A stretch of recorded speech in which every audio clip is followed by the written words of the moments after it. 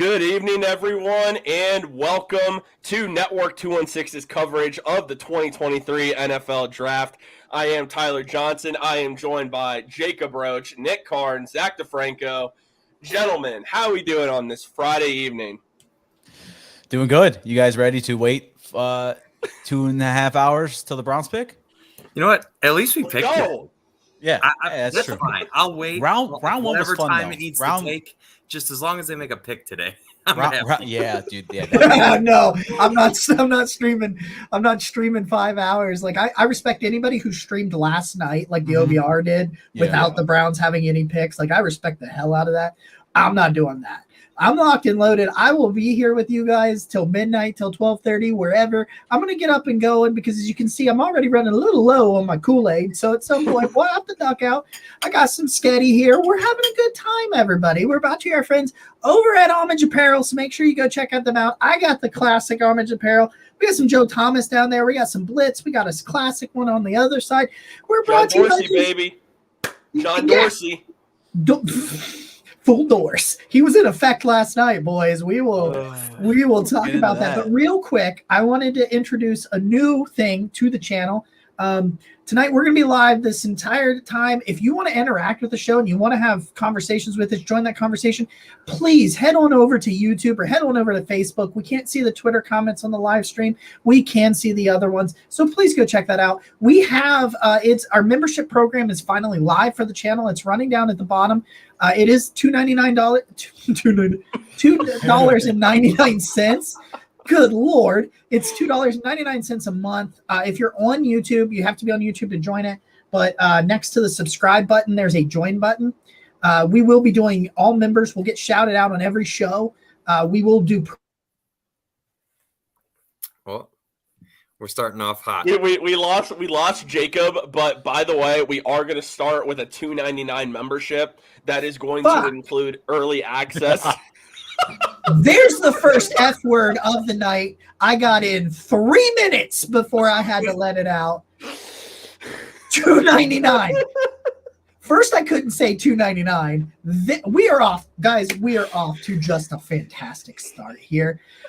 Seriously, you can enjoy. We will priority reply to the comments. We don't get to a ton of the comments right now. If you are a member, it will get highlighted, brought to our attention. We will respond to those. Tyler and I've got some cool series coming up, including next Friday will be my very first film breakdown of whoever the Browns pick first. If you are at $2.99, can it go? My internet's plenty fast, Jeff. It's just not reliable. Real quick, Jacob, let me hop in. We got nearly 50 people watching us on Twitter right now. Thank you, guys. Like Jacob said at the very beginning, if you're just joining us, make your way over to YouTube so that we can interact with you during this 5 hours. Tell us why our picks are completely wrong on who we want the Browns to select, and let us know why you hate the Steelers, Ravens, and Bengals. Drop it in the chat, and let's have a fun night. We just randomly go with hey, can we make sure we talk about why these guys suck?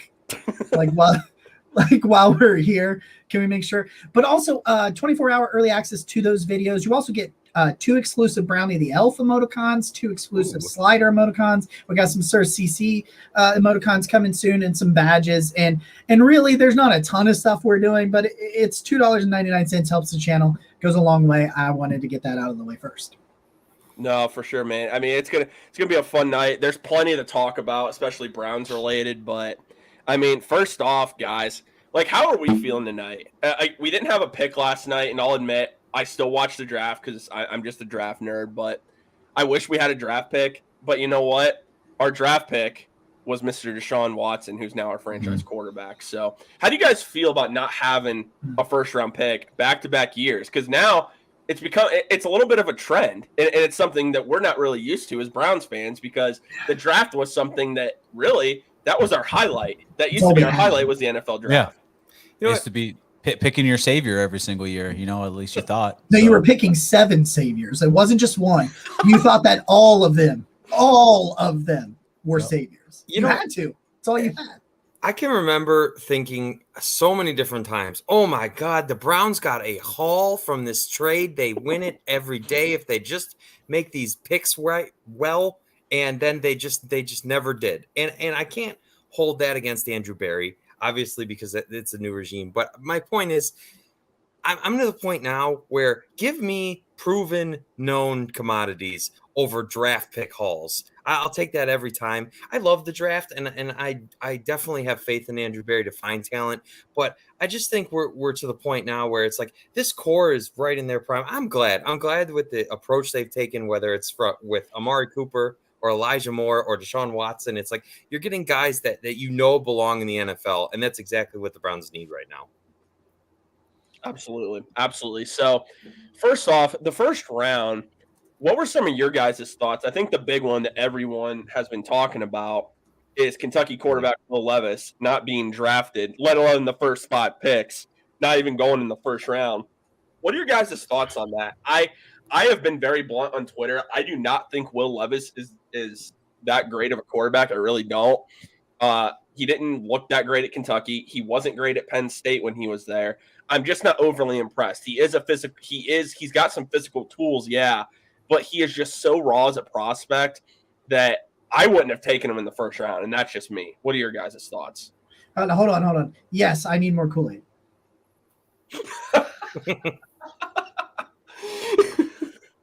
Okay, go ahead. What are your guys' thoughts on Will Levis not going in the first round? I think that it was a very interesting conversation. I was 100% on board. Thank you. With him being the pick at 4, I was shocked. That was where it really started. Well, I was shocked by the trade up to 3, which was just. I've got thoughts on that, and I'm sure we'll get to that as we. By the way, we are not tipping picks, so I'm not going to be on Twitter. Nope. I'm not going to be doing any of that crap. We will wait till it is announced, and then we'll talk about it as that stuff comes in. Like, here's the thing about Levis. I get both sides of it. I get both sides of the leaf on this one. The dude has unbelievable arm talent in terms of the strength of his arm. I think he's more accurate than people give him credit for when he's on, when he is playing well. I think he's a very good player. I think that it's interesting because what happened last year, we saw a draft where people were like, we don't want to reach on a quarterback when there aren't elite quarterbacks at the top. And they actually held to that last year. Mm-hmm. They actually didn't,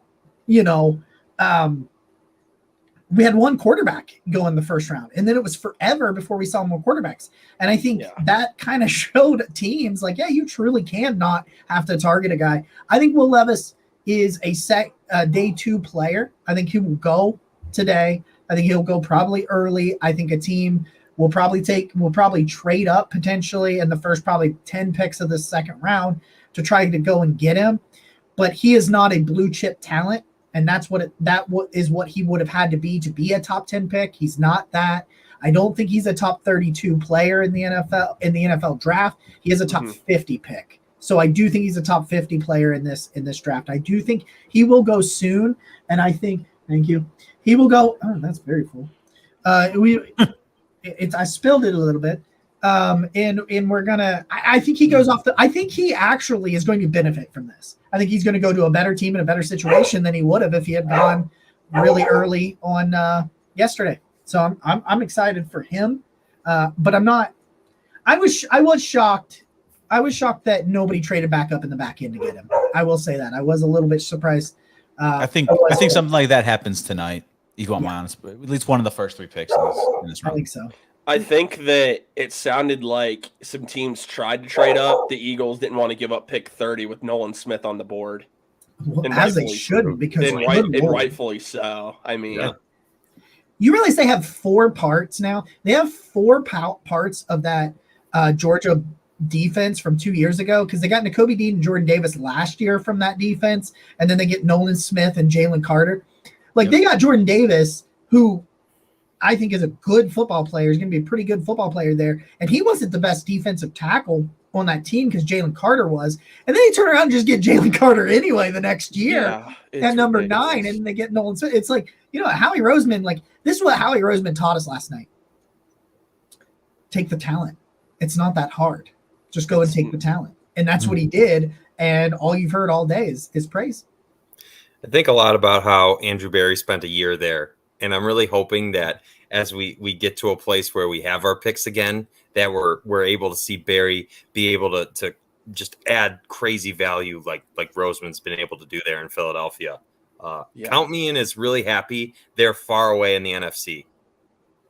Yeah.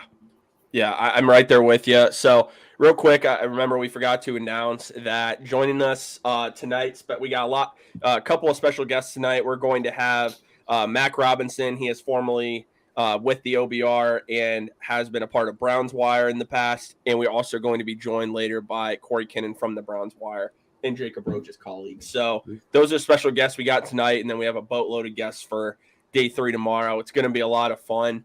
Again, we got a ton of people joining us on Twitter. Guys, what I'm trying to tell you is all you got to do, if you go right now and go over to all you got to do is click the link. It's going to take you right to the YouTube channel. So just go over, click that link, and that way we can interact with you all. Just shout out to Drew over here for all your great support, friend. We got the $4.99. It's crazy. Thank you, Drew. Thank you, Drew. It's crazy to even think about getting donations while doing this. Like, we all love it, and I think this is the beginning of something we're really excited about where it goes and what comes from it. So we're going to be here all night, and I can't wait to see how all this turns out. Absolutely. It's going to be a lot. It's going to be a lot of fun. And we're also going to have other members throughout the network on with us, not only tonight, but Saturday as well. So you're going to see everybody's pretty much going to be hopping in here. It's going to be a lot of fun. We're going to talk not only obviously draft, but Cleveland Browns, and honestly just talk about anything that comes to our minds. We're going to be live for basically 12 hours this weekend. Anything we want to talk about, we're going to talk about. So it's going to be a lot of fun. If you guys got questions, comments, drop them in the chat, and let's go. Joey Porter coming to the Steelers. Yeah. I think if the Steelers stay at 32, which they should, unless they just get a ridiculous haul for that pick, Joey Porter Jr. is going to be a Steeler. They're on the clock right now. No, the pick is in. Oh, I might be behind you by a little bit. He hasn't come up and read it yet. Yeah. Okay. Well, either way, see those stupid yellow towels. Is there anything? He's such a good player, man. I am shocked he slid out of the first round. You know what's funny, because you end up not seeing a second corner go until 15. With it ended up being Emmanuel Forbes. They were okay with Emmanuel Forbes instead of going with who a lot of people thought Christian Gonzalez was the number one corner. Devon Witherspoon was the number one for me, but but you still end up seeing those. It ends up only being 3 corners. I have thought this corner class was better than that. I thought that there was a chance that Gonzalez and Porter wouldn't be there for the Steelers at 17. That's kind of the way I thought this thing was playing out.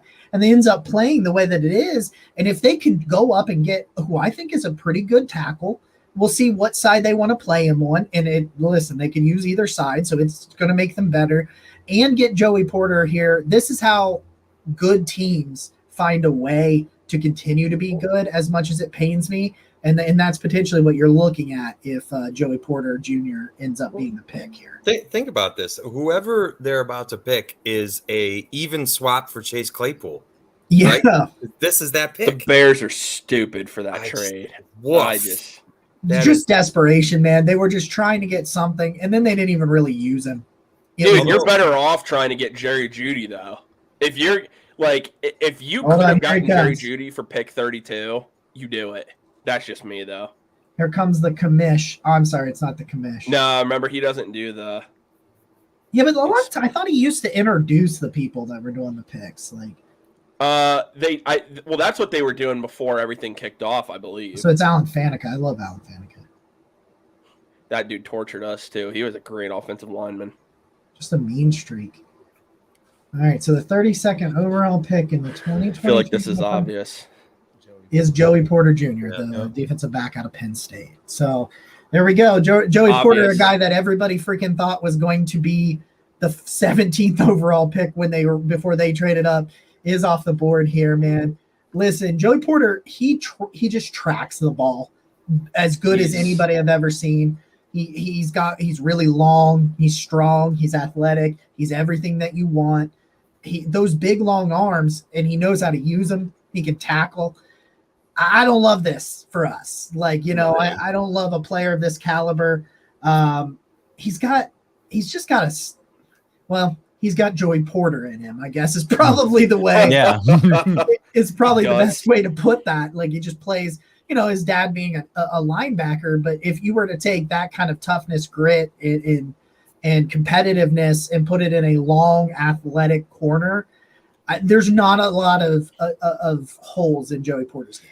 I feel like this is just a part of the process, par for the course in the AFC North. Like the Steelers and the Ravens are going to draft guys that you look at and you're like, wow, they just stayed in their spot and this guy fell to them, and they didn't really have to do anything too fancy to get there, and it seems like they do it year after year. That's the AFC North is going to be a gauntlet, and this is part of it, but that's okay. I'm not gonna lie.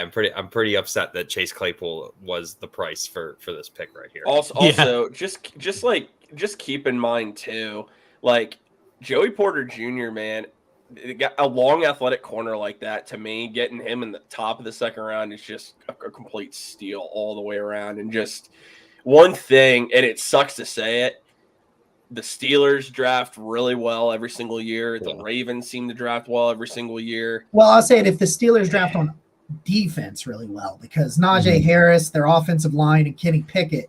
But if you're talking about players to annoy the hell out of the Browns offense, they do it every year.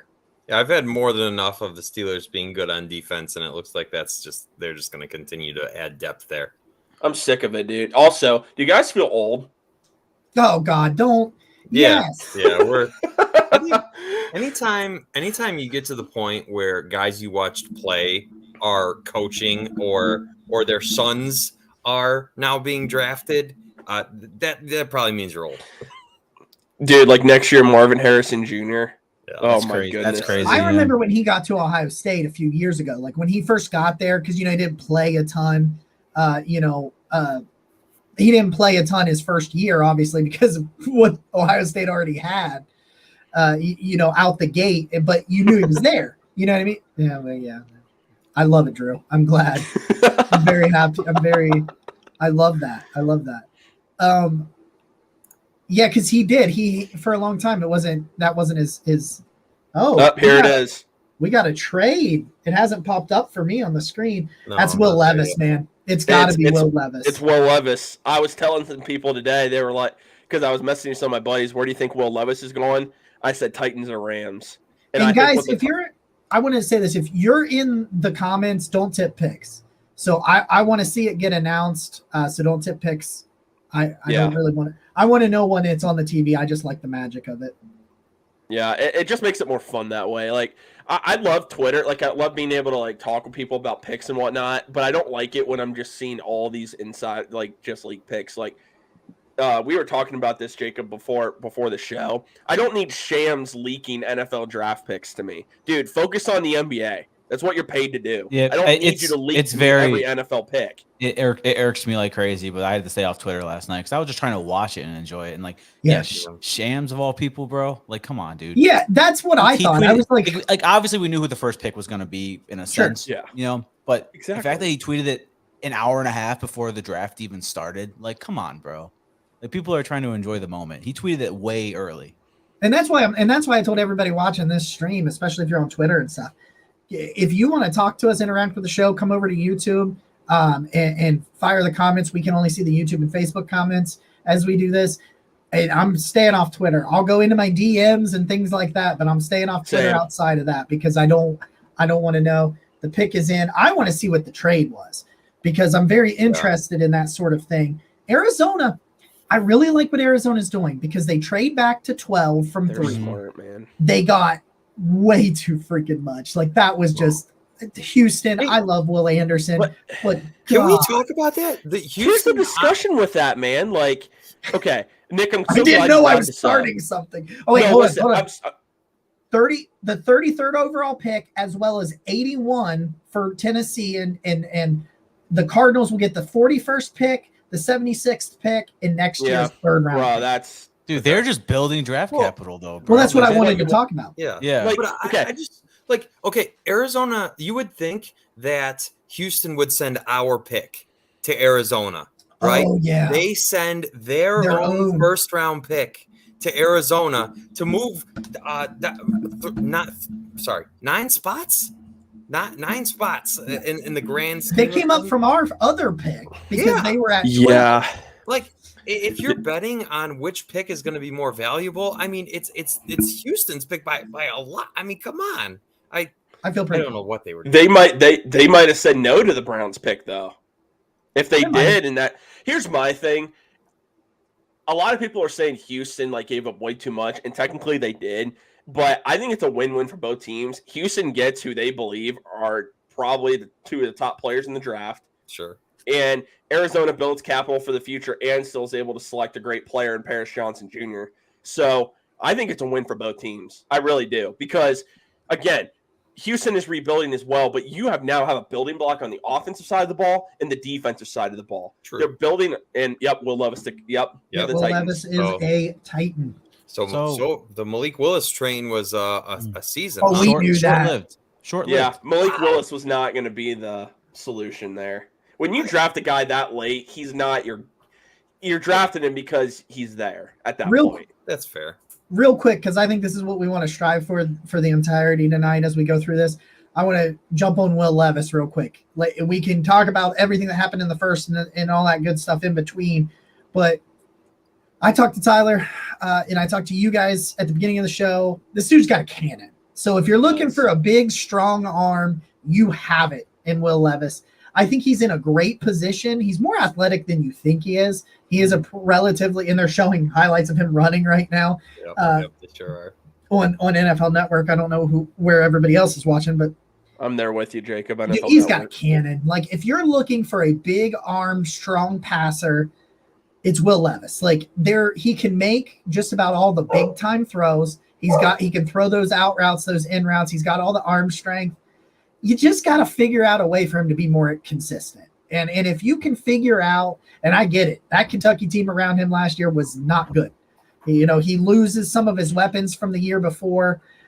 It's not as bad as people are making out to be. I will say that.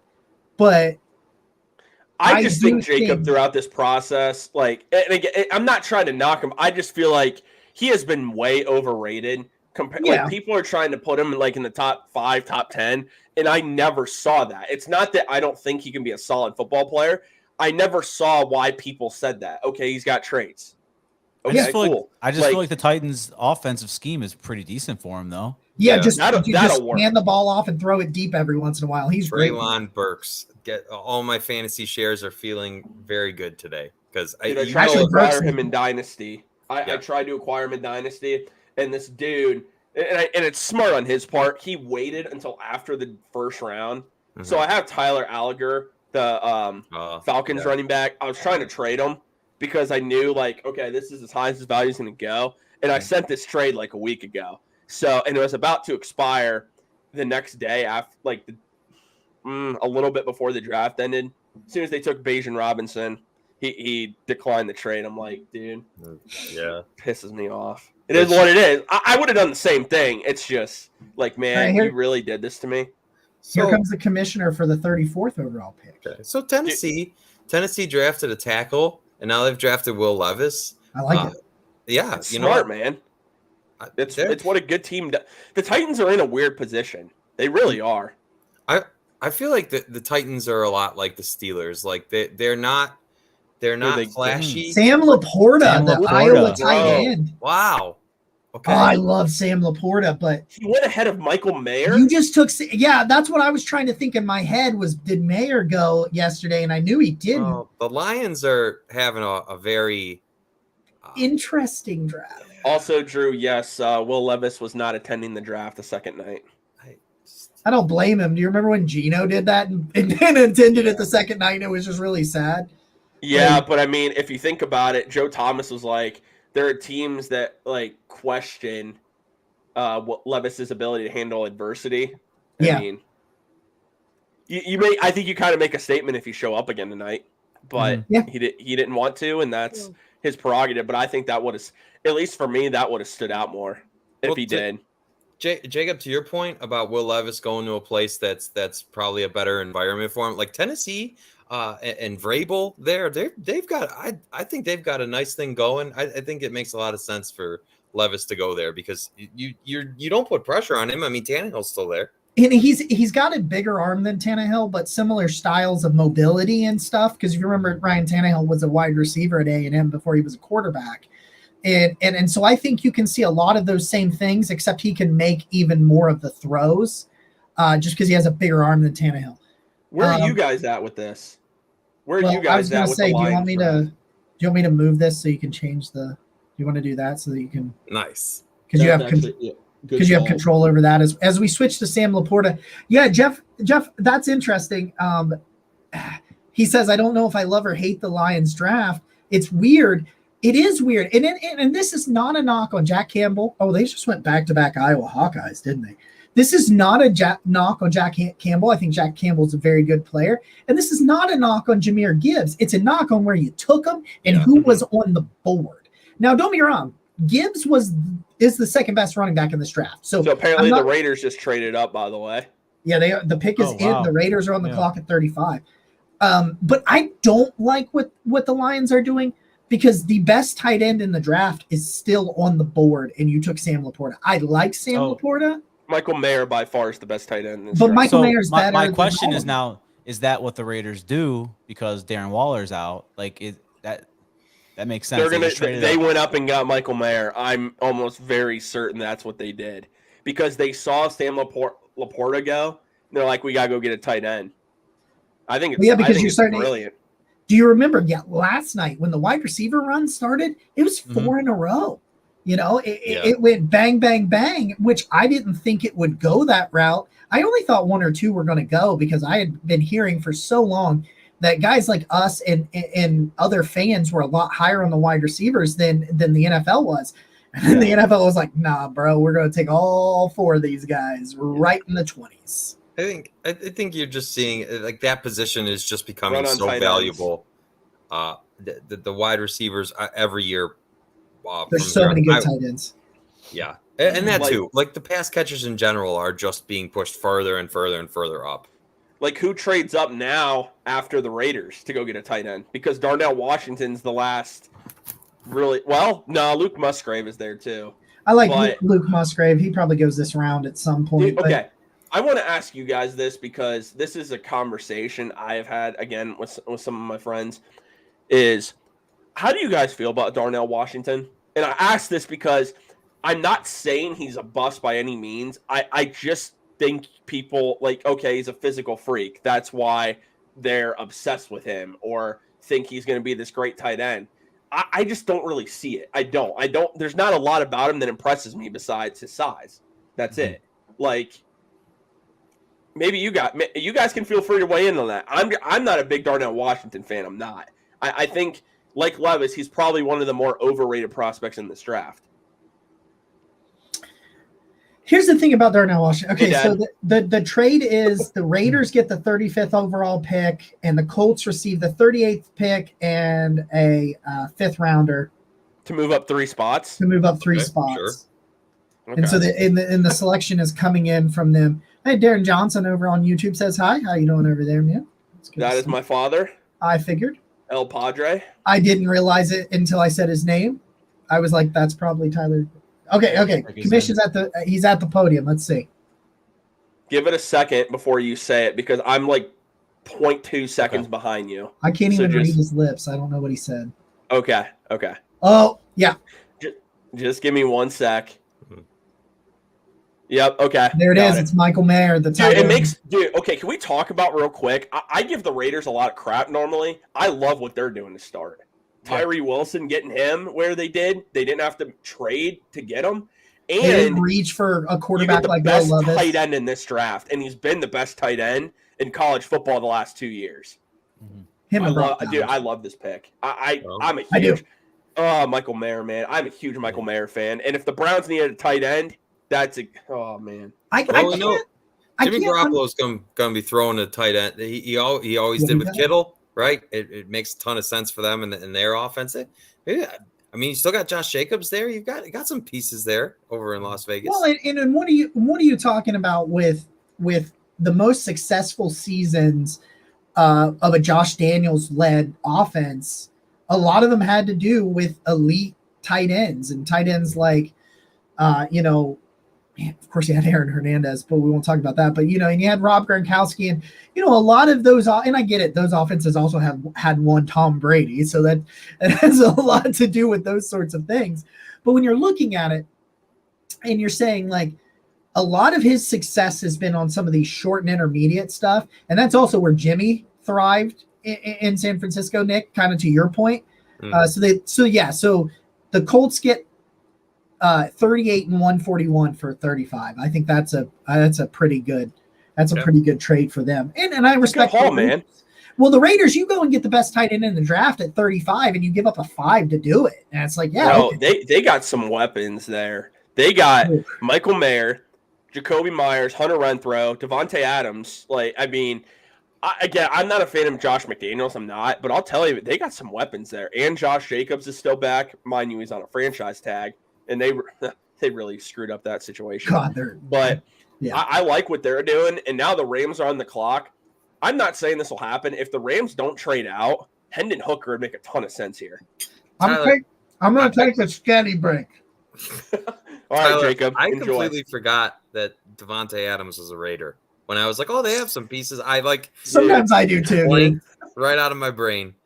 It just doesn't make sense. Yeah, and Hunter Renfro's been good for a long time, and you're right. They signed Jacoby Myers, who I mean, he was pretty good in New England, despite that their offense was not great. Who knows? I mean, maybe McDaniels gets it right, and they. Although I mean, their division is just woof. I don't envy them over there. Dude, I mean, I don't envy them now, but our division is just as tough, I think. That's true. Yeah. I was I thinking think the about AFC that. North is a gauntlet. Like, I don't know. As of right, I mean, we're going to wait till the draft settles, and I'm sure we'll have an entire network exclusive on this. I don't know where I would put all the AFC North teams right now. I mean, since, wow. It's close. Also, Jacob. No, I got enough spaghetti. Thanks. Okay. I think All right. I obviously I'm a hater, but I really want to put Pittsburgh at the bottom of the division. I very much do. I think right now they are. To me, I think Cincinnati's your 2-time defending champion of the division, so I got to give them their flowers and say that I think they'll win the division again. And I just feel like when you look at the 4 AFC North teams, Kenny Pickett is far and away. I mean, 7 touchdowns, 9 interceptions in his rookie season in 13 games. That's I think when you're looking small at hands, bro. Yeah, I just then don't start. I mean, Baltimore's added. You add Odell Beckham, and then you draft Zay Flowers. Zay Flowers, right? Yes. Zay Flowers, correct. Yeah. Zay Flowers in Baltimore. Okay, and you still got Mark Andrews, and I've always liked Rashad Bateman. I love Rashad Bateman. I love Rashad Bateman, man. I love Rashad Bateman. So, I mean, and obviously, like the Ravens already had a good defense to begin with. Yeah, I was thinking about this today. I'm about to go to bed. Real quick, Nick, do you guys want to give a prediction on what happens here? I think it's Marvin Mims. I think it's okay. Marvin Mims. Where are you guys at? Nick, who you got? Just and I will say this: it's more than an educated guess. Okay. Well, Jacob, I'll say this: if he's there, he's the pick. I do agree with that. I have a caveat. I think they trade down. I don't know how low, like how far they'll go down the board, but I think they want to accumulate more assets, and I think they take Isaiah McGuire. I think it's Marvin Mims if he's there. But I do believe, especially if they get a second crack at him, that they'll take Gervin Dexter tonight. That's a name I was leaning towards. I heard so much chatter about Dexter today, so much. Let's talk about him for a second. Hold on. The picks being announced. Yeah. Oh. Yeah, like that. Oh, okay. Offensive Steven line Neal, the out. guard from TCU. I like that a lot. Sure. Can play Solid, center actually. and guard. That's a quality move for the Rams. That's actually. I mean, I probably still would have gone Hendon Hooker, but Yeah, right now they don't really have a quarterback outside of Stafford. Yeah. But anyway, okay. What are your guys' thoughts on Gervon Dexter? Okay, because I'm not here to say he's a bad football player by any means, but he's incredibly raw. You see the physical traits, and that I mean, speaks for itself. I get it. I see why they're interested, but you must really believe in Jim Schwartz and his ability to truly turn this kid into a stud, because there are better defensive tackles, I think, that you could select. Mora Ojima out of Texas, Keanu Benton if he got that far. I love Carl Brooks, and I would take Carl Brooks over Javon Dexter. God, I love Like Carl. they're just other names, guys, that I like, and I'm not gonna like poo-poo if they take Javon Dexter. But at 74 for me, if that's the pick, I'm not gonna get as excited about that because he just doesn't wow me. Let me say this, and I'll let everybody else talk because I know I've been talking too much. I did not like Dexter at 42 because I need a much more polished and ready player if I'm taking him in the top half of the second round. So I was off the Dexter train for a really, really long time. But once you get into 74, and especially if you get to 98, what are you doing? Like, you know what I mean? Like, what are you going to try to do? You're trying to find a lottery ticket. You're trying to hit on a scratch off.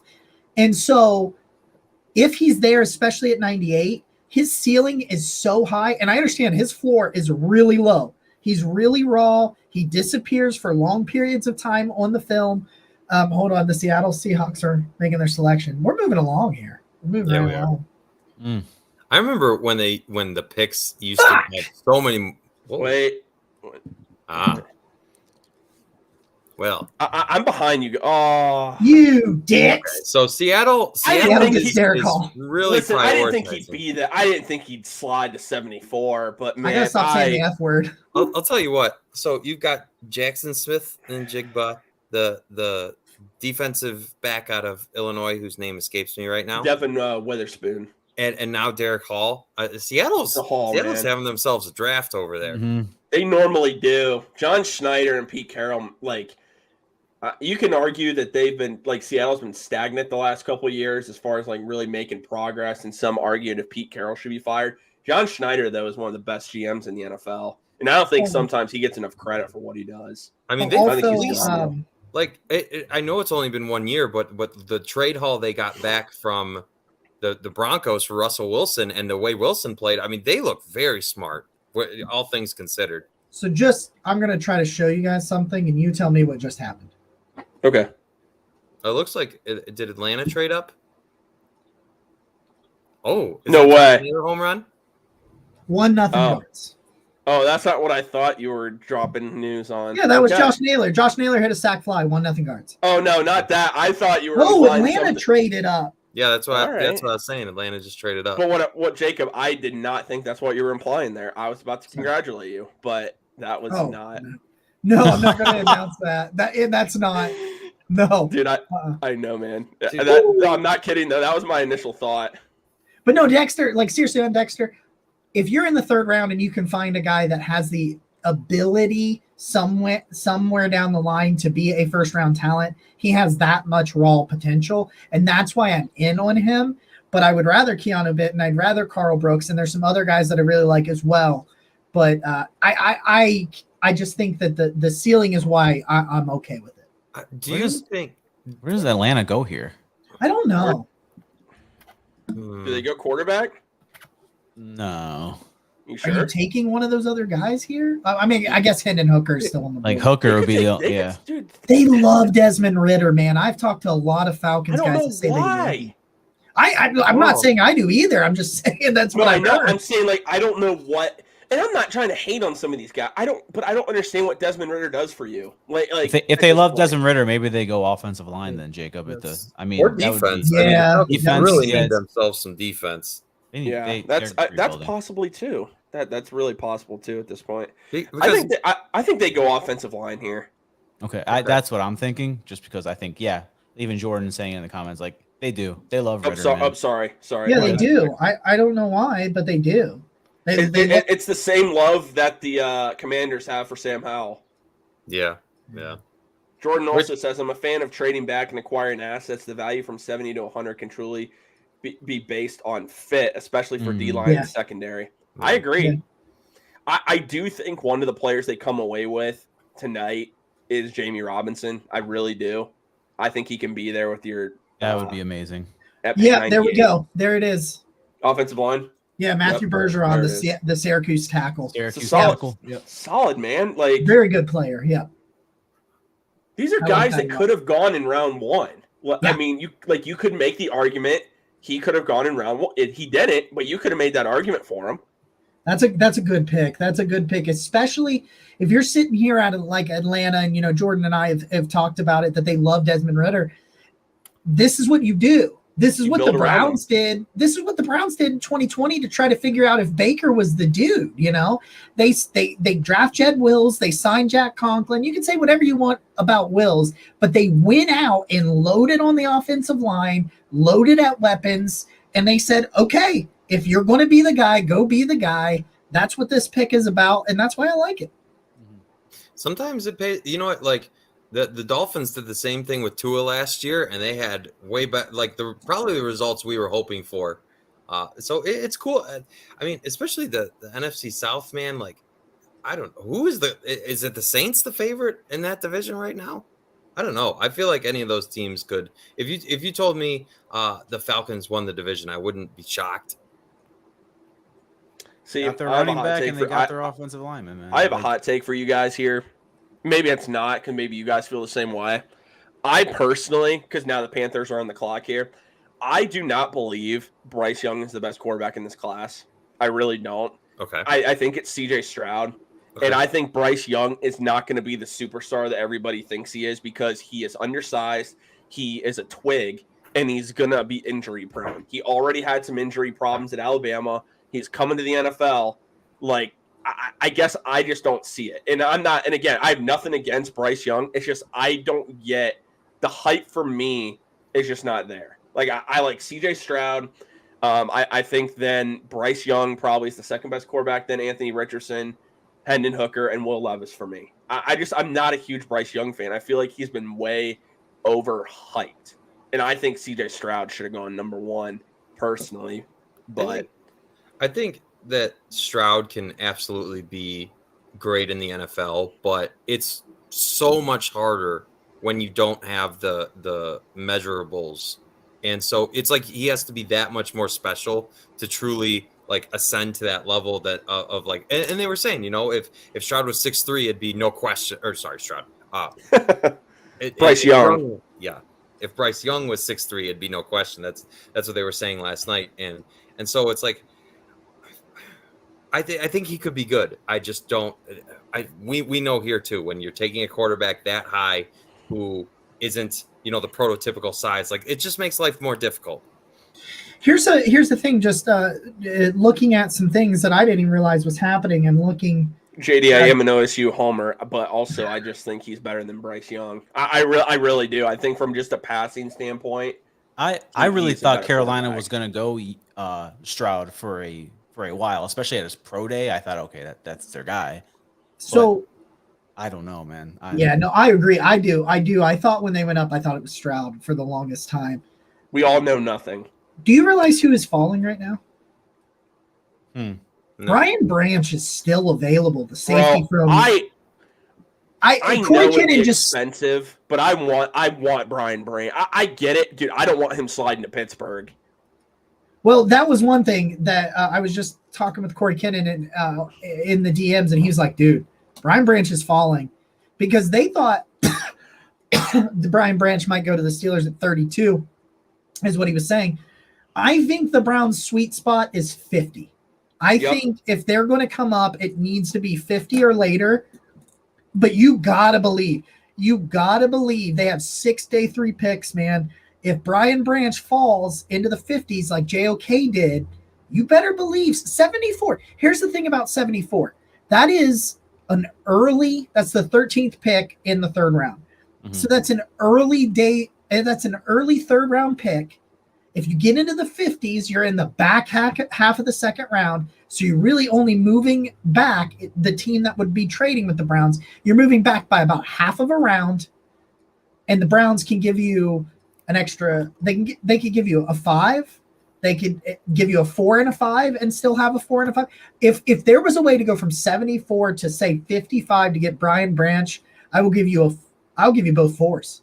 I would. I would absolutely. All Dude, day. Brian Branch just addresses everything you need him to do for this defense and is a brilliant safety net in case Grant Delpit leaves after this season. And pairing him with Juan Thornhill would be a lot of fun. I think, too, He's nasty in Also- the slot too, man. you might be able to. Again, I'm just saying you might be able to package Harrison Bryant as well in a trade. Okay, the Something pick is you in. All right, who we got? Dude, I think they go receiver here. Receiver would make a lot of sense because Yeah, maybe I like think they Josh have Downs. to. Thielen, Jonathan Mingo still available. Mingo would make a ton of sense for them, man. I Or think really any receiver. I mean, you I can would go any love Josh receiver here. Downs. I do like Brian Branch. Josh Downs would make sense given the Carolina connection. Oh, Oh, bro. Oh, my Mingo. goodness. It is That's Lucky. I heard. Listen, Lucky. I heard that a lot of NFL people think that Jonathan Mingo will be the best wide receiver from this class. He was really underrated too. They think he's going to be really good. I mean, look- He's follows the trajectory of some believe he's the next AJ Brown. Yeah, exactly. That's what I've been hearing. A lot of AJ Brown comparisons. He's going to be good. I knew, like, obviously at one point you would see him available in these simulators, like where the Browns. I was are just picking about to say that. 78. I was just Now, about to say dude, that. Now, yeah, it just made sense that he wasn't going to be there. He's too good of a talent to slide that far. He's just a good player. Well, I do have an interesting a question for everybody. What's the best type of Kool-Aid? Ooh, Bro, I I haven't haven't played had in a while, bro. Fruit Yeah. punch. Okay, Uh, okay. Fruit punch. What's that? I'm a grape guy. That's fair. Any red one. I Any love- red. Okay, all all right. We're going by the collar. I love Yeah. that. Yeah. I'll tell you what. With Mingo going here, it Zach's makes still me. mulling makes it. I me- can see I it. haven't had fruit punch, or I haven't had anything like that in a while, bro. So, Bro, this is facts though. You know, what's the blue one? What's the blue one? Tropical punch. That's really good. Tropical punch. That was Speaking- my favorite growing up. so as all these wide receivers start to go here, and as Mingo just went, it makes me happier that the Browns went and traded for Elijah Moore. Yeah, because all these guys are gone before they Yeah. would get there at 42. Yeah. Yeah, I mean, there's still a lot. Josh Downs is still on the board. at Tyler 42. Scott's still there. Tyler Scott's there. Marvin Mims. I've like been we were told they saying like before, Tyler though, Scott. just the way wide receivers are going more now than they really ever have. I'm Oh, yeah. glad that the Browns already figured out. Okay, like Elijah Moore is going to be our guy that I'm hoping is their wide receiver 2 for a long time to come. And it's just like they don't. If we were sitting here coming up on this pick, I would be So nervous. well, yeah. Let me ask you guys if we were coming up here, right? If we hadn't traded that pick, how Where would am you I feel going? right now, given the way the draft has fallen? Dude, I'd be thrilled taking Josh Downs at 42. Okay. Yeah, but like, there's a chance. I don't think New Orleans goes wide receiver, but Arizona could.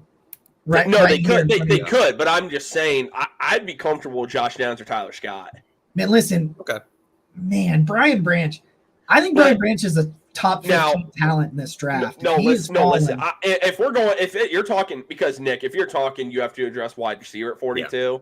Yeah. Then Yeah, it's you one don't of have those more. two, and I'm thrilled. I think that Jimmy Haslam goes and gets Jalen Hyatt if he's there at 42. Okay. I do.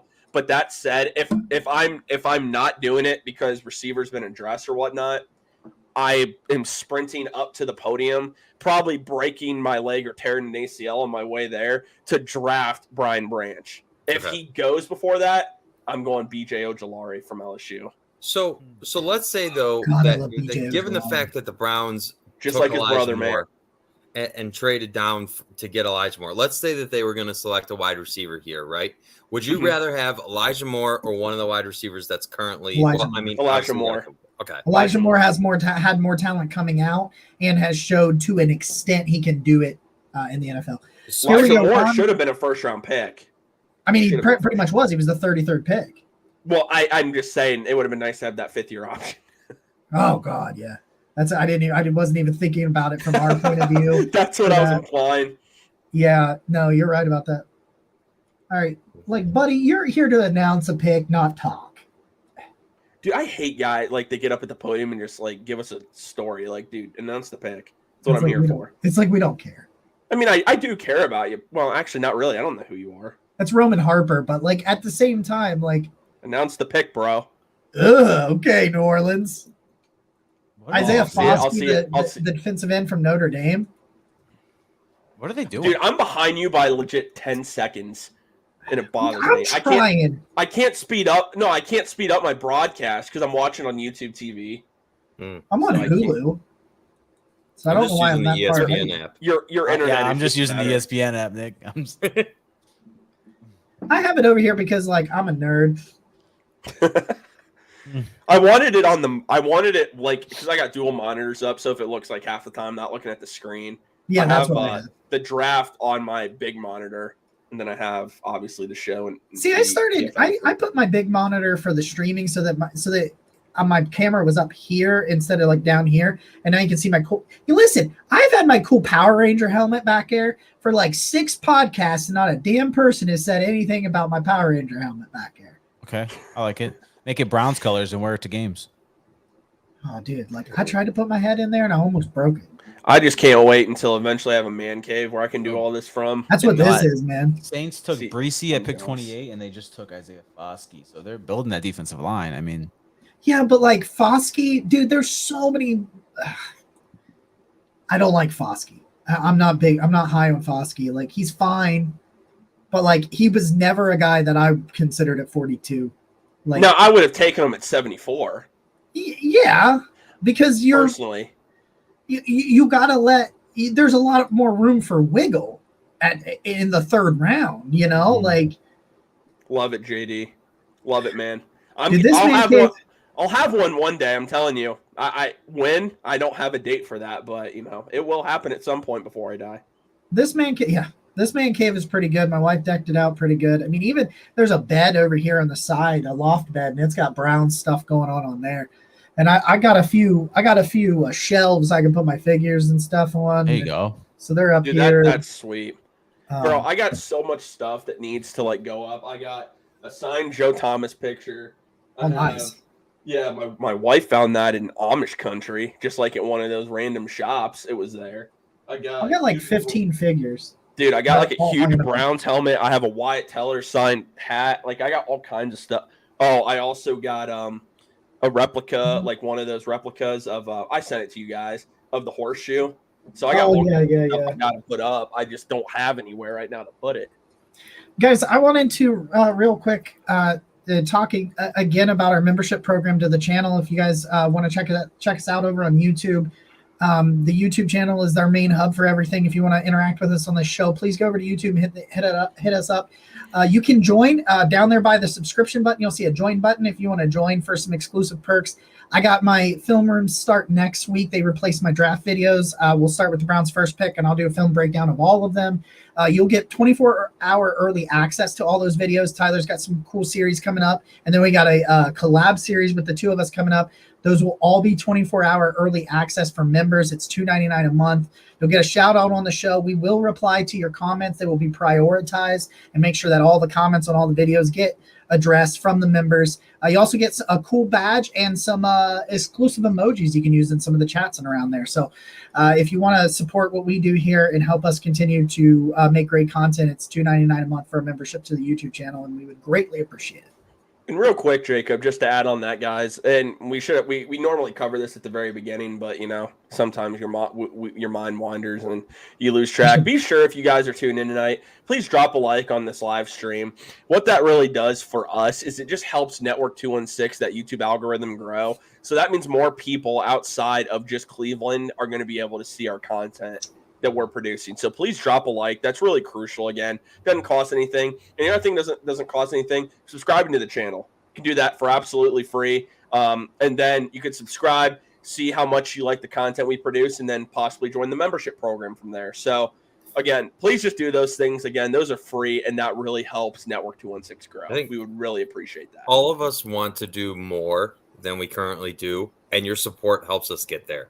So thank you to everybody who's taken the time to be with us already. I can't wait to see everybody that's here. We're going to be live for a long time, and this is just the beginning of many draft shows Network 216 is going to do. I can't wait to see where it goes from here. But this is a hell of a start. So thank you to everybody. Tyler and I had real quick, Jacob. You might be able to answer this question for Drew. Well, let me show you here. Let's see here. Yeah, here. I'll stop sharing so you can show. Anybody who's in the chat and does want to join the membership program, Jacob is going to share with you how to do that. By the way, I just learned how to do it. So don't feel bad if you don't know how to do it. So if you are checking us out on your desktop, I will show you where it is on the desktop. It shows up in a similar fashion for I'm trying to get back to the home page. It shows up in a similar fashion for mobile users as well. But if you are checking us out on YouTube on your computer here, I will share it with you in just 1 second. Guards are up 3-0. There you go. All right. So if you are trying to join a membership here on Network 216, I can show you a little quick tutorial. Oh, BJ Ojulari just went. Cardinals pick BJ Ojulari. I'm good with that because Brian Branch is still falling. So if you check it out, if you're on the home page, though. Right here is a little join button you can see. And you click that, it'll give you the opportunity. Just like Jeff said, if you're watching this video and you're not on the home page and you're here on this video, here's the subscribe button. You can hit that bell if you want notifications when you go live, and there's a join button right there. And it shows up in the same place right under the video if you're watching on your mobile device. You guys rock. Seriously.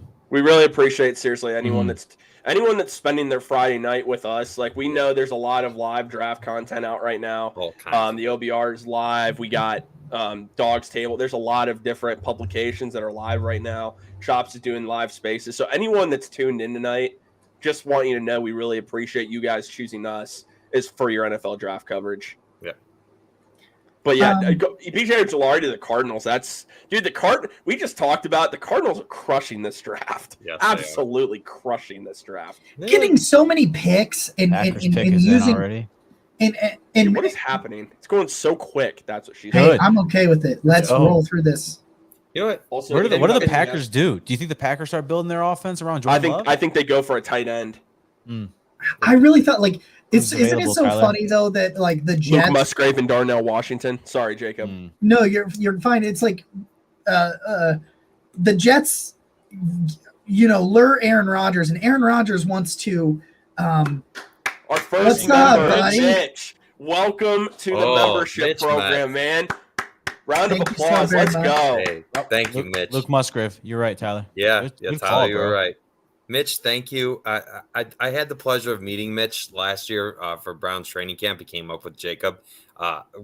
Great human, great time. I can't wait to do training camp again. Yeah. I think it's going to be so much fun. He won one of our giveaways too, I believe. He won two of it. He wins everything. I think he won the platform one, didn't he? Yes, he won. He won a platform one. He won a jersey one. This dude, he wins everything. Like, he calls those radio stations in the morning, wins everything on every radio station. Let's go. Dude's like, hey, Mitch, you want to help me win a parlay? Since you win everything, you want to help me out, man? Help me win a parlay for once. Yeah, $2.99. We really appreciate it, guys. Hey, like I said, I helped you with some Guardians ones. Come on. Hey, Mitch. No, bro, I know. I'm saying Mitch wins everything, bro. Maybe he's the secret. Yeah.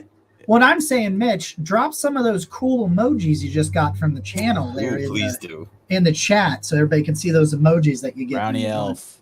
Do it. We're coming up on an hour. Whew. That didn't even feel like an hour, to be honest with you guys. I'm locked in, man. I am locked freaking in. I want to say something really funny, though. So special delivery. He just put him in there, but I can't put him on the screen. Let me see if I put him on the screen. Oh, it won't show up. I'll tell you what, Zach, I'm about to go get the wine, and we're about to. Now, Jacob, now you're gonna have to find a way to. I'm gonna.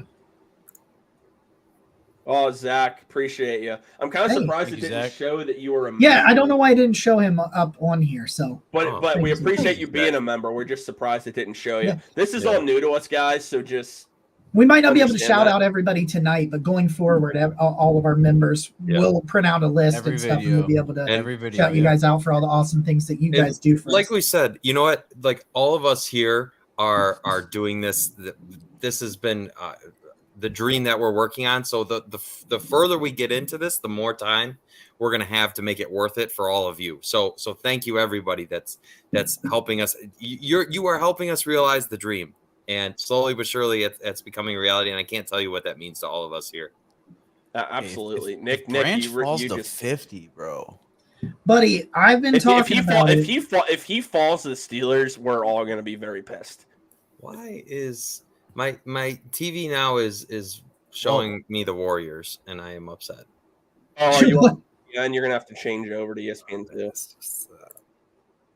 I'm on ESPN. What the hell? Bro, are you saying the Packers already made a pick? Yeah, they Yeah, have. dude, they took the tight No, end. Like it's, you said. it's telling me I'm on the Jets. Like, Yeah, what is happening right now?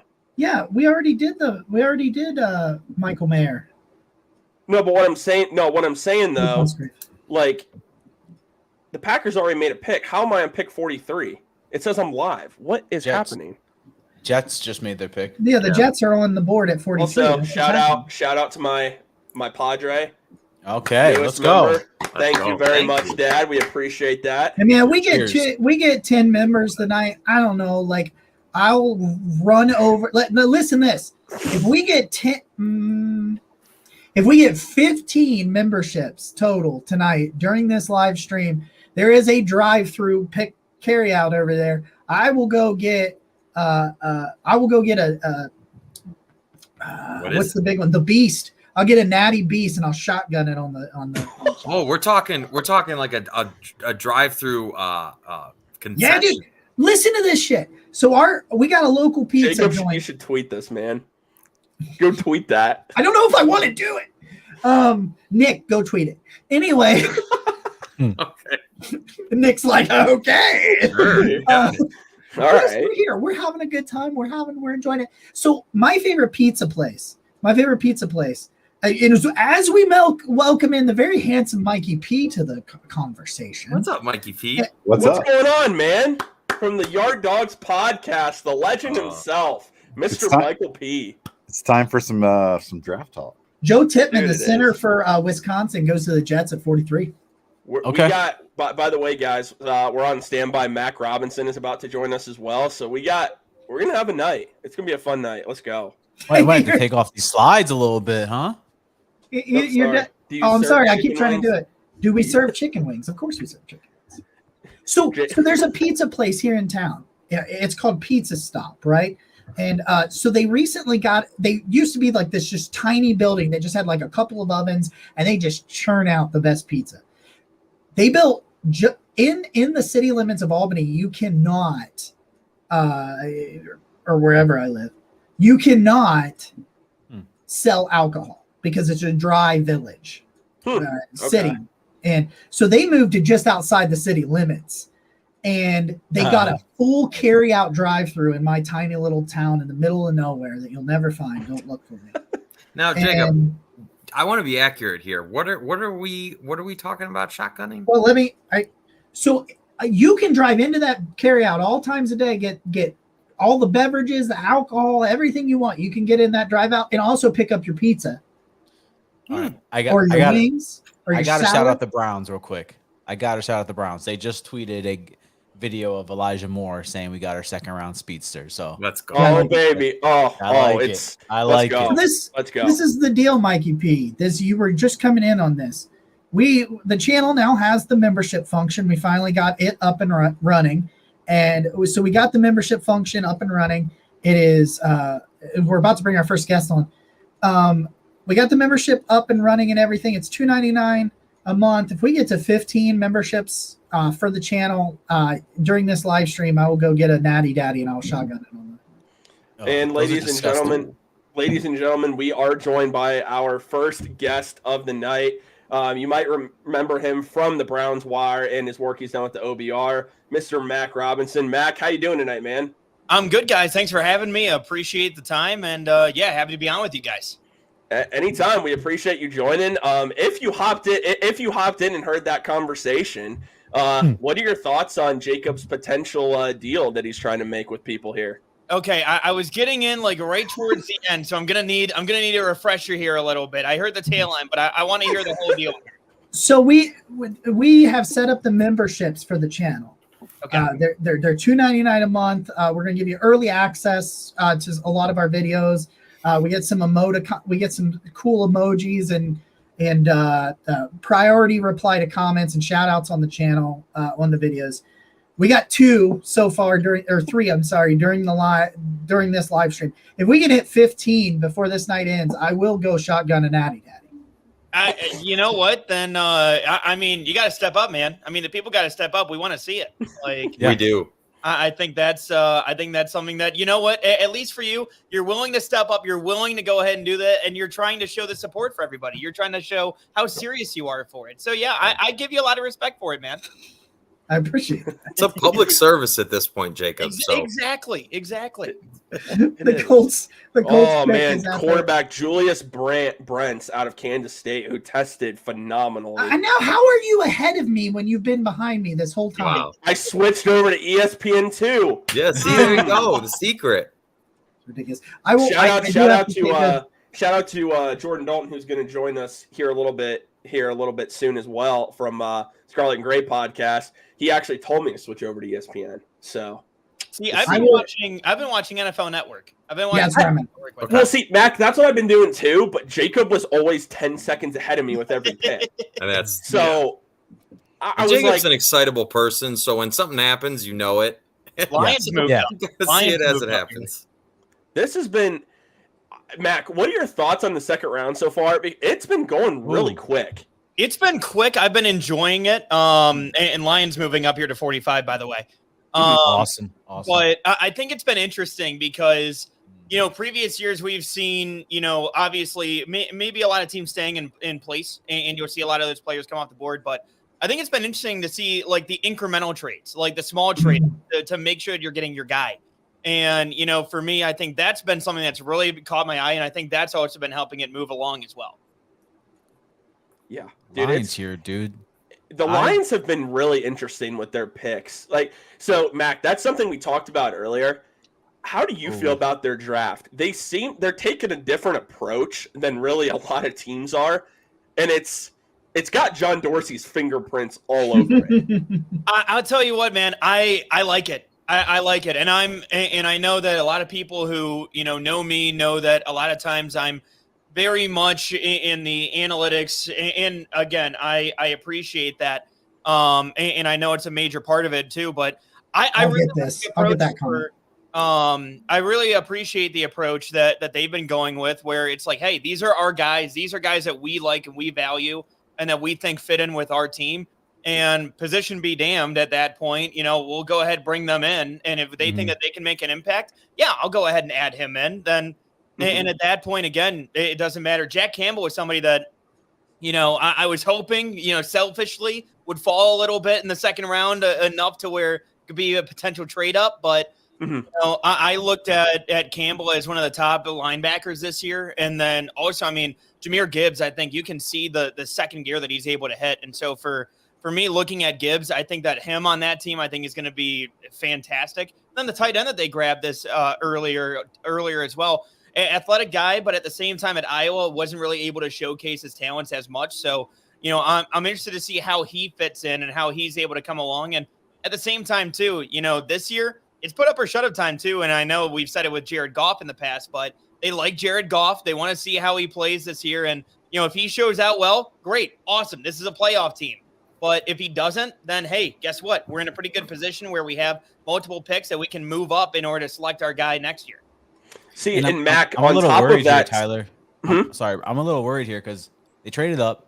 You know who's still available. So do they go defense? Do they go safety, or do they maybe add on? they to that should take offense, Brian wide receiver? Branch if they're smart. They should. The Lions should take Brian Branch. And real quick, Mac, just kind of going off what you're saying. Jack Campbell's a phenomenal football player. I think the main thing that just surprised everybody, you went running back at 12 when I think you could have gotten Jahmyr Gibbs a lot later than that. And you took Jack Campbell at 18, and I think you could have gotten him later. But what we were having a really good conversation on is tight end. So at pick 34, you have basically your pick outside of Dalton Kincaid, and they go with Sam Laporta over Michael Mayer, who including a lot of people on this chat right now, consider the best tight end in this draft. What were your thoughts of taking Sam Laporta over Michael Mayer? So I think that this draft in particular, when it comes to tight end, there's a lot of different options that you got. And there's a lot of, it's a deep tight end class. And so essentially it's kind of a, pick the type of quarterback or tight end, that you want.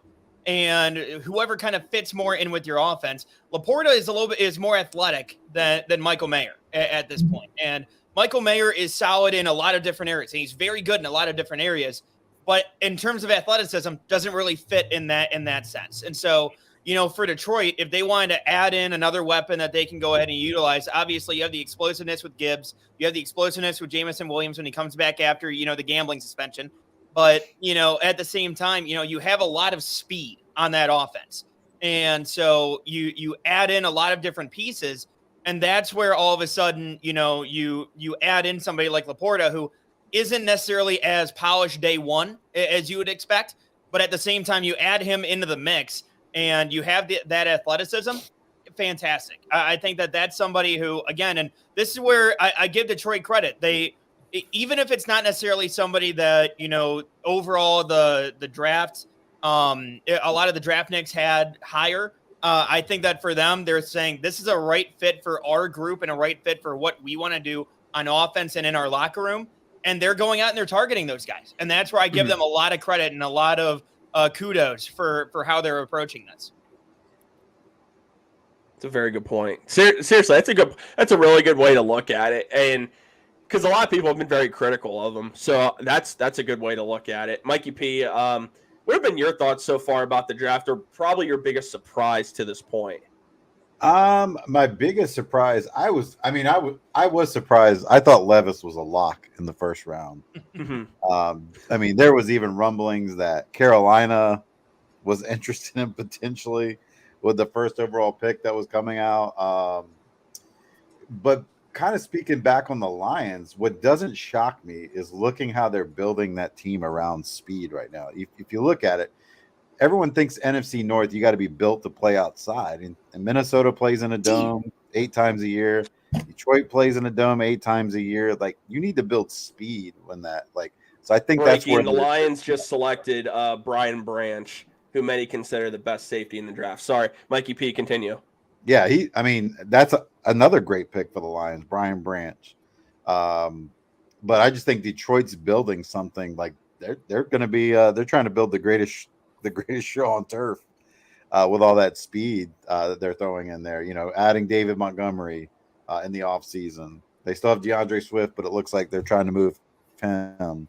They add Gibbs, add speed. Laporta gives them a speed element at the tight end position. They're pretty fast at wide receiver.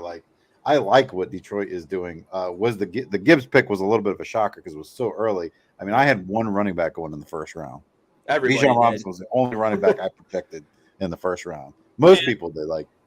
You know what? I wanted to ask all of you, because there's been some DeAndre Swift talk here.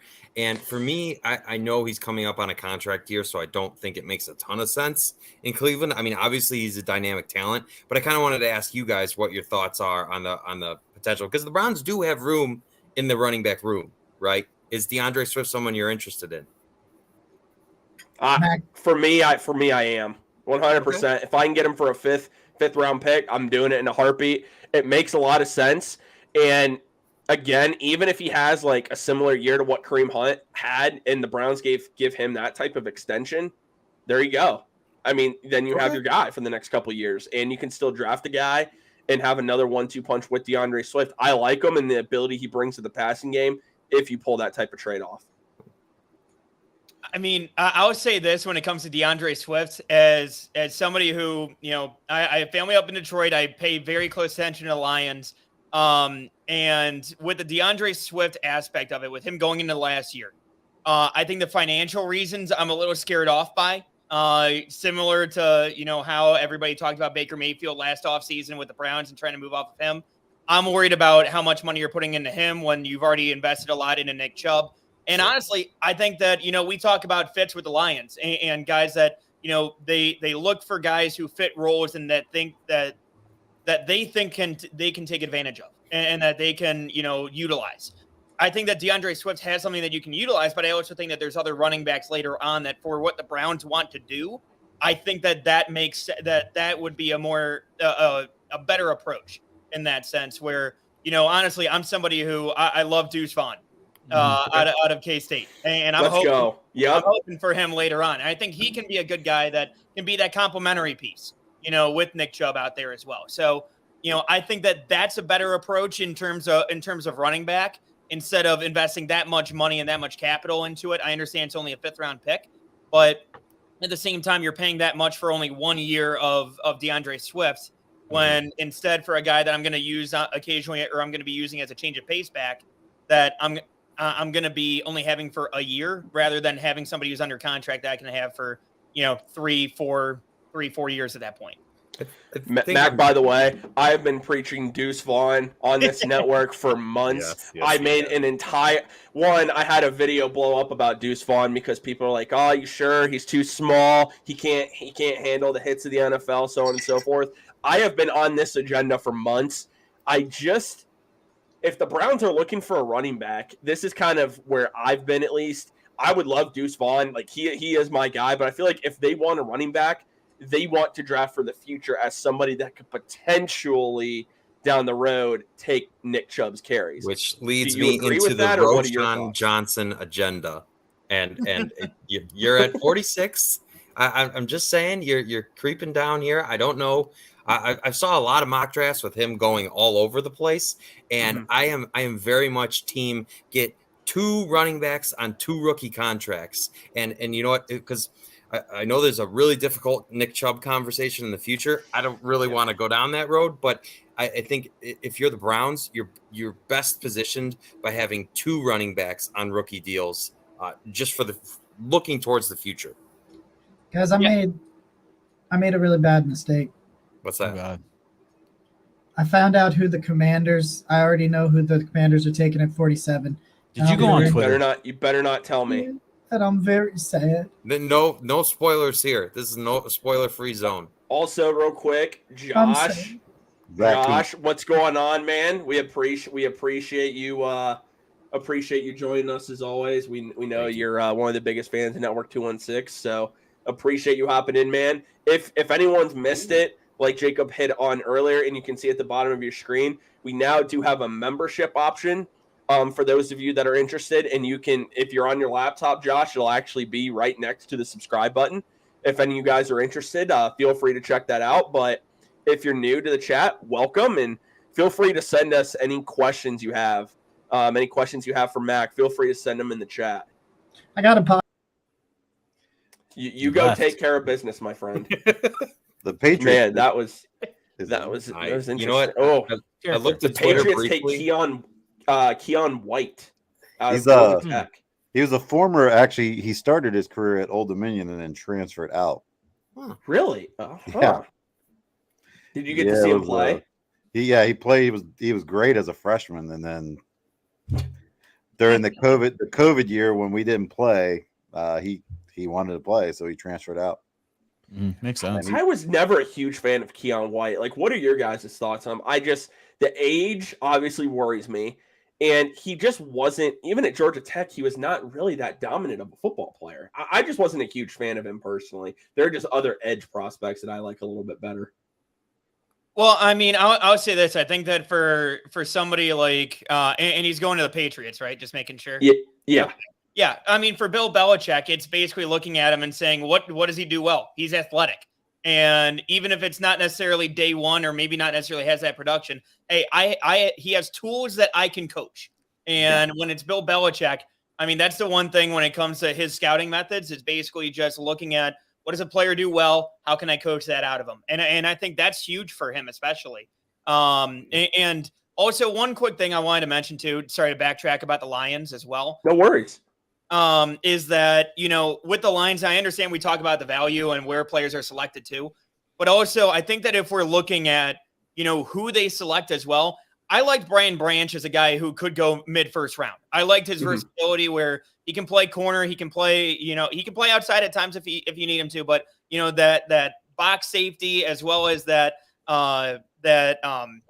slot corner as well if you need him to. Essentially, he's taking that Chauncey Gardner-Johnson role that the Lions just signed him for 1 year, and to add him into that type of a role, I think that's huge. But the thing is that if you essentially put him at 12 instead, maybe is it a slight reach? Sure, but at the same time, all of a sudden, then the other picks are making more sense if you look at it in that sense. So I look at the overall draft as a whole, and maybe, obviously night one, everybody's going to be throwing out draft grades. I saw some people already giving the Lions an F, and I think that's a drastic overreaction. But at the same time, I think that for how everything is kind of slotted and where some of the value gets made up in, I think that's where you can go ahead and see, okay, you know what, maybe maybe did these players go a little bit higher than we expected? Sure. But at the same time, the value that they had, I think also makes up for that in a little bit. There's a lot of that same talk with Atlanta and taking Bijan Robinson. Right. And it's like, yes, from a value perspective, I get it that running backs are plentiful in the draft, right? But that doesn't mean like when Robinson steps on the field, when Gibbs steps on the field, they're still going to be dynamic players that contribute to their teams. It's like I think people get so caught up in running backs, they reach too high on running back and like lose sight of the fact that like these guys are still going to be great on the field, or at least I think so. Right. And I think that to that point, that's where, I looked at somebody like Josh Jacobs, who, last year, fantastic season. But coming out in the draft, I wasn't the biggest fan because he isn't a great receiver in that sense. And, it wasn't as explosive as you'd like. And so for me, I wasn't massive on Josh Jacobs going in round one. Not opposed to a running back going in round one, but in my mind, it's you're taking the correct one and you got to know how to utilize them as well. It was John Gruden taking Josh Jacobs. And, now you look at what the Lions want to do. And again, we talked about it earlier. We talked about all that speed, the ability that he has. And I would say this too. I think that DeAndre Swift is more injury prone than people, I thought he was injury prone coming out of college. I thought that was a red flag that I had been told going into that draft. And so for me, looking at DeAndre Swift and looking at Jahmyr Gibbs, Jahmyr Gibbs is going to give you the plays that seemingly everybody in fantasy football kept on saying, oh, well, next week you're going to get that big game out of DeAndre Swift. Next week is going to be the one where you have the breakout. Now you're actually going to get those explosive plays out of Gibbs this coming year. Oh, real quick, we are joined. Mr. Roger is joining us from the Dog Chug. Looking Roger, like the Brady how's it going, bunch over man? here. Doing well, gentlemen. Doing good. How you been, man? Hey, we're having a party over here. Jacob just used the bathroom, so now he's good to go again. And I had fruit snacks. Oh, All right. He even had fruit snacks. We do have to mourn the loss of one of his favorite players being drafted, Jartavius Martin. I had to get up and leave.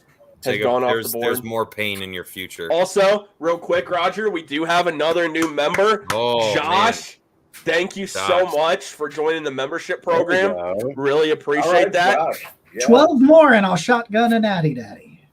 beautiful. Also, Roger, Jeff weighs in and says it's up past your bedtime. Who is it that's up past their bedtime? What are He's you saying you're up past your What are bedtime. you talking about? Roger's up till 10 o'clock every Wednesday night. Man, I'm sitting in the chair. We don't know if I'm up most of the time, but I'm in the chair.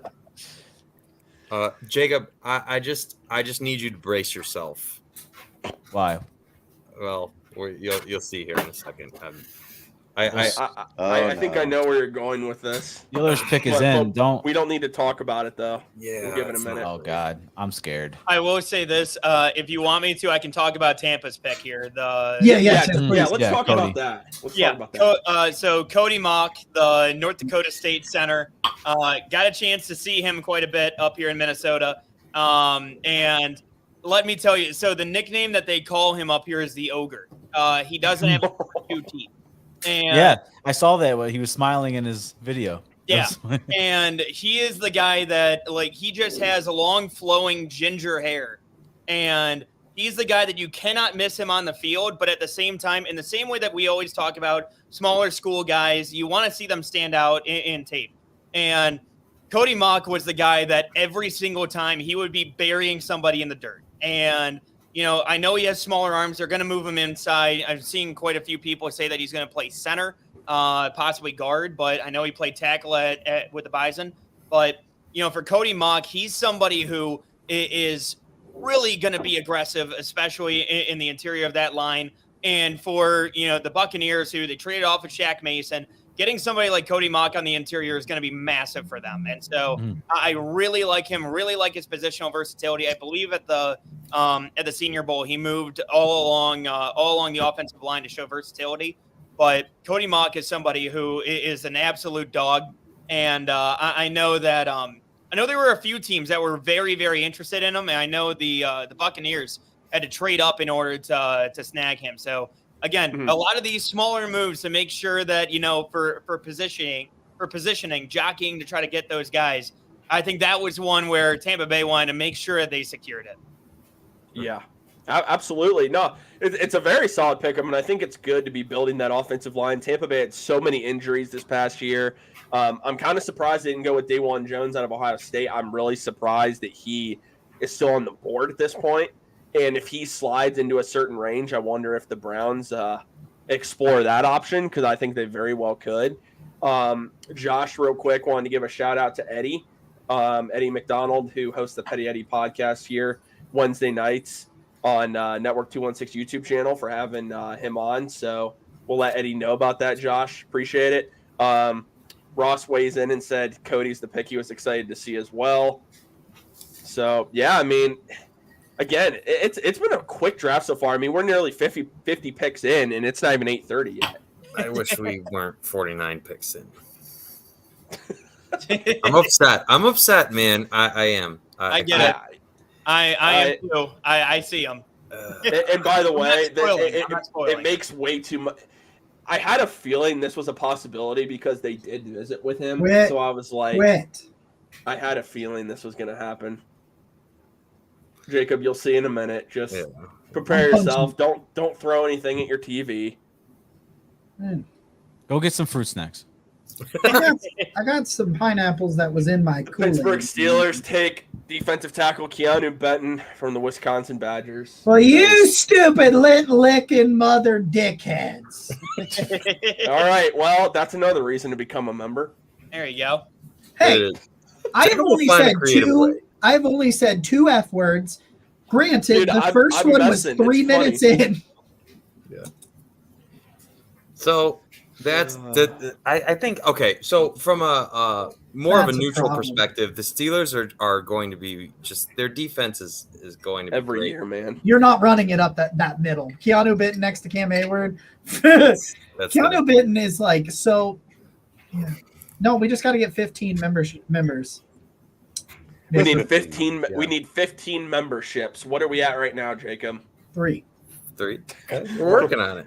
We're getting there. A lot more Keanu Benton, man. Like, listen, I did a film room on Keanu Benton. Fantastic football player. Just absolutely immovable in the run game. Anchors really, really well. Understands how to shoot the gap and split double teams to make impact plays behind the line of scrimmage. And at 315 pounds, he has got a dirty swim move. And I mean, I don't know, man, like $15, we're getting there. $15. We're getting there. The memberships would be not, I mean, that's up to you. Jacob, you're the one that's offered this, so this is your decision to make. But anyway. You didn't answer. What's the answer? We'll get there. We got to raise that price, man. Come on, man. I'm probably drinking a beer at like 10 or 11, probably. So. A natty daddy. Also, the Packers at pick 50 just take Jaden Reed, wide receiver out of Michigan State. So now they want to draft wide receivers. So I'm okay with that. Like that's not. I like him, man. I think he's really underrated. Yeah, but he's older. Like he's only going to be 23. That's not. I don't consider that old. Is this a Jalen Hyatt slide? Is that official? Oh my god. I mean, don't jinx it. Well, and Jimmy loves him. Jimmy, the Browns will go get Jalen Hyatt if he slides to a certain spot. I bet you. They visited with. He came for a top 30 visit, which kind of surprised me because I didn't think he'd even be in range. Well, now the worry though, man, is he does one thing. a streak down the field. His route tree is very limited. Do you believe he can be elite at that one route throughout his entire career? Can he be our Will Fuller? That's what you have to ask yourself, because that's the biggest worry with Jalen Hyatt. I mean, sorry, go ahead. It's all you, Mac. Yeah, no, I was gonna say, like, the one thing is that we've kind of I know they're different prospects. I get that, but I also feel like, you know, when it comes to an overall wide receiver room, I think that you need to have guys that have different tools. And, you know, I look at what Jalen Hyatt does. Obviously, streak down the field, that type of deep threat burner type. But at the same time, I feel like, and I know it's a 1-year deal because the Browns need that, but at the same time, you know, you add in somebody like a Marquise Goodwin here year one. If there's somebody as talented as Jalen Hyatt, sure, let's go ahead, go up, get him if he's in a reasonable price range. But I think that also at the same time, we saw what happened too when, you know, we drafted pure speed out of Anthony Schwartz. True. And how that kind of developed as well. And again, that's where I kind of worry about that a little bit. Also, I saw one of the guys in the chat too talk about short receivers. I don't care about height. It's how you play with that height, and that's where I looked at somebody yesterday. Zay Flowers was somebody I really liked, and really liked him out of Boston College. Hated where he landed, but at the same time, you know, for somebody like Zay Flowers, he's 5'10", but he plays bigger than that, and so that's where. Go ahead. No, I was just going to say, I think that conversation about short wide receivers come because of the Tank Dell question. Yeah. And Tank Dell's too small and too old. I have zero desire to have Tank Dell. I would say this. I'm a fan of if we're talking about short receivers, I'm a fan of a certain wide receiver from Cincinnati, and I'm not going to go ahead and try to jinx that at all. And try to say his name so that somebody snipes him immediately. Yeah. But yeah, that's kind of where I'm at with it. I'm not going to try to jinx anybody in particular, but again, when it comes to that, I would be interested. I'd be interested to see what he adds to the room. I'm not opposed to taking somebody a little bit smaller, even if it is somebody like Tank Dell or a certain wide receiver from Cincinnati. The Dolphins loaded up and grabbed Cam Smith, the cornerback out of South Carolina. Real quick, before we move on, Josh just donated $15 to Network 216. Thank you. Thank you, Josh. He said he was going to do it anyway because he loves us all. Been wearing all his homage hoodie like crazy. Josh, we appreciate you, man. I know we say that, I feel like, all the time, but truly, you've been one of the main guys on this channel that have supported Network 216 from when we first started and had maybe a couple hundred followers on YouTube to where we are now. So really appreciate you, man. Thank you so much for your support. It means the world to us. It absolutely does. It does. Kudos to Josh. And I just want to say the Seahawks just took Zach Charbonnet after taking Kenneth Walker? Question mark? Dude, Seattle loves to load up on running backs, man. And they're showing highlights. Oh, okay, from when he was at Michigan. Okay. I was wondering why they were showing Michigan highlights. That was weird. Excited in Michigan, yeah. Seattle has so many picks. They're just like, dude, they might as well load up. I mean, outside of Kenneth Walker, though, they really don't have a backup, Nick. That's fair. You're right. And you can rotate these guys in and out. I mean, it's kind of a bummer for dynasty owners. It's certainly if you have Kenneth Walker, but I mean, Zach Charbonnet, I think he's a really good football player. The landing spot, kind of like you mentioned, is a little questionable, but the player isn't a question to me. Yeah.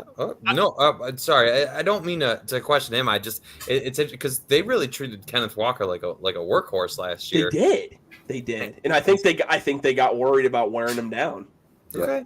Yeah. Well, and also at that point too, I mean, Geno Smith, congratulations. You got the best spot in the NFL. I'll tell you. You already got DK Metcalf, Tyler Lockett, Kenneth Walker. Hey, let's get you Jackson Smith and Jigba and Zach Charbonnet. Like at that point, Geno Smith, you're good for that contract. We'll draft somebody in a couple of years. That's fine. But hey, at least if you're holding down the position and you're not too shabby out there, we're fine. We're good. Exactly. Seattle's having a hell of a draft. I mean, because I like most of their picks so far. I was a big Derek Hall guy. I have to give a shout out to Seattle for taking Jackson Smith and Jigba and keeping him out of the AFC North. Thank So you. shout out to John Schneider for doing that.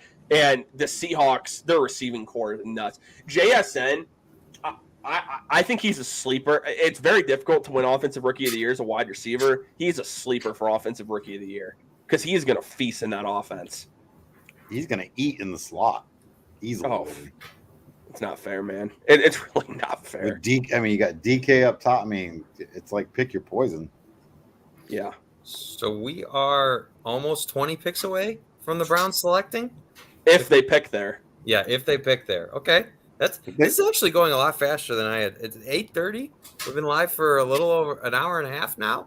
They'll be picking probably around 9:30. Okay. Yeah. Say we're about If 2 things minutes go now. according to plan. If we do.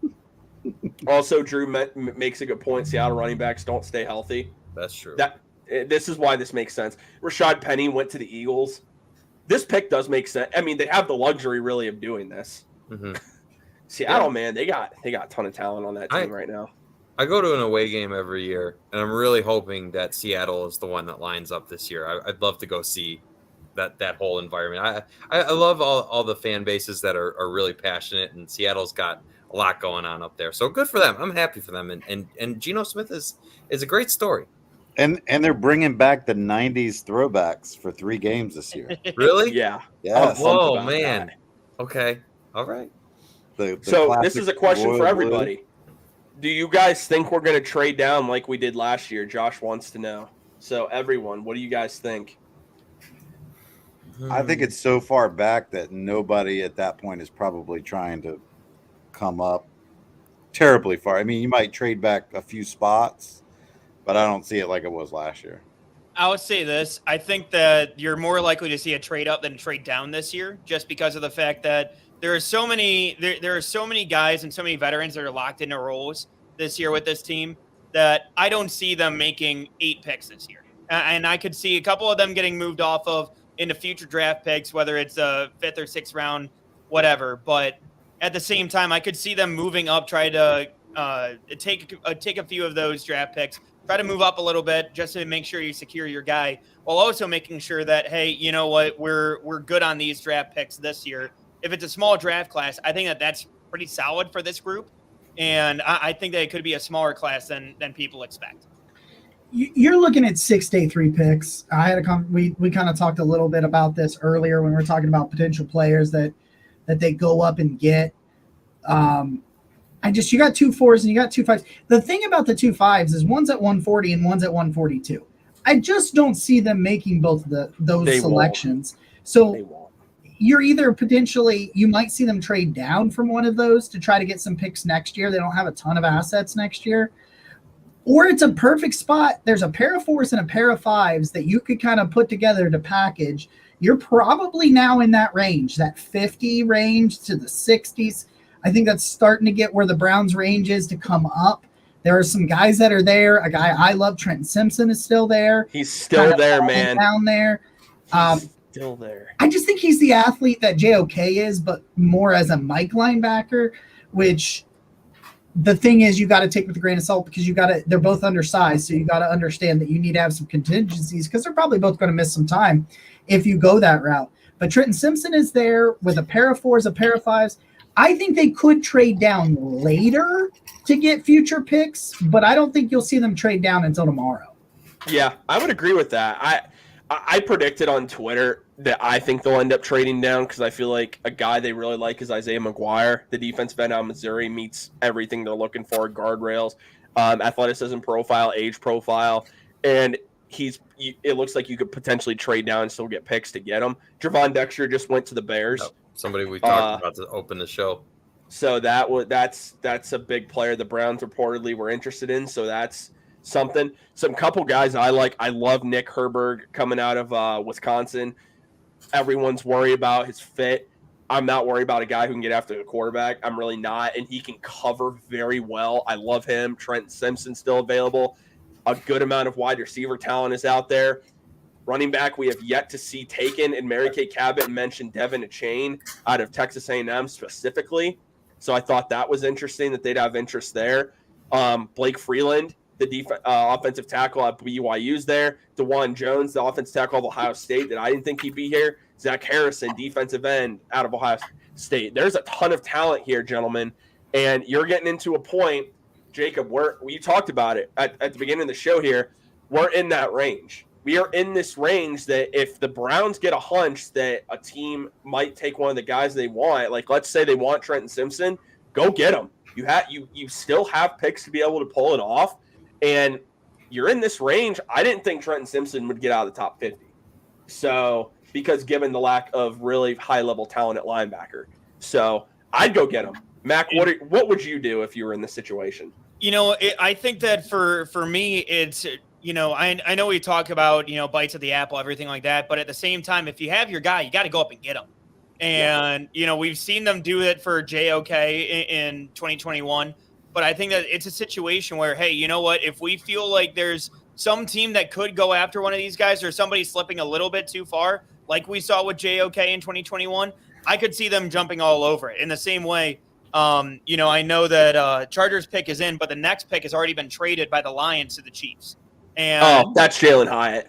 Yeah, and the Chiefs Chiefs are getting 55 and 194, and the Lions are are getting 63 and 122 and 249. So again, just moving up 8 spots, making sure that you get your guy. As we're getting closer and closer to the end of the second round, it wouldn't shock me to see the Browns jump up and grab one of these guys. Jacob mentioned it too, but 140 and 142, those are that perfect spot where, we saw last night, 120 was able to get you from 17 to 14. So, all of a sudden 140 and 130 was another one that helped that Jacksonville was able to pick up. Chargers are going to go D-line or linebacker. Tooley he was one of the guys that. Yeah, but who's still on the board? There's still a good amount of guys that are out there as well. And I would say this, Adi Adebaware from That's what I was about to say. From That's what I was about to say, Mac. Yeah. He's a guy that athletically, wherever you want to put him, cool. Give me. Like if I'm Jim Schwartz, I'm salivating to go ahead and get him into my defensive line. And that's where no, I'm not employed by the Chargers. But no, but no, I think that that's a player that makes sense for them in that case. I'm a big Marvin Mims fan out of Oklahoma. I really like him, and I'm not going to say the team name, but team up north, tight end Lucas Schoonmaker. I like him at tight end as well. Just a few of those guys that are still out there as well. But and like you guys said, DeJuan Jones is still sitting out there from Ohio State at offensive tackle. There's so many different players, and Andrew Berry talked about the fact that they're not necessarily drafting for somebody that needs to make an immediate impact, which again, that's a drastic difference from where we've been, from where this team has been, But, seeing where this team is at now and seeing them draft for potential future needs, I think that's something that's also interesting to keep an eye on. Maybe somebody that's falling, that's maybe a little bit more developmental, that could fit into that role down the line. This draft doesn't seem to be playing out super well for the Browns taking defensive line here in like 20 picks. But I'll tell you what, there are a lot of sexy wide receiver names that we've spent a lot of time discussing that are still there even after this Chiefs pick here. So I don't know. You could say, and Mac, out of respect, I will not say the Cincinnati wide receiver's name. Thank you. I appreciate it. I appreciate the solitude. Solitude. I appreciate that. Do not put that bad juju out there, Ricky Bob. We are joined now by Jordan Dalton, co-host of the Scarlet and Gray podcast with yours truly. JD, how's it going, man? What are your thoughts so far in the second round of the draft? Hey, it's going good. I am really excited for the Browns pick. I hate waiting 74 picks to see who we're going to select. But my favorite thing about the draft is just learning about all the players, because I don't keep up with the draft quite like you guys do. And just having a new baby and stuff has just been really busy. But I'm super excited just to watch the draft, and then football season's right around the corner. It's beginning of the new season, and can't wait to get underway. Yeah, man. Absolutely pumped. Roger, what have been your thoughts so far as well, kind of the second round and how it's been shaken out so far? Obviously, the Titans came up and got Will Levis. Hendon Hooker, surprisingly, is still on the board. What have been your thoughts so far in the second round? From what I've been paying attention, what you were talking about with defense, there's been a lot of cornerbacks that went and edge rushers. But look at the cornerbacks that have gone off the board and edge rushers here in the second round. I know I think they really need to get some help at edge. And I think a cornerback, I don't think we really, that matters as far as the Browns are concerned.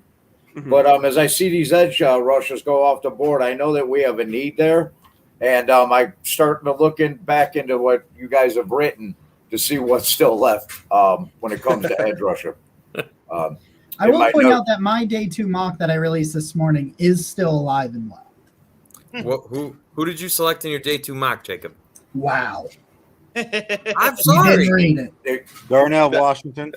I have been paying attention. I read you guys all the time, and I got my sources. And once the second round's over, I came in a little early tonight. I didn't think I'd be here, so I kind of prepared for going into the third when the Browns are picking. So I didn't disappoint you guys, and I got some things that I prepared and that were, I'm ready.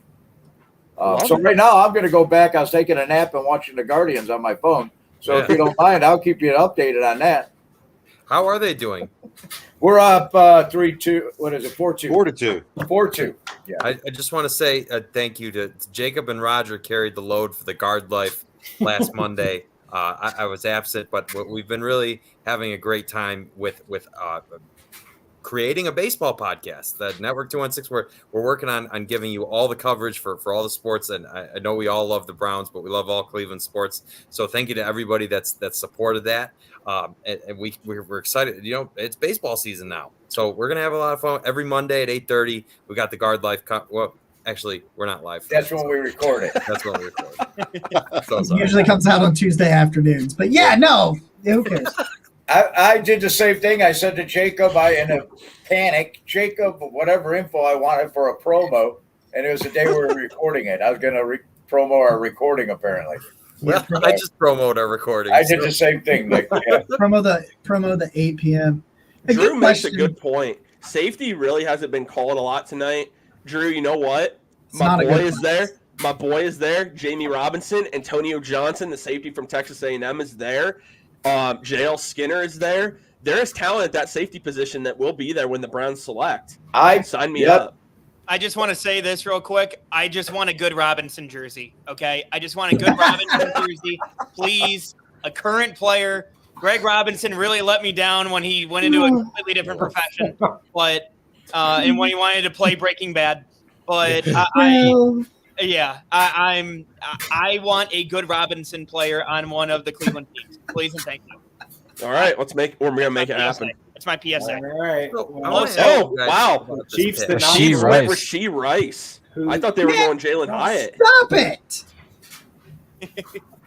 No, favorite? Dude, I keep forgetting that I'm ahead of you now, so that I will shut up. I also want to say this too because the pick after the Bears traded up for, and in order to move up from 61 to 56, that was pick 136 that they traded.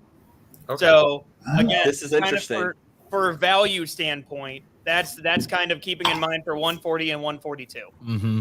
So let me ask you guys: Are you guys surprised right now that Jalen Hyatt is still on the board? Yeah, I thought he would be gone by 50 at least.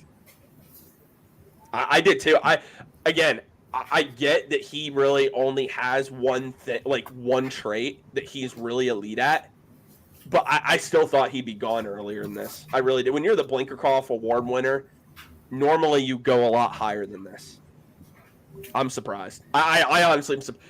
If he gets within range, they might trade up for him. I'm really curious. The Browns might trade up for Jalen Hyatt if he gets within range. There's been a lot of trading up tonight, and so I see the pick is in for the Bears. I'm really curious to see who they traded up for. I'm going to say the tackle from Northwestern. You know what? I'm going to say they're going to go Dawan Jones here. The Bears. pairing him with Justin Fields. Okay. Well, don't forget they picked up Darnell Wright. There we go. In They round did. 1 as well. They need a ton of help though on that O line. I feel that is like. Their offensive line is struggling. Ooh, Devin Hester's in that. Oh, okay, that's pretty cool. The greatest returner we've ever seen outside of Josh Cribb. Just you know what? I know that we don't currently have a Ooh, fantasy okay. show, but I'd really like to have a fantasy show, and I can't wait to see DJ Moore on the Bears this year. I'm so excited about that. He's been a favorite of mine for a long time, and Justin Fields, I feel like, is going to thrive. They went DJ Moore quarterback. finally has a quarterback. DJ, we talked a lot about DJ Moore on the Chicago Bears. Oh, really? Mhm. Yeah, Yeah. we were thrilled with that move just for Justin Fields' sake. Yeah. Oh yeah. Getting Tyree another- Stevenson, I guess. One. Well, and You guys- I think that DJ Moore really can succeed well, and I think he fits well with what Justin Fields does as well. So I think that kind of explosiveness, especially, and I saw some people talk about the fact that Fields hasn't thrown for more than 300 yards in a game in the NFL. The guy's number 2 receiver was Equinemius St. Brown. He's not even the best St. Brown receiver in his family. Exactly. He's the number 2 receiver at Thanksgiving dinner. So yeah, I get it. But at the same time, you need to have other weapons that are there and that are present. Yeah. So I think that them getting DJ Moore was huge, and being able to draft their offensive tackle for the future as well. I think that was fantastic. Yeah. No, I agree. I'm just happy the Bears are getting weapons for Justin Fields because there was talk that would they trade Fields and then take Bryce Young. I'm glad they're sticking with Fields. It would just be wrong. I mean, you haven't given the guy any support since you drafted him, so it's good that they're finally starting to give him the weapons and talent to actually succeed. Yeah. Do you think they would have done that if he didn't go crazy rushing the ball this past year, though? Because, he struggled with turnovers still. His passing's still not where it needs to be, but he was showing he's like a true playmaker outside the pocket, like almost Lamar Jackson level playmaker. Oh, Giants went center. that is a fantastic pick for the Giants to get John Michael Schmitz here at 57. Come on now. Think about this offensive line now. Look at You're that. looking John Michael Smith, he's the best center in the draft. The fact Yep. that he's here at 57 was highway robbery to begin with. But you got Andrew Thomas, who's finally figured it out after a couple of years of struggling at left tackle. He had a great year. Evan Neal kind of struggled a little bit at right tackle in his first year, but I look at him very much the same that I do Andrew Thomas. I don't know why I forgot his name after I said it 30 seconds ago, but I look at those two. You got 2 first-round picks, 2 top 10 picks at left and right tackle, at the best center in the draft, and John Michael Schmitz there. You understand what you need to be productive. You need to be able to run the football, and you need to be able to give Danny Dimes a clean pocket before he bails and runs, and put you in situations to use the quarterback run and the running game to build off of everything else. Daboll and Sheen know exactly what they're doing in New York, and I really like that pick.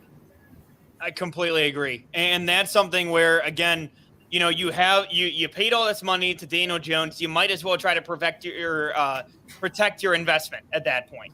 You got to invest in him there.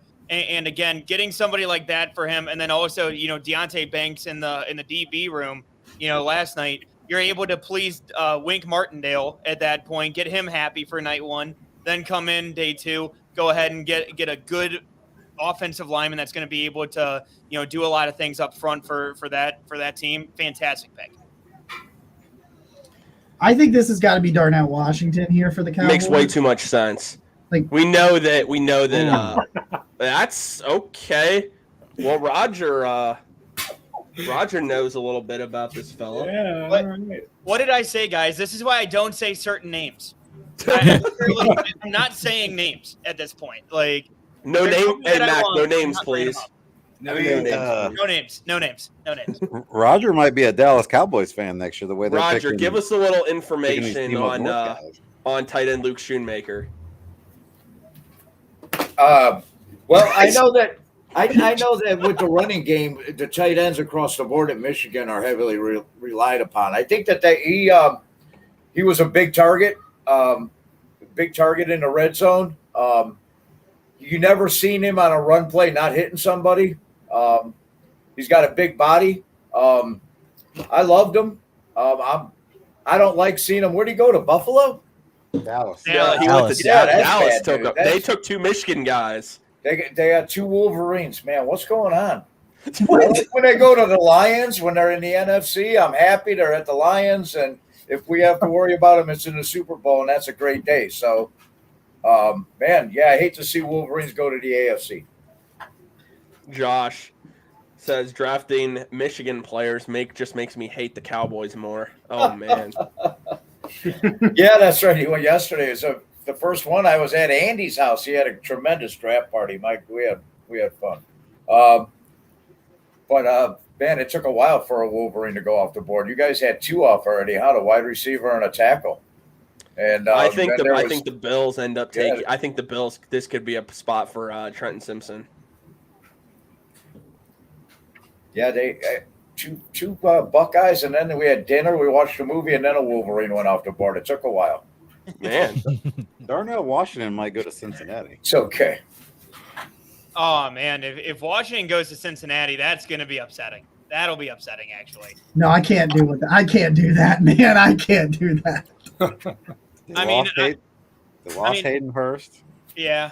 Well, and the other thing too with Buffalo too, I know you mentioned them as a possible spot for Trenton Simpson, but I mean they were a spot that they lost both their inside linebackers this offseason as well. So I mean just another option potentially there, but yeah, I mean there's a lot of talented players out there on the board, and again, and I know that we say this every single year, and I feel like it's a broken record at this point, and maybe just the free space on your bingo card.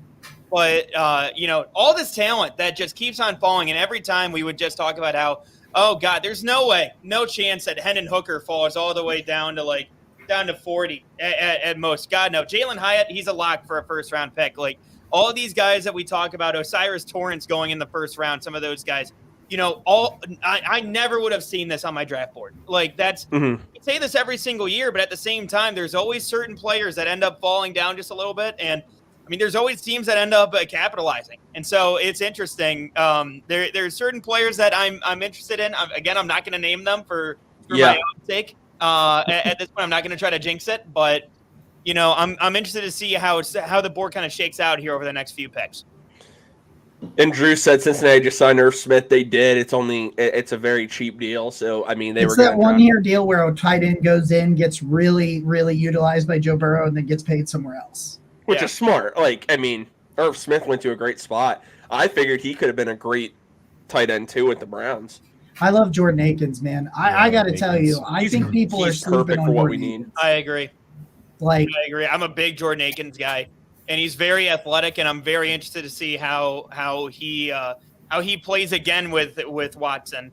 Because he was somebody who I distinctly remember, at least I know you guys talk about fantasy a little bit. I distinctly remember going after him quite a bit in a few pickups here and there when he was in Houston. Yeah, and what's really interesting is being paired with David Njoku in the red zone. What's that going to do for Akins? It's either going to help Njoku a ton or help Akins a ton. Because they're going to draw all that attention, and you got some other red zone targets there too. But I just think I like Jordan Akins more than I think some people. I'm with you, Jacob. I'm with you, man. Personally, guys, by the way, Albert Breer tweeted out 5 tight ends now gone. Georgia's monster, Darnell Washington, is still on the board. He said, as we said earlier, some teams have concerns over his medicals. So that could be the reason why you're, apparently. And that's why he's falling as much as he is right now, according to Breer. That's interesting. Okay. That's is it. Okay. So here's what we got to talk about, because it's got to be in his knees or feet. If we're talking wide receiver, now I thought this was interesting because, Jacob, I'm not a guy that's huge on like Tank Dell early by any means, especially given age and size. I thought it was interesting that they did have him on a top 30 visit. And I almost wonder if that was doing the due diligence that if he slides to day 3, and then you get him in the 4th or 5th round, if then they're like, okay, you know what? We take Andrew Berry has shown he will break the age guardrails a little bit for that, and you'll be able to get a guy that you think can be a dynamic playmaker for you. Then at that point, I can see it. But if we're talking like Tank Dell going today, just wouldn't make any sense whatsoever. But that's just what I thought was interesting from one of the draft visits was that they did bring in Tank Dell, and I just thought that really surprised me. Yeah, but they especially also given his like age. have only ever drafted or signed one person they brought in for a visit, and that was Isaiah Weston.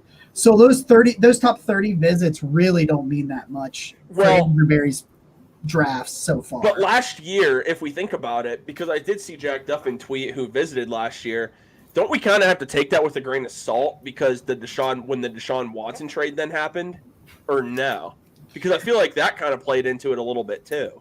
Sure, but you look at the other 2 seasons and without a Deshaun Watson, other 2 drafts and they didn't do it then either when they had, first round picks and everything. They went after guys they like. I think it can matter. I do think it can matter. It can, but I just don't look at that. And I had a long conversation with Jack Duffin about this, and it's just like the data just shows that hasn't mattered for the Browns when it comes to selecting. And maybe it starts. Maybe it starts this year. Maybe Tank Dell and other guys that they brought in for visits are the picks. But Tank Dell is 24, or is going to be 24 by week 1. He is historically small. I don't see how you waste a premium pick on a. Oh my God, the Browns pick is on the screen now. It's down there in the ticker. We can see it in the bottom right. We're almost. Zach, we appreciate you being in the chat, man. Please do not tip picks. We did not know DJ Turner was the pick. That's all. Hey, all we're asking, guys, if you're in the chat, please don't tip the pick. We're trying to do this like real time. I will say this. I do see the picks, and I'm not tipping anything. I appreciate you. Yeah, of course. You're one of the good ones. I keep the poker face. I try to keep the poker face as best I can. I like We'll DJ say- Turner. I like DJ Turner. These I do picks too. are rolling in fast. That's what I thought too, man. Yeah, they it really seems like are. we're just flying right now. And I'm you're good at that. Once a pick's done, they run through the player. The next pick is already in. dude, we are 14 picks away, and there are a ton of players that I would love to have, which is a great sign. Great sign. I'm not saying them. No, I'm not either. I didn't say. I didn't listen. I didn't say a name. I just said there are a bunch of here's the players. thing. I will say this. You guys can say your names. I'm not going to mention if there's a player I really want. I hate to say this, and probably this isn't great, for giving analysis, but I'm not going to say the name ahead of time. Yeah, that's fair. I'm trying not to jinx it. You guys go, feel free, because you guys haven't had the bad luck with it. I say one name and he gets picked next. So yeah, That's true. You did All do right, that. I got a couple I'd like to throw out there. You're I'm not good, a- Zach. No worries. I'm really excited for Jamie Robinson to be Brown.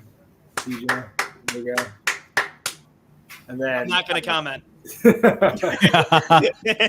Zach Kuntz. Zach Kuntz would be a cool tight end prospect. Ooh, Mhm. yeah. Pretty big, pretty athletic. Zach Kuntz is like the thing about Zach Kuntz. I love him a lot. It's his age. I don't know if they'll go after a guy that old. Not this early, but Nah. man, he is a freak athletic. I mean, he's the greatest tight end tester of all time. Yeah, he's the LeBron James of athletic. That's true, man. Like he just like 6'7", just Yeah, athletic. and he's like He's- 6'7". Yeah. Oh my gosh. He's a tank. I'm looking ahead a little bit here, guys, and this is off topic, but I'm just Okay. kind of looking at the best available, everything like that. I wonder if the Rams or if somebody like Vegas maybe moves up maybe to take Hendon Hooker in round I'm 3. shocked he's still there. And they were already. I think like Bleacher Report had him mocked to go to the Rams like right away in the second. Mm-hmm. And like they were like, yeah, Rams are going to trade up for Hendon Hooker. He's still on the board at 61. And keep in mind an interesting situation in round 3. The 4th and 5th picks of round 3 are both Denver. So I could definitely see if somebody is slipping, that a team, maybe Cleveland, is looking at I'm willing to bet Denver would move one of those two picks. So if we think that someone is slipping that the Browns do like, I think that's a good spot to keep an eye on here in a few picks. Well, and to add to that as well, I just pulled it up. The Broncos only have 5 picks this year. So they pick at 67, 68, 108, 139, and 195. So maybe they would be a team that says, hey, you know what, we'll move down just a little bit, create a little bit of a gap there. Yeah. And then pick up an additional 4th rounder or 5th rounder at that point to go ahead and, spread out that draft a little bit more. Yeah. Maybe we call our good friends the Houston Texans. Oh, they love Cleveland. They love Cleveland. You're getting to a point. I mean, let's say you get to 74 and there's a ton of names there. I think that's when they would consider a trade back. I don't want them to trade back. I know how this is gone. We've seen it. Andrew Berry has shown that. Who? Texans traded up a few picks here. Okay. Wow. All right. The Jaguars pick is in, and the Texans traded up, and they are on the clock. And the Eagles traded the pick to the Texans. I will say, guys, if you guys had the chance to listen to Cameron Justice interview with Andrew Berry, he basically said it would really take a guy that they absolutely love and they didn't expect to be there for them to trade up. So just take that for what it's worth. I mean, and that's what I'm kind of getting at with a guy like Trenton Simpson, who I didn't think. Mm-hmm. Okay, where did you guys think he was going to go? I did not think he'd be here. I had him in the 50s. I saw him in the late second area, and one other thing too. So that trade back with the Eagles that the Eagles just did, because of the trade up that they did yesterday with the Jonathan Gannon. What is it? The tampering. Oh yeah, that's the Eagles now have picks 65 and 66. So that's 2 picks that the Eagles have, 2 picks that the Broncos have, that are all coming up here in front of Cleveland. So those are potential trade up options that you have there as well, where it might not cost you 142 or 140 at that point with how close that is. But you have that ability to move up in that case in order to go after one of those guys. And there's a few that I like, again, that I'm not going to mention my name. I'm sure that, you can figure it out here in a little bit. But I think that there's a lot of interesting talent that is worthy of being traded up for. Mac, what would you? Okay, this is where, and again, it's very early in the entire draft process and the Broncos right now. Up too after the Texans, by the way. I think that the Eagles so far have had the best draft. Yeah, what they're doing is just incredible to me, because you lose a Super Bowl, you're able to get arguably, some would say, the best overall talent in the draft, and then you get Nolan Smith that somehow slid to 30, and I think it's remarkable. Britton Strange in the second round. What'd you say? They're Britton Strange went in the second round. They're drafting potential. So I will say this about the Eagles. Not only did they get the top player, not only did they get a fantastic edge rusher, but at the same time, they got them in positions that they already have other talent in front of them. And you have Jalen Carter that comes in. Fletcher Cox is on a 1-year deal. Congratulations, Fletcher Cox. You enjoy free agency next year. Like, we have your replacement that you're going to be able to teach. Or, I mean, Fletcher Cox might go into Shady Acres after the year. I don't know. But, seeing how these players, the players that they have, Jalen Carter can learn from Fletcher Cox. On top of that, the comparison that NFL Network had for Nolan Smith last night was Hassan Reddick. And the Eagles have Hassan Reddick. And on top of that, they still have Brandon Graham on another contract that he'll probably end up going into Shady Acres along with Fletcher Cox here soon too. So at that point, you allow these guys to develop and turn into very talented situational pass rushers for you. And again, we talk about tools for wide receivers. We talk about tools for defensive line. That's a situation where if I'm a defensive coordinator and the guy, I can't think of the guy's name, the guy that got hired for Jonathan Gannon, all of a sudden you bring him in. All right, sweet. Congratulations. You got all of these fantastic tools. Here's Nolan Smith and Jalen Carter. Go have fun. They're your backup. Sean Desai is who they brought in. Yeah, Sean Desai. That's right. the one that everybody was losing their minds about not hiring him too. So like, I'm happy with Jim Schwartz, but again, that's one where, hey, if I'm Sean Desai, congratulations. I'm getting a head coaching job out of this eventually. And the Texans just selected center Juice Shrugs out of Penn State. Some believe the Browns could have had some interest in him. So, I would say this about him real quick. Sorry to jump in, but after I can't think of the guy's name right now. The John Michael Schmitz. Michael Schmitz went to New York. Texans needed a center, and so for them, again, making sure that they jump up, get their guy in Juice Scruggs, making sure that they're able to secure him. I think that's a fantastic move on their part. And again, they have plenty of picks, and that's why, in this one they moved off of a few in order to move up. So they moved 65, 188, and 230. So 188 and 230 moves you up 3 spots. So that's where I look at that, and that's a fantastic move on their part to secure it. That's a really good move. I mean, you're getting into the range. You're not going to have to give up a whole lot to move up at this point. Yeah. Like, man, I feel like you got to trade up. I really do. I just think go get your guy. There's so much talent available right now. Go make it happen. And honestly, I could see it being like, all right, we got to move 190 to move up a few spots. Like, all right, sure, let's do it. Or honestly, I'd also be interested to see, do they move up from 98? Oh no. You gotta be kidding me. Jacob, have you seen it yet? Can we talk about it or what? He hasn't seen it yet. Marvin, there he goes. Jacob, I'm okay with that. Wow. Okay. I like Marvin Mims. I like him a lot. But I'm sad. Sad, I'll be real. God, I gotta say it. I can't happen. Adebawore is falling right now, man. And that dude is good. No comment. I don't know who you're talking. I don't know who you're talking about. Jacob, who are you referring to? We don't really want to talk about it. A really good player. That's Are you talking about the Kimbe Mutombo for the old Did we think we were going to add a wide receiver at 74, though? I mean, if he was there, he's in the conversation. Mims is there, he's in the conversation, and I think another guys that there are 2 other guys that would be in that conversation too. That may, you know what? I'll say one of them.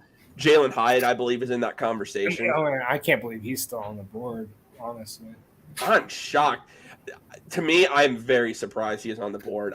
But again, I'm surprised a lot of these guys are on the board. Listen, what do I know? This draft is falling perfectly for the Browns right now. Like, what you want, what you need. Marvin you could go up. They could still go up. I get it. We are starting the 3rd round now. We are in the 3rd round. We're 10 picks away from the Browns being on the clock. So MC, we are 10 picks away, by the way. Double A for Northwestern. He's the athletic freak. He's a stud, man. He's just a freak. He plays He's inside, go he plays outside. Dude, come on. Why would you say that? Dude, we didn't need that. I'm just looking how it's falling. The Bears should go get him. The Bears should go get him. Seriously. I mean, let him go to the Bears. That would seriously make a lot of sense. Yeah, it would be a great addition mixed in there as well. And also one little note, one little tidbit, but Marvin Mims, the first draft pick of Sean Payton as the Denver Broncos head coach. And it was rumored Jerry Jeudy and Courtland Sutton were on the trade block. Yeah. And again, mixed in with the fact that Tim Patrick, he was dealing with injuries as well. So, locking in a receiver first thing for Sean Payton, just interesting to see to see some of those guys that are there. Real quick, not to jinx this. Sorry, Mac. You're a guy good. that's still on the board, that another shock that I'm surprised is still there. He resides in Chapel Hill. That's all I'll say. Oh, yeah. Wait, hold up. Yeah. He is still there. And no names, please. He is still there. And I will say this again, and one little interesting tidbit that I had seen. the Lions have picked up a lot of draft. They have a lot of draft picks still, but what they've done is they've taken a lot of their later draft picks and moved those up in order to go ahead and kind of be more condensed. That's another situation where I'm looking at it and just saying, hey, you know what? We'll take 219 from you and we'll give you 140. And if you let us move up from 98 all the way up to like 60 or 66 or wherever they're at least for after their latest move down. Like that's the type of trade that I think Andrew Berry tries to do more times than not. Where 2 for 2. Yeah, exactly. And I think that's something where, you know, if I'm calling anybody, I'm calling Detroit and saying, hey, can we move up with you? We'll give you 98. You have plenty of these draft picks, but we'll let you move up from, 230, wherever the hell they're at. And we'll let you move up into the 140s. And that way we can from 98 all the way up here. And then at that point, 2 of these guys that we're discussing that I'm not going to name names for, you guys can. Again, I'm the one that's a bad juju over here. So, 2 of those guys can be potentially yours within 10 picks. Should be interesting. I'm just saying I'm telling you, people. I am shocked that the Chapel Hill receiver is there right now. There are I'm an 3 absolute- people in my head. 3 people in my head right now. Jacob, I'm pretty sure they're the same as mine. Should they get these 3 people? No, there's 4. Should they get one of these 4 people, I will go. I gotta go get a beverage, and I'll be back. Also, just to reiterate, guys, our subscriber count on the channel, once we get to 15, Jacob is going to put on a show for everybody. Am I? Yeah, you're going to fail to attempt a shotgun a Natty Boy. Oh yeah, that one. Well, He will not be doing the hot chip challenge again.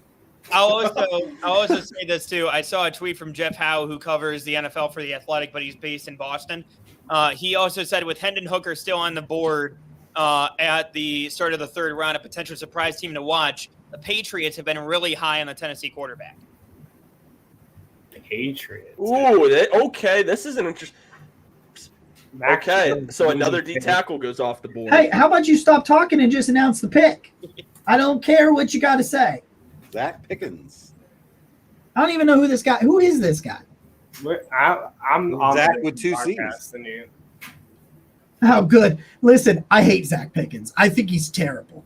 I'm just gonna go up. There's been so much. Wow. All-pro Sorry, Zach Pickens, if incoming. you're tuning in tonight, man.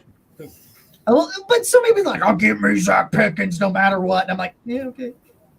I don't care.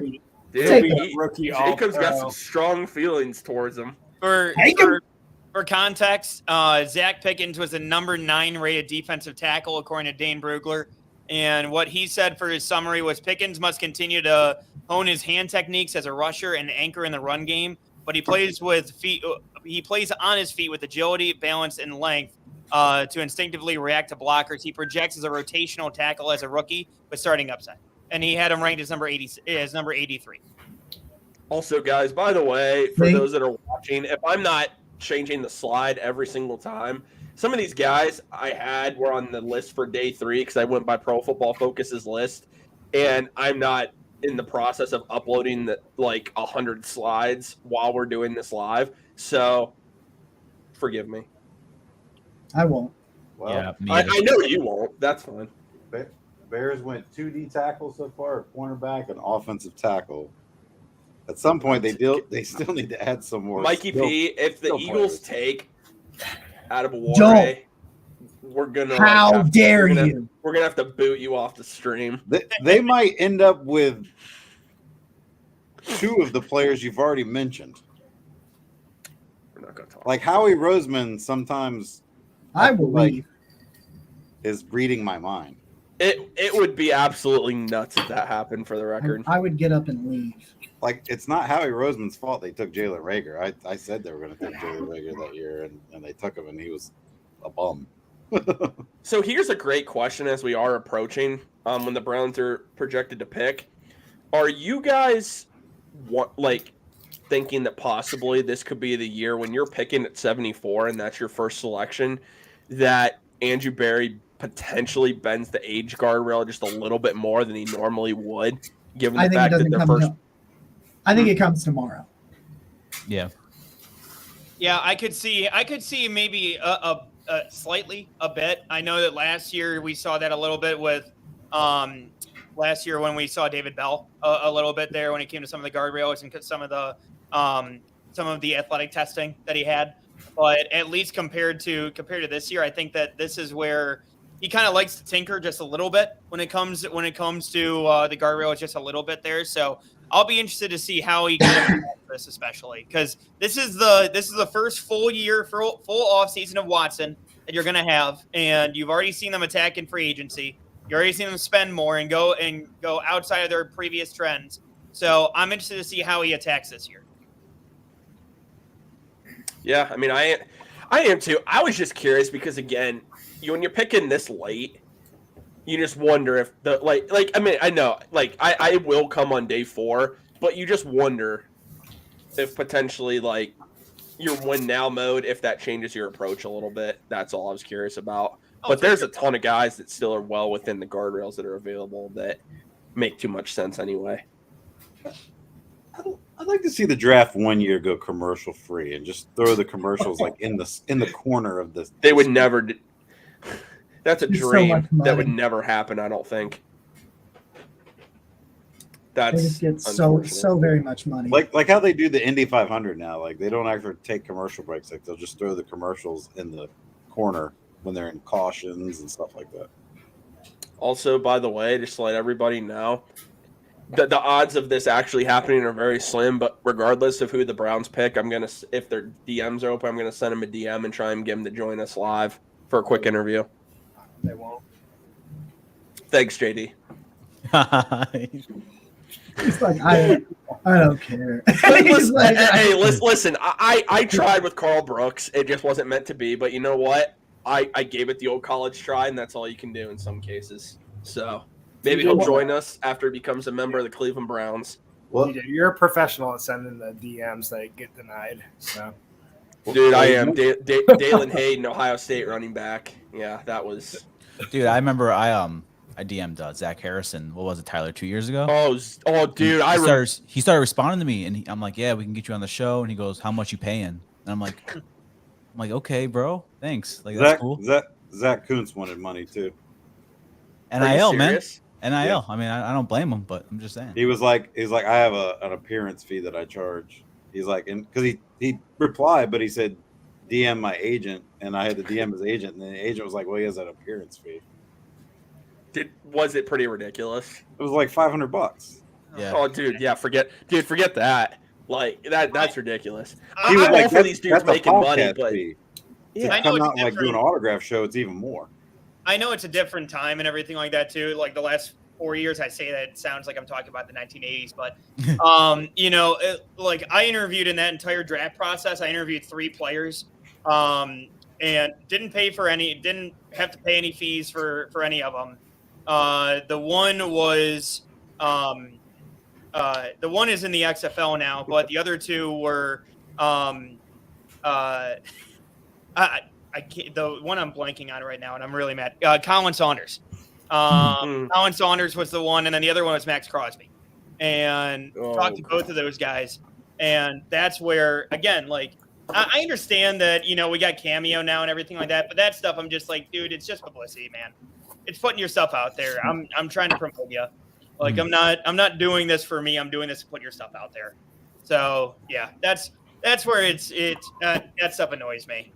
And see, well, Mac, we got, and I was able to do it just, on a whim. I was very fortunate. I got to sit down with Anthony Kendall. That was pretty sweet. The cornerback from Baldwin Wallace that's met with the Browns 3 separate times. So that was pretty cool. Some of those guys are just looking for an opportunity to get their name out. Yeah, exactly. Like, and that's all I try to do, with some of that stuff. And again, that's where that's where again you talk about some of the different areas that Okay.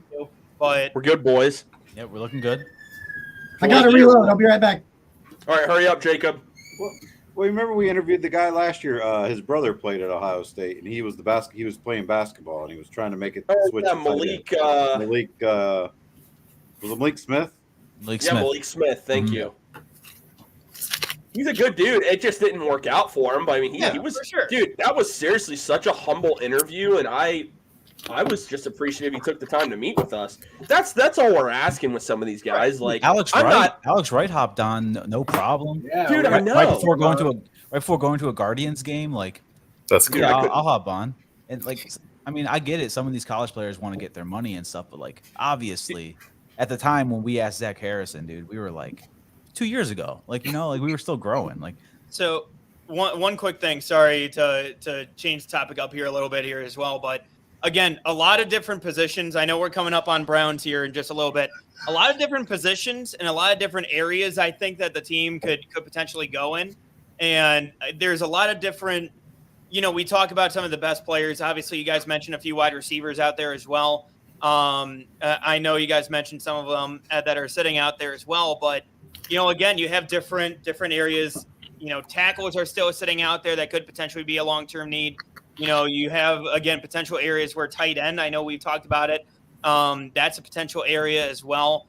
And just seeing how the board is kind of shaken out a little bit, I think it's interesting that, you could take a chance on somebody that, might have a little bit, or might not necessarily have to play immediately here as well. And so seeing how some of these guys and how the board is kind of shaken out, there's a few guys that I'm interested in, and I know I keep saying that, but again, that's where, there's a lot of different options where if you wanted to, pick at 74 and if you wanted to trade up again, or even, and I know a lot of Cleveland fans hate to say this, but, even move down a little bit and pull to Detroit where, maybe you move back from, your 7th round pick and are able to move up into round 5 by dropping down a few picks. Maybe that's the way you go. And I think that's another possibility I could see with this, just with the way the board is shaken out. Well, and to go along with that, Mac, a guy I keep referring to him because I didn't think he would be here. PFF has him a 31st ranked prospect. Dewan Jones, the tackle out of Ohio State, is there. The Browns were able to meet with him on a visit because, he is an in-state prospect. 6'8", 374 pounds, man. Guy can move. And I don't know what's going to happen with Jack Conklin, with Jed Wills. None of us really do. But he is there. And it makes you wonder. It's a prospect a lot of people probably didn't project to be there. Do the Browns really, which will piss people off, do they go offensive tackle? Would it? They might. Would that piss people off though? People, the public I opinion on Jedrick Wills is not high. Well, Nick, I think it's everybody says we need defense. Okay. So the majority of people that I've interacted with on Twitter or people have been commenting on my posts, they want defense. They want defensive tackle, defensive end. Outside of that, most of them wanted Marvin Mims. That's really it. So, offensive tackle makes sense. And I'm also telling you guys, I'm not saying this is going to happen. I do think running back is in play at 74 and 98 if their guy is there. Think if the Browns, I think the Browns will learn a lot about how the Browns truly feel about Jedrick Wills if they would opt to take a defense or an offensive tackle here. I agree with you. If you're using your first pick on an offensive tackle, I think the writing's pretty much on the wall. Dude, we have Jordan Battle there, Jamie Robinson. Safety, besides Brian Branch, no one else is gone. Very surprised. And Antonio. I got.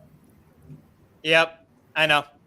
Yeah. Same here. Also, by the way, guys, just a heads up. So the Lions traded into this pick, and also the Texans traded up the pick number 69. So a nice spot for them to trade up to. So they are going to be moving up once again. Are there a lot more trade ups happening than normal? Again, this is a very active year. It's a lot of teams that look and identify, hey, this guy might be sliding a little bit, even if it's moving up a couple of slots. Hey, let's go up and get him. And being aggressive. I think the Browns need to do that. I really do. Man. I know it's not far at this point. Yeah, Go but get your guy. the Browns are sitting where they're at, and they're going to have players fall to them. I'm wondering if the Browns trade up from 98. That's I think it's more likely from 98, but they're going to have people at 74. What are your guys' thoughts on what Jessica's saying here? I was so excited when Wills was drafted. As the years progressed, not as much. How did you guys feel when the Browns drafted Jed Wills over some of the other offensive tackles? So I know that they didn't have a chance at the tackle whose name escapes me that the Giants drafted. Andrew Thomas. Andrew Thomas. I know they didn't have a chance at Andrew Thomas, but then looking beyond, like Tristan Wirfs ended up being really good. I think Tristan Wirfs the right tackle.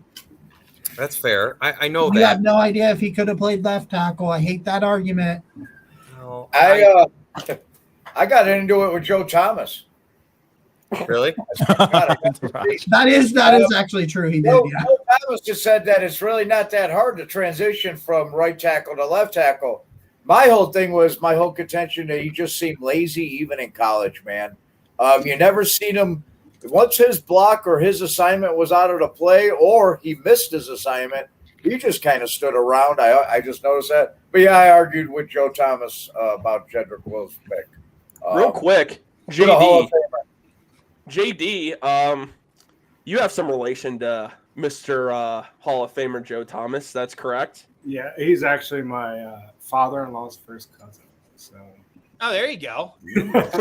I've been invited to their family reunion at his parents' house 2 summers in a row, and I haven't been able to make it. Oh no. Got to get there one of those years, Oh, man. God, this Jordan dude, he just, just ignoring me. God, this guy. I'll get to talk to him eventually. Yeah. And then we'll get him on for a Network 216 exclusive. Oh yeah, I'm sure he would. So Oh, the legend, the Hall of Famer. we've talked a ton about the Browns potentially taking a wide receiver, and I kind of see that as more realistic as we're approaching this pick here. I mean, No if they- names. no names, but if they do, I'm just wondering how that shakes out for the Browns receiver room overall, because I don't know that there's a guy you particular. Well, I mean, aside from, I guess Anthony Schwartz is that name that probably ends up. He's dead to me. He's I guess gone, I'm just man. That already- dude can go work at McDonald's and make me a Big Mac. Like, that's about You what better he's learn good how to for make at this steak, egg, point. and cheese bagels. That's all I'm saying. Yeah. Sorry, Jacob. I'm done. I've been done with that guy. Like, I'm happy he's gone. You can speak Chinese, buddy. I was done with him in preseason last year. In the first play of preseason, he drops the ball, and I was like, "Yep, this guy sucks. He's never gonna get it." All right, there's the draft pick, boys. Yeah, there it is. There it is. I Hendon like Hooker. this pick. I like it a lot. Hey, dude, I love that landing spot. I think that's Hendon perfect for Hooker. him. Absolutely perfect. And They also, love how about the that. fact that Amon-Ra St. Brown is the one that's announcing the pick of his potential future QB? That's awesome. I know Hooker's older. I understand that, but I mean Tennessee. He was tremendous for Tennessee this year. That offense was so much fun to watch. I think he's got a lot of potential. It's a good landing spot because he doesn't have a lot of pressure on him. They're building up weapons there. Obviously, they have a good offensive line. I think it makes a ton of sense. Yeah. Now, do the Lions do the Lions decide to trade up for one of his teammates? Oh, That's a good point. Hey, there's 2 of them available. I did not say This is names. the Browns podcast. If the Browns are going to make a trade, look at pick 69. For some reason, we love making trades. with the Houston Hey, Texans. 69 Giggity, was already- giggity, was giggity, already- giggity, was already giggity. in for 69 for the Houston Texans. It's already in there. I got a nice pick 69. Nice. She agrees. Nice. Nice. Oh, man. You forget that he played at Virginia Tech as well. I do. They Wow. booed him. They booed him out of Virginia Tech, which was the worst part. Like, So Hooker, how old is Hooker? 24? 25. He's gonna be 25. 25. So, fun fact: Deshaun Watson is currently 2 years older than Hendon Hooker, as of currently, which is crazy. But I mean, the production speaks for itself. It's a highlight reel over here. Tennessee was good for a reason, and Hooker was a big part of that. Yeah. he's not 28 though. At least Well, he's not. Yeah. 28. Don't even. Hopefully he doesn't get lost That's into a the terrible American memory, flag. man. That's a brutal memory. Hopefully he doesn't get lost into the American flag. Yeah, exactly. Oh, dude. That was such an omen. I'll never forget. I still can't believe it. And You're gonna be by the some way, good players here, little- man. little update for you guys too. So Houston trading up to 69. They traded. They moved up from 73, and they only gave up 151. And that's the one pick in front of the Browns. So Bro, I guess let the board fall. yeah, They I think that's what they're doing, man. You're Houston looking needs at a it here weird- too. It's Because- like, oh, sorry. No, I was just quickly going to say, too, the picks are in through Vegas now at this point. So now we're getting Yeah. into that TV delay a little bit. Yeah. Okay. I'm staying off Twitter because I don't want to be Yeah. spoiled. I will not spoil. I will not spoil. But we are getting closer and closer to Cleveland's pick coming up here. Stellar Houston Dog said go take wide Dell before Josh Downs? Question mark. Not That if would you have be- any common sense. No, that's next level stupidity at that point. Hmm. It's not a knock on Tank. He's just old, man, and he's I just don't. He's I'm not a tiny. fan. And If he's you- not if- he's not as blow you by as fast as everybody thought he was gonna be. He's a great value later on in the draft. Yeah, but the thing is, the Texans have a chance right now to like double dip at wide receiver if they really want to. Yeah. I don't think they will either. But I'm just saying, if they really want to build around CJ Stroud, they can. They have I too think many- they need to. Hey, they got a YouTuber announcing this pick for the Yeah, Texans. this dude's Shout good. out. This dude's Network good 2 with and his 6 stuff. Dreams over here. Yeah, they that's- took Bell. They took that. Take him. Oh, I dare you. Stellar Dog. Take Stellar him. Dog. You told us too early. By the way, Take if you him. join us, please do not tip picks. We're trying to give you guys live commentary. We can't do that. Yeah. I'm staying off I Twitter. thought he was asking. The thing is, I'm on Twitter and I see picks and I don't say anything. Mac, just stay off Twitter when the Browns are up. That's all we ask. Oh, you guys are so stupid. Bro, what is the thought process? You guys don't want to mention names. Is it a jinx? For I Mac, forgot for you were Mac, it's here, been a Roger. jinx. Yeah, so Roger, what happened was I mentioned how I really liked Luke Schoonmaker, and Okay. all of a sudden, a couple picks later, Dallas Cowboys went ahead and selected him. So I am not. You guys are more than welcome to go ahead and use names. I'm not saying you guys don't have to. I'm the one that's the bad omen, so that's on me for not naming names, and I'm not going to quite yet. Still, Okay. so you guys are fair. It's fair game for you guys. Mention who you like. Everything like that. I won't comment. I won't say anything like that if it's somebody that I like. So, real quick, if you had to pick a position the Browns are going to draft here, Right what now, position you going Josh Downs. If Josh Downs. Josh Downs is the pick if he's there. 100%. I'm gonna I take agree wide because out, wide dude, receiver. he wasn't going to be there. Like Josh Downs never should be this far down. with? No Arizona's the one that Now- scares me. Like, Now I think Jimmy they could Haslam take gets one. involved, which would piss us all off. He's taking Jalen Hyatt. So Las Vegas and New Orleans, I'm not worried about them taking a wide receiver, but I think Arizona at 72 is one that potentially could. I also wouldn't sleep on D line either. I think Okay. Hey, well, there's a certain kid that's available that we all really love. That Shut is up. still. I didn't say a name, Jacob. you guys are allowed to say names. You guys are allowed to say names. No, I banned No, him. no. That's I bad. think- I think we're all Apparently, collectively getting nervous. I'm banned from my own show saying the name of a football player. This is a new one. Wow. Yep. And Hanford Dixon is making the Browns pick line. Hey, by the way, guys, congratulations, Guardians get the win 5-2 in Boston today. Let's Yep. go. Running it, you know. Magic number There's down some to guys that I did my. The magic number's what? 139. 139. We're getting there. I've just. Oh, okay. Ah, Whatever. Those names are falling, baby. Come on. You know who's making the Come pick on. tonight for the? You know who's making the pick tonight for the Browns? yeah, Hanford right? Dixon. Really? Also, Oh, so we Adele got has top dog. decided to We got top dog tonight. All right. You got top dog, yeah. Thoughts on Byron Young going to Las Vegas? I like Byron Young a lot. I thought you did. I think he's got some of the best hands in the draft, man. He understands how to manipulate offensive linemen, play with great leverage and strength and speed. He can switch back and forth between both of them. And he's just a relentless player, man. And if you're watching NFL Network, you're seeing some examples of that. Like Yeah. Byron Young is not going to stop. He is not going to stop until that play is over. You can dance in the backfield as much as you want. He's a better athlete than you think he is. He's going to dance all around, and he's going to put a hurting on you. All right. So just so you guys know, pick 72 is already in as well. So currently, the Rams are on the clock. So they traded with Houston. Mac, just I'm do on us this one page. favor. Do not give us any hint about the I'm not- Browns. Oh, I Okay. won't. I won't. I appreciate it. Yeah. I'm being told it's a knee for Darnell Washington. I saw That is why there is some concern with Darnell Washington's knee, and a bunch of teams have taken him completely off their board. Wow. Bro, I mean, if he gets there on day 3, you could talk me into it. If he gets there in the 5th round, I would take Darnell Washington. Yeah. Man, poor Jamal Williams. Everywhere he goes, teams should just have Wow. Kendrick all these Miller. running backs. That's the first running back take. That's a shock. That's a surprise for me. That's the first one since Charbonnet, right? Yeah. Kendre Miller, I like Kendre Miller. I don't think he's a 3rd round pick, but It's not a terrible pick for a Well, guy to spell.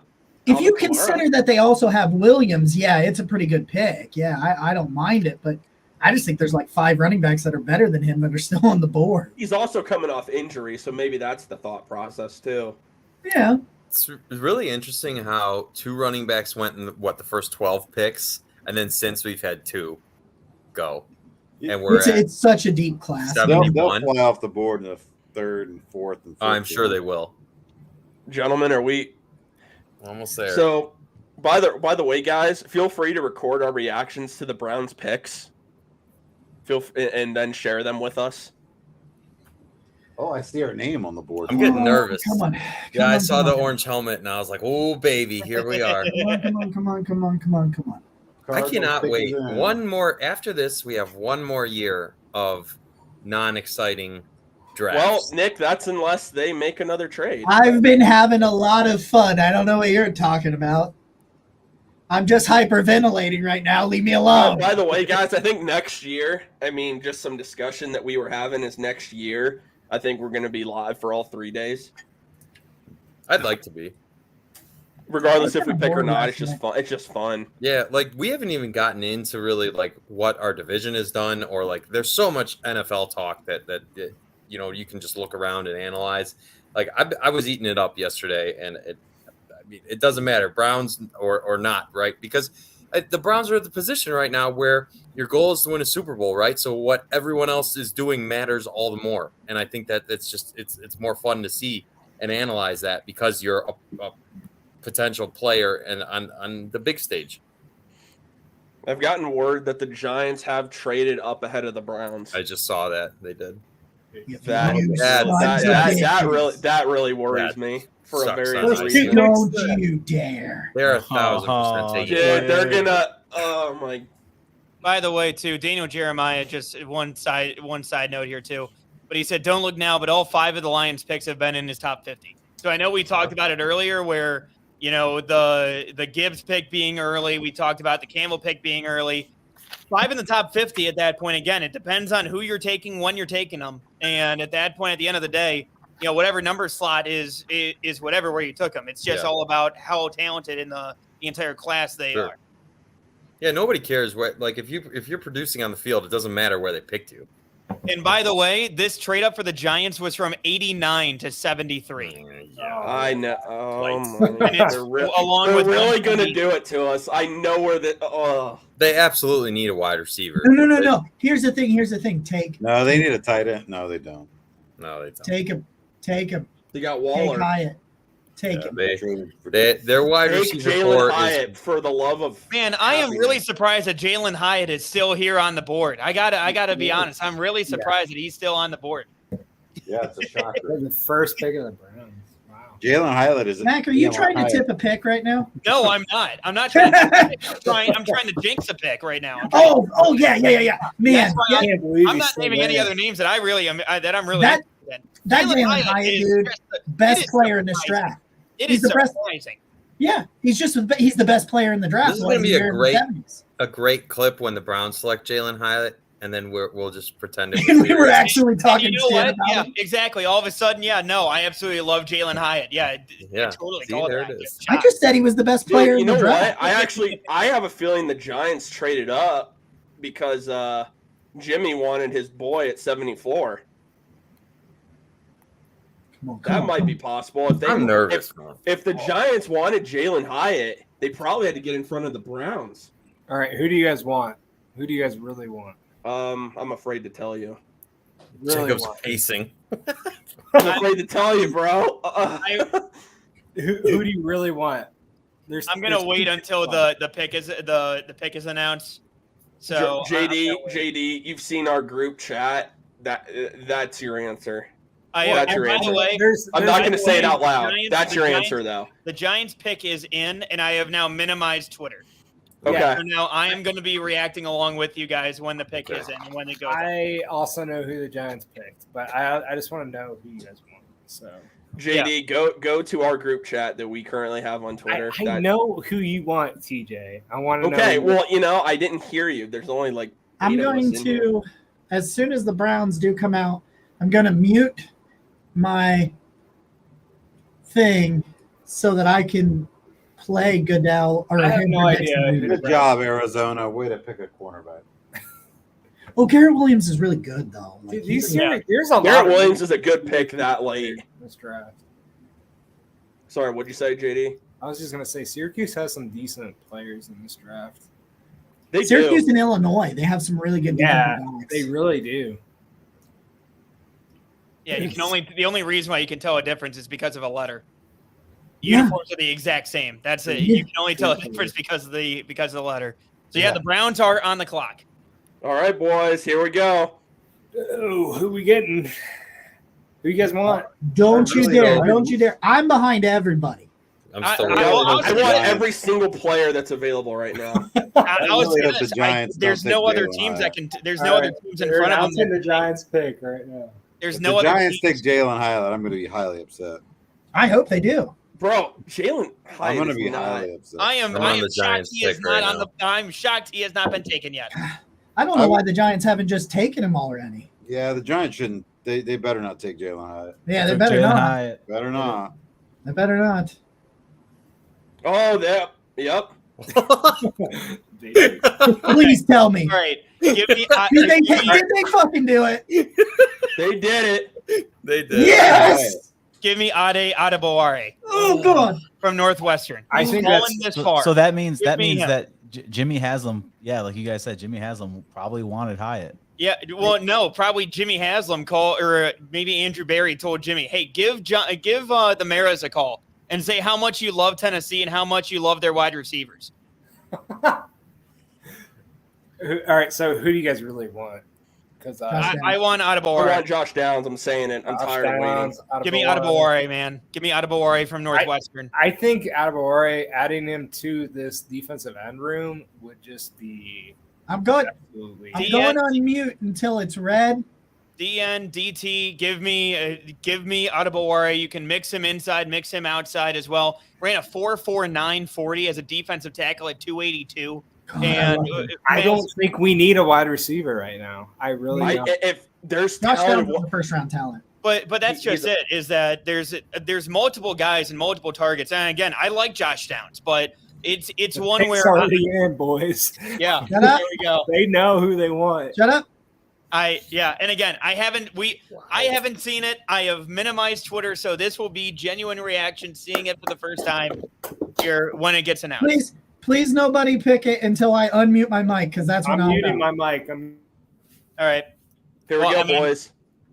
I guess Everyone's live reaction right now to this pick. Here we go. All right, let's go, top dog.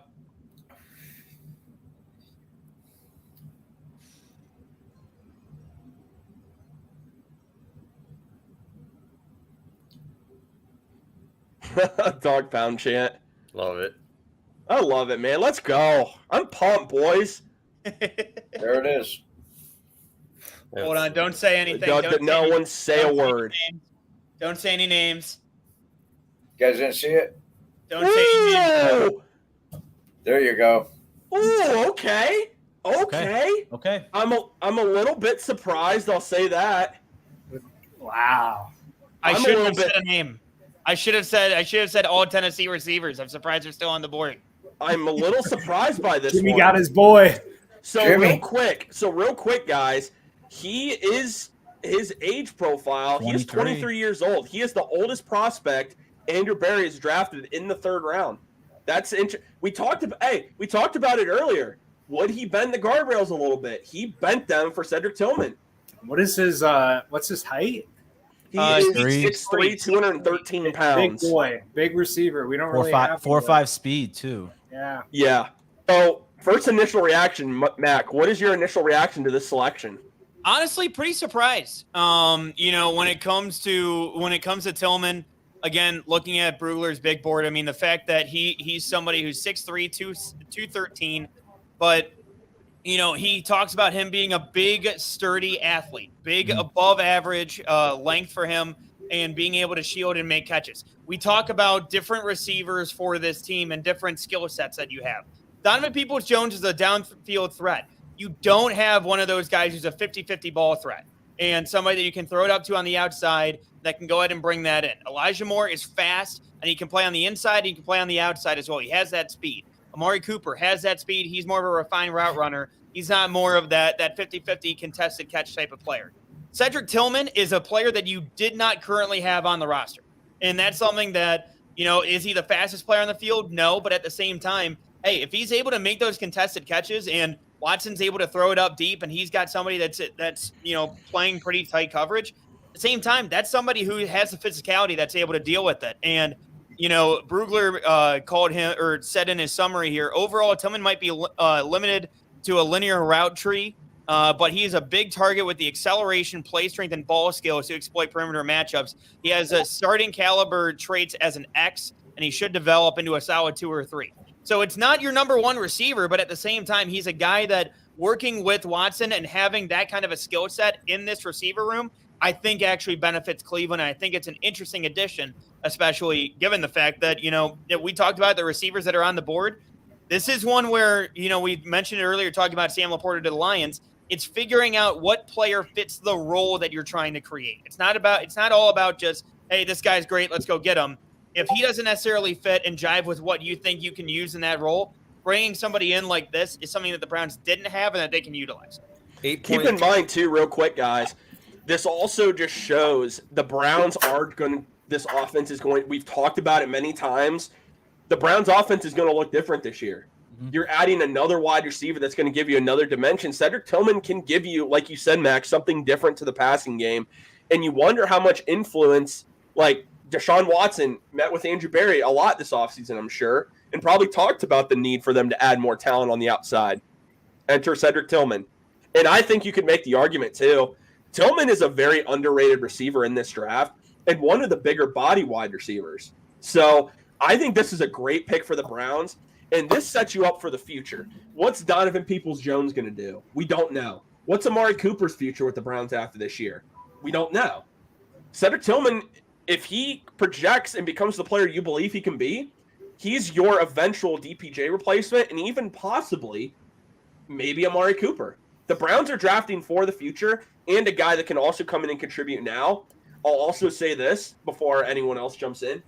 David Bell better really take a step forward this year because he's going to have a tough time getting on the football field.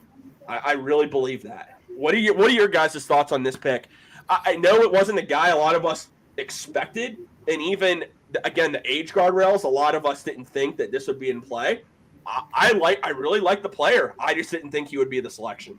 I see he's got he's an 8.67 relative athletic score. So you're taking a guy who is 6'3" and a great athlete. So that has me excited immediately. I'm not going to lie to you. I don't know a whole lot about Tillman, but I'm doing research as fast as I can. We talked about the Tennessee offense, right? And obviously Tillman was a big part of it. And I think these big body receivers, that's such a nice pairing. Like if you look down the road, right? Like a 6'3" Tillman and an Elijah Moore, who is it's such a nice pairing when you've got a guy who's on the smaller side, and now you've got a guy who's obviously bigger. And so you look at, Amari Cooper 6'1", Donovan Peoples-Jones is 6'2". You've got David Njoku and Jordan Akins, who are both big body targets. That's a lot of guys with a lot of size on your offense. And think red zone targets as well when you think of Tillman, So here's the thing. Cedric Tillman played 5 years at Tennessee. Only once was he healthy enough to play over 6 games. And don't get me wrong. His year, Zach Harrison to the Falcons. his year 2 years ago, what he played in 2022, I don't think he was ever healthy this year. I think that ankle.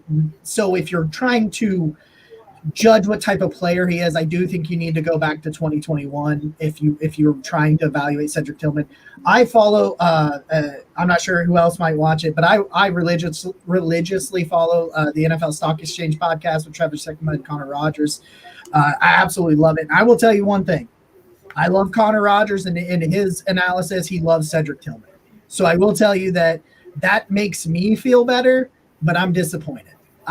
There's no other which way around it. I think Josh Downs is a better player. I think Adam Wari is a better player. I think Trenton Simpson's a better player. I think you had all these players that really, I think, are just overall better talents than what Cedric Tillman is. I don't hate the pick. Let me say that. I don't hate the pick. I'm somewhere in the middle. And then again, it's a third-round pick, so I guess you're kind of along the line of what you do with a lot of third-round picks.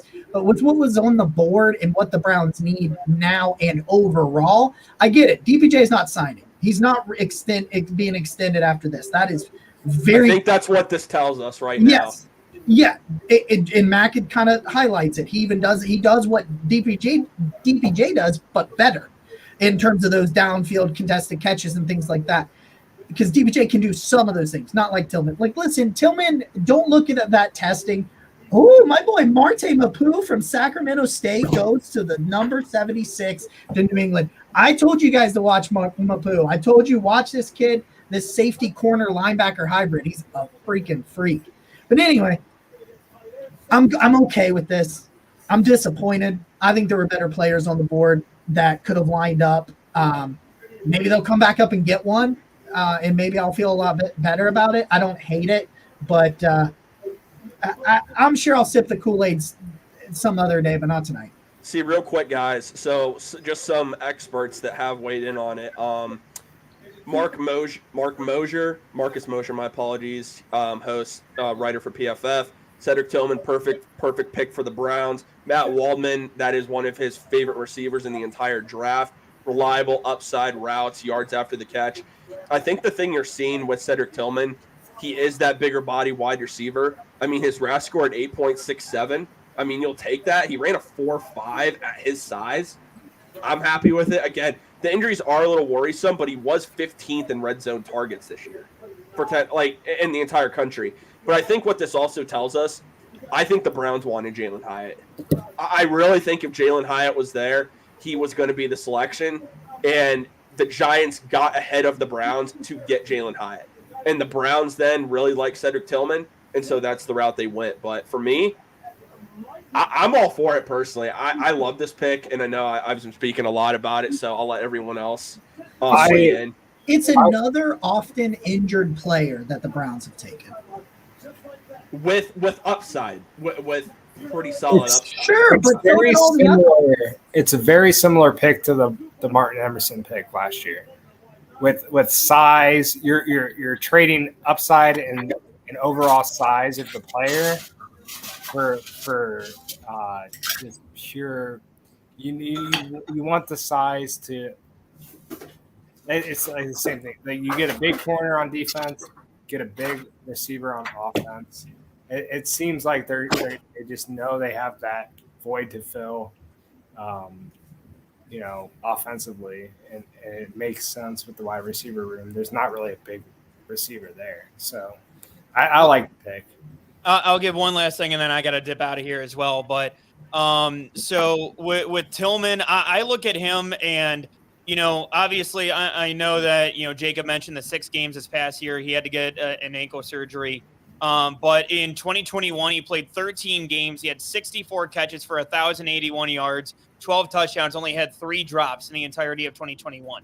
So for somebody like Tillman, and it was also the first 1,000-yard receiver at Tennessee since Justin Hunter back in 2012. So for him, he's a big receiver. And again, like I mentioned, I know that it's not the sexy pick compared to some of the other ones that were available at the time, but again, looking at him, I think that he's somebody who I think could fit into a role, which honestly on day 2, with where the Browns are picking at this point and with the talent that the Browns have, and Andrew Berry mentioned it, the fact that, some of these players, they aren't going to be, that day one impact that you might necessarily see in previous years. So I look at somebody like Cedric Tillman, who can develop into a role that I think fits for what the Browns need on offense. And I think that he brings a physicality that I don't think that we've necessarily seen, and have that physical size that we don't have in that, or that the Browns don't have in the wide receiver room. So with that, that's my thoughts on Tillman. But real quick, Mac, before you head out, just let everyone know where they can find you at. Yeah, you guys can find me on Twitter at MacRobinson95. Really appreciate the time, guys. Good talking Browns again. Been a minute since I've been able to, since I was on back at 92.3. But really appreciate the time, guys. Thank you. Anytime, Mac. Appreciate you Mac. joining us. We really appreciate it. You, and guys, real quick, man. we're 3 hours in. I think now would be a really good time just to hear from one of our sponsors. Just because, again, we're 3 hours in here. We can get it before the next Browns pick. Give us all a chance to go get a drink, get a snack. So we're going to take a second, and we're going to hear from our sponsor, BetStamp. What's up, guys? Today's podcast is brought to you by our friends over at the BetStamp app, which is helping thousands of people win at sports betting, and it's absolutely free. The same way travelers use things like Google Flights, Expedia, and other websites to find the best prices, bettors can now use the BetStamp app to do the same for sports betting. When you place a bet, the odds given by a sportsbook will determine how much you could possibly win.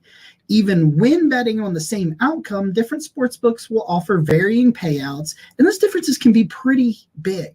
Thankfully, BetStamp allows you to easily line shop for the most profitable odds across all the major sportsbooks. You can click on any matchup and instantly see all the different odds from game lines, player props, and even futures bets. Line shopping is the simplest way to find an edge in sports betting and maximizes your chances of winning long term. On average, BetStamp users win an extra $1,000 a year just by line shopping.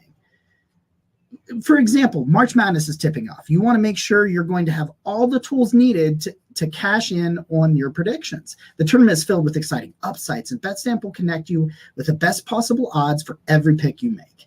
You can find the BetStamp app in the Apple iOS Store, Google Play Store, or through your browser at www.betstamp.app.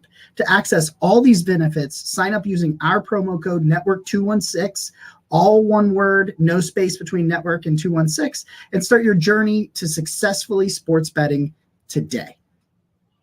If you forget to use the code upon sign up, you can always enter our code in your BetStamp account settings afterwards. So go check it out. And let's make some money.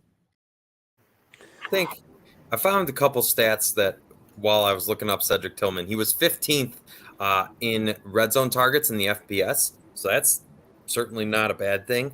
And so I know it's been a couple of years, but he had really good showings against Alabama and Georgia. And yes, like Jacob said, he struggled with injuries. So we're gonna see how that plays out. But it seems like if you're telling me that if the guy's healthy, he's a contributor to this Browns team, then that sounds like a plan to me. It seems like, and you can never go wrong with having a lot of size. I think, what, if the Browns are looking forward and they're not planning to pay Donovan Peoples-Jones, finding a guy like this in the third round seems like a good place to start. I don't know why we get so pissed off when we just add talent, regardless of the position. Like, why is a fit? No, seriously, like, I have so many people in my mentions right now that like, oh, such a stupid pick, and oh, we didn't need a wide receiver, and all this. Like, I mean, we're gonna complain about adding talent. Like, why do we do that as a fan base? Here's what Listen, it comes down to, though, at the end of the day, it's all a crapshoot. Like, you never know. Like, I've seen guys that get drafted, and you're like, that's a can't miss Hall of Famer, and then the guy freaking sucks. And then, like, who a couple years ago was saying Amon-Ra St. Brown was gonna take off and have the career he's had early on. Like, sometimes you just never know. I mean, Cedric Tillman could be the next. He could be our DK Metcalf or something. And a lot of people are saying he's a bona fide X. well, let me say this. I told you guys earlier, Connor Rogers he is with NBC Sports, but also does the NFL Stock Exchange podcast, my favorite draft podcast with Trevor Sikkema. They're part of PFF for that podcast. I tweeted at him and asked him to make me feel a little bit better about this pick. And his response was, he's my wide receiver 4. That's saying something. So a guy that And he also sent me his final wide receiver rankings video, which I've actually already seen. But anyway, but like that's really cool. Like to look at a guy that I think is one of the best in the industry, say that he's the fourth player at the position. You know, he's a good football player. I'm concerned about drafting more people with injury histories, but he's got talent. I'm disappointed because I like Josh Downs. I like Adebawore. By the way, I'm writing an article right now, so people can tell me who gets picked after that. I'm not looking. By the way, speaking of Josh Downs, great fit with the Colts. Great fit. Colts. Great fit. Michael Pittman Jr., Alec Pierce, Josh Downs in the slot. Anthony Richardson's going to have some weapons, or Gardner Minshew, whoever ends up starting this year. But they got some weapons there. The Panthers, this is a surprise pick. Wait, maybe it wasn't the Panthers. Just took DJ Johnson out of Oregon. He went really early. Yeah, Panthers took him. I don't have his slide, by the way. I thought he was. Yeah, because he was supposed to be a day 3 pick. I'm shocked by that one. I'll be real. That surprises me a little bit. You know what? Looking more into this, right? So it seems like Tillman obviously had a better 2021 than he had 2022. Yeah. And is this another situation where a guy maybe didn't have as much production, obviously due to injury, but has shown he can be really productive, and so we'll look back on it and be like, maybe this was a value. Maybe if he stays healthy in 2022, he goes way higher than he currently did. I'm not positive. He's a great athlete. He's tall. He's big. He's been really productive. The more you look at it, I think there's a lot to like. Stellar Dog weighs in. I would have preferred waiting another round, picking Bryce Ford Wheaton as a tall but faster receiver. You don't have to convince me on Bryce Ford Wheaton. You don't. I really am a huge fan of Bryce Ford Wheaton. Again, he's not a guy that I was not expecting Cedric Tillman here. I think a lot of us weren't, but he's good. He's a good player. Like, it's kind of hard. He wins at the catch rate. This is what Pro Football Focus says. By presenting his quarterbacks with massive windows, he's going to attack 50-50 balls in a way that will quickly build a rap sheet with his quarterbacks in the NFL. Vertical tree X receiver teams will want Tillman to utilize his size on the outside where he can lead block on screens and get his hands on defensive. He is a really good blocker during his routes. He said some other things here. A 70.3 overall grade this past year. Again, nothing spectacular. They also said that they projected him as a 4th rounder. Tillman's physicality will appeal to teams that demand plus blockers on the edge, but he's also a one-trick route runner who can only play a few roles. Now, that said, you're learning from Elijah Moore route running, and you're learning from Amari Cooper route running. So, I mean, if route running is a worry for him, I don't think there's any better combination he can learn from. That's how I see it, at least. So if that is a worry to some people, it doesn't really worry me that much because he's learning from arguably, as Chad Johnson said, 2 of the best in the league at that. So what do you guys think about that one? I'm liking the pick a little more. I'm going to wait and see because sometimes it's so hard. Like, I think he fills a need for what you're going to be replacing next year. I agree. I think it's overreaction to say it's the wrong pick. I know there's a lot of talent on the board, but just in pure football terms, like he's a big receiver that we don't have, and I think he fills a role that Deshaun Watson wanted on the team, and I think he'll produce. He might not produce as a 1st-round pick, but he's a 3rd-round pick this year. Mm-hmm. We've had 3rd-round picks in the past, David Bell, Anthony Schwartz, that haven't quite produced immediately. So it might be along those lines, but he's a completely different player than those 2. So we just have to wait and see. So the summary that Dane Brugler has from his draft guide is a 2-year starter at Tennessee. Tillman was an outside receiver in Josh Heupel's up-tempo spread offense, lined up exclusively on the right side of the formation after a breakout junior season. His senior year was marred by an ankle injury, but he still finished top 10 all-time in Tennessee history in touchdown catches with 17, holds the school record for consecutive games with a touchdown grab, which is 7. Tillman has above average hands with catch radius and body type to be effective on slants, stops, comebacks, or when tracking the ball downfield. He can open his stride and maintain his acceleration through the stem, but lacks the short area quickness or detailed urgency to easily create separation. Overall, Tillman might be limited to a linear route tree, but is a big target with acceleration, play strength, and ball skills to exploit perimeter matchups. He has starting NFL traits as an X receiver and should develop into a solid wide receiver 2 or 3. He projected him as a second or third round pick ahead of Marvin Mims. He is his 8th ranked wide receiver. So I'm looking again, more stuff. Tajay Spears just went to the Titans at pick 81. Nice. I love that for them. That's a great pick. Looking at Connor Rogers still talking about this stuff. He says the Browns got to steal. Tillman is better than a lot of wide receivers that were taken ahead of him today. He referenced a tweet that he put out in February saying that Tillman is a forgotten man in this class. 6'3", 215 pounds, can win deep, but also uses his frame to shield DBs and short intermediate area. He had a monster game against the highest level of competition. Against Alabama in 2021, he had 7 catches for 152 yards and a touchdown.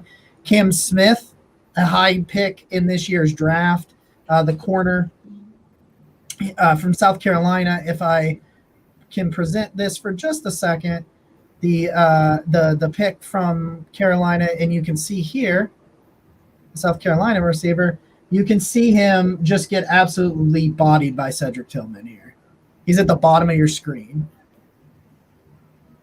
Jacob's already getting himself ready. So, he's a great red zone target. So I will give him that. He's probably one of the better red zone targets in this class. I am going to send a link. We're going to get Corey Kennan on here in just a second. For sure. I just saw that Steve Smith Sr.'s sleeper wide receiver for the 2023 class is Cedric Tillman. Yeah. I like that. I mean, Tillman, I will say this. I think Tillman gets, I think he did get a little disrespected in this process because everybody loves the speed of Jalen Hyatt and some of these other guys. Tillman can play. I'm worried about drafting more players that miss a lot of time with injury. This is a trend that I don't overly love. But if you put a bunch of talent in the wide receiver room as they have done, they should have enough each week. Even if certain guys miss some time and stuff like that, it's a numbers game at that point, I guess, a little bit. I think there were better picks, but I see a path where you play this clip 2 years from now, and I look like a dumbass. So I can see it go either way. I like to pick more now that I saw Steve Smith had Cedric Tillman as his wide receiver he liked. I trust Steve Smith. I do too. Honestly, the more that I have read up on Tillman now, I'm a fan of this pick. I really think he is one of the more underrated receivers in this draft, and I think injury really pushed him down. Film room coming for Cedric Tillman next Friday for people that for members of the channel, which you can join for $2.99 and get some early access to some great videos. Will come next Friday. The film room for everybody else next Saturday. Matt Waldman, who I really love reading just about his draft and scouting, has talked about him, and he said Browns get one of his favorites in Cedric Tillman. Reliable, upside with routes, yak. And I would like to remind everyone how much we've all been complaining about the lack of yards after the catch. Yeah. If somebody can do that, it's a no-brainer addition. I think it makes a lot of sense. I'm excited.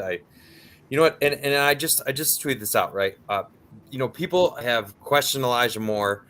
They've been done with Anthony Schwartz for a year. They have little faith in David Bell, but then are complaining or wondering why the Browns selected a wide receiver. You can't have it both ways. Either the wide receiver room is in a good place, or the Browns need to select a wide receiver. You got to pick one. And I'll say, Nick, let me add on to that. I'd rather have Cedric Tillman than Jalen Hyatt. Okay, that's good to hear. Well, I think Cedric Tillman adds something that Jalen Hyatt doesn't, Mhm. which is size. And I mean, you could say Jalen Hyatt and Elijah Moore add the same element to the offense. So why would you add two of the same? It's you add size or you add speed and elusiveness in the open field. So yeah, I agree with you. I think Cedric Tillman adds just that other element in the wide receiver room, and I think it's a really good addition for this Browns team. I like it. I mean, we're almost about we're gonna be on the board here again. I would love to see him trade up from 98. Still a lot of good players available too. There are some names that we need. Ooh, you know what? Shout out to Rod Blum, who was pointing out that people reacted really negatively to the Browns selecting Martin Emerson last year. They And did. look at how that ended up working out. That's what I was saying. It's almost identical with it's like Martin Emerson was kind of like a no-name pick where we drafted him and everyone's like losing their minds. Like, oh, like nobody knows who this guy is. Like, why would we draft this guy? And then you look at his physical abilities and what he can actually do on a football field. You're like, oh, okay, this actually makes sense for our team. And it's kind of the same thing we see with Cedric Tillman this year, but on the offense. So I'm excited to see where it leads for the offense. Just opening up a different element that we didn't have last year. Because we were struggling with getting people open downfield, but we added Elijah Moore. Mhm. He's a threat, but he's also a slot guy, and he can play all over the field. Now we have the big wide receiver that we can throw Friend field to. So friend of the Barking Brown Show, friend of the Network 216, Matthew Peterson over Browns Report for Chat Sports over there. Big fan. Says it's an absolute steal, and he's going to buy a jersey tonight. So, All right. and By I the like way, Matthew. If you've never checked Matty out on Twitter or Matthew out on Twitter or on Chat Sports for the Browns Report he does daily over there on YouTube, you should really go check him out. He does really good work over there. Also, speaking of YouTube, guys, for those of you that are still with us and are not yet subscribed to the channel, remember you can do that for free. All you got to do is click that subscribe button, absolutely free. But also, if you haven't already, drop a like on tonight's live stream. Help that YouTube algorithm grow for Network 216. We really would appreciate that. We also have a brand new membership that you can purchase. It's only $3 a month. You'll get early access to videos that include Jacob's film rooms that he's going to have on all the rookie prospects. Myself and Jordan Dalton are going to be having an Ohio State video series that we are doing every other week. So there's a lot of content we're going to have, and then we're going to even have some more benefits start to come out on that as well. Again, only $3 a month really helps the channel grow, and we really would appreciate that support. I really like reading about. A lot of people have said that Tillman was the wide receiver one in Tennessee before he got hurt. He was, and obviously Hyatt took over. So that, I mean, that's really encouraging to me because the guy obviously showed that he belongs and he's been productive. So I think, I mean, it sucks whenever you deal with injuries and drafting a guy like that. It can be risky. I get that, but if your biggest concern is he healthy, I think that's probably a good place to be when you're picking in the third round. Ooh, the Dolphins went after Devin Achane. That's a great pick. Oh, yeah, that's a great pick. That's a great pick for them. Is Corey joining us now? He will as soon as he gets a chance. So he'll get on here soon. He's doing a little writing, but he'll be on here soon to give his little. And so how far away are we from our next pick? I don't even remember. We're at 98, so we're 12 picks away. Oh, 13 okay. picks So away. we're gonna have some more real quick here. We're actually gonna be wrapping things up here pretty soon. I refuse. Moving along. We really are. 24-hour stream. Let's go. Let's go. See if we can get some new memberships so Jacob can end up shotgunning his Natty Light. Natty Daddy. Yeah, we've kept really consistent viewers throughout this entire time, and so thank you to everybody. And you're willing to sit down with us for 3+ hours. That I can't tell you. That's amazing. Thank you. I'm glad you guys find me this entertaining. Yeah. That's really the surprising thing. The fact that you find that we're this entertaining for you. I appreciate that support. Yeah. So, so we'll bring managing editor at the Browns Wire, Corey Kinnan, on real quick. Corey, how's it going, man? Hey, fellas, how's it going? Well, we're going on the roller coaster of me being like, oh, man, that wasn't Josh Downs, to me being like, oh, man, he's pretty good. But like, oh, man, he kind of gets hurt sometimes.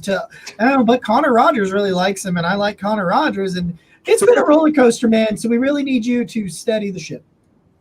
Yeah, so I mean, he broke his ankle. Like, that's not like a lingering injury, Like that's a freak injury that happens. And he came back in the same season he broke his ankle in. So like, it's not like he has a lingering like groin issue that keeps popping up and he can't shake, or like a hamstring that like keeps bothering him that puts him out 5 games.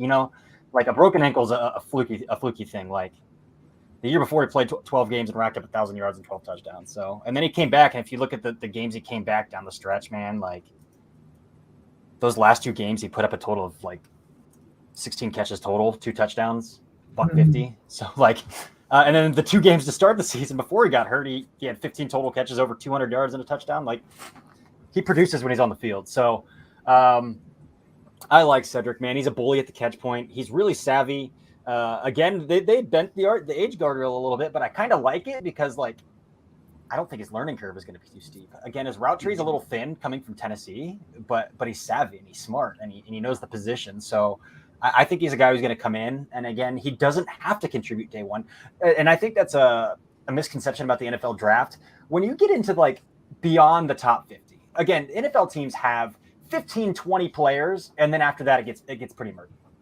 So like when you get into the top 50, when you get into the top 74, like what are we talking? Like, and Andrew Berry said in his press conference, like, we're not trying to draft players for today. Like, our goal is that none of these guys have to produce right away, and that's really the goal. And I think people, especially because the Browns don't have a first or second round pick, they see he's the first player taken. He needs to be able to contribute. We could add a defensive tackle. Like, okay, what defensive tackle are you taking? But he has some time. Like, he has a year. So, and again, I always go back to like the Chiefs, the Buccaneers. They won the Super Bowl. All of the best offenses, all of the best teams in the NFL are greedy at wide receiver. Like the Bengals, man. The Bengals had Tyler Boyd and T. Higgins, and they took Jamar Chase 5th overall. The Buccaneers had Mike Evans and Chris Godwin, and they signed Antonio Brown. I'm sorry. The Chiefs, like, they lost Juju Smith-Schuster, and they went out and signed 3 different receivers. They traded Tyreek Hill, and they went out and got 3 different receivers last offseason. I'm sorry, they added Juju Smith-Schuster as one of those 3 receivers. Like, good teams are greedy at wide receiver. You can never have too many playmakers. So I don't hate the pick at all, man. I think too, Corey, a big thing with this is Jack Duffin talks about it a lot, and this is what Andrew Berry's doing too. You want to draft naturally for the future. I mean, you don't ideally want to just be drafting for need and hoping a rookie can step in and fill that position. And with Cedric Tillman, you have Amari Cooper, you have Donovan Peoples-Jones, you have Elijah Moore, David Bell, Marquise Goodwin. Cedric Tillman is that future X wide receiver that you can develop now. His the biggest thing with him is his route running. It's not as crisp as you want it to be, but now he gets to learn under Amari Cooper, under Elijah Moore, and eventually, depending on what happens with Amari Cooper and Donovan Peoples-Jones, because it's very unlikely they're both going to be on this roster within 2 years. This is a pick for the future, not necessarily for this guy's going to come in, put up 500 or 600 yards this season. Yeah, exactly. And again, people, I mean, Anthony Schwartz, that's a bad pick. Like, that's just straight up a bad pick. But like David Bell, people are upset, like, oh, David Bell's a bust. Like, David Bell produced for being a fringe day 3 pick, like, as a wide receiver 4. Like, what David Bell did as a rookie is fine, what you would expect for a rookie who was picked 99th overall. Like, he's not going to come in and catch 100 passes, man. Like, I don't know. So I think we just have unrealistic expectations for draft picks, and if they don't produce right away, we get real upset. It is what it is. But I do think Tillman's going to – I mean, Bell had 24 catches, 214. I think Tillman's going to have more than that. I'm interested to see what the future of the wide receiver room holds. Yeah, it's gonna be interesting. And something that I think has been really interesting with this draft is just some of these prospects that have fallen. I mean, we talked about Trenton Simpson, and okay, never mind. Yep, Ravens. He just went to the Just Ravens. Like clockwork. Never mind. Okay, well, but like for instance, Adi Abawari out of Northwestern, some of these guys that are sliding a lot further than a lot of people thought.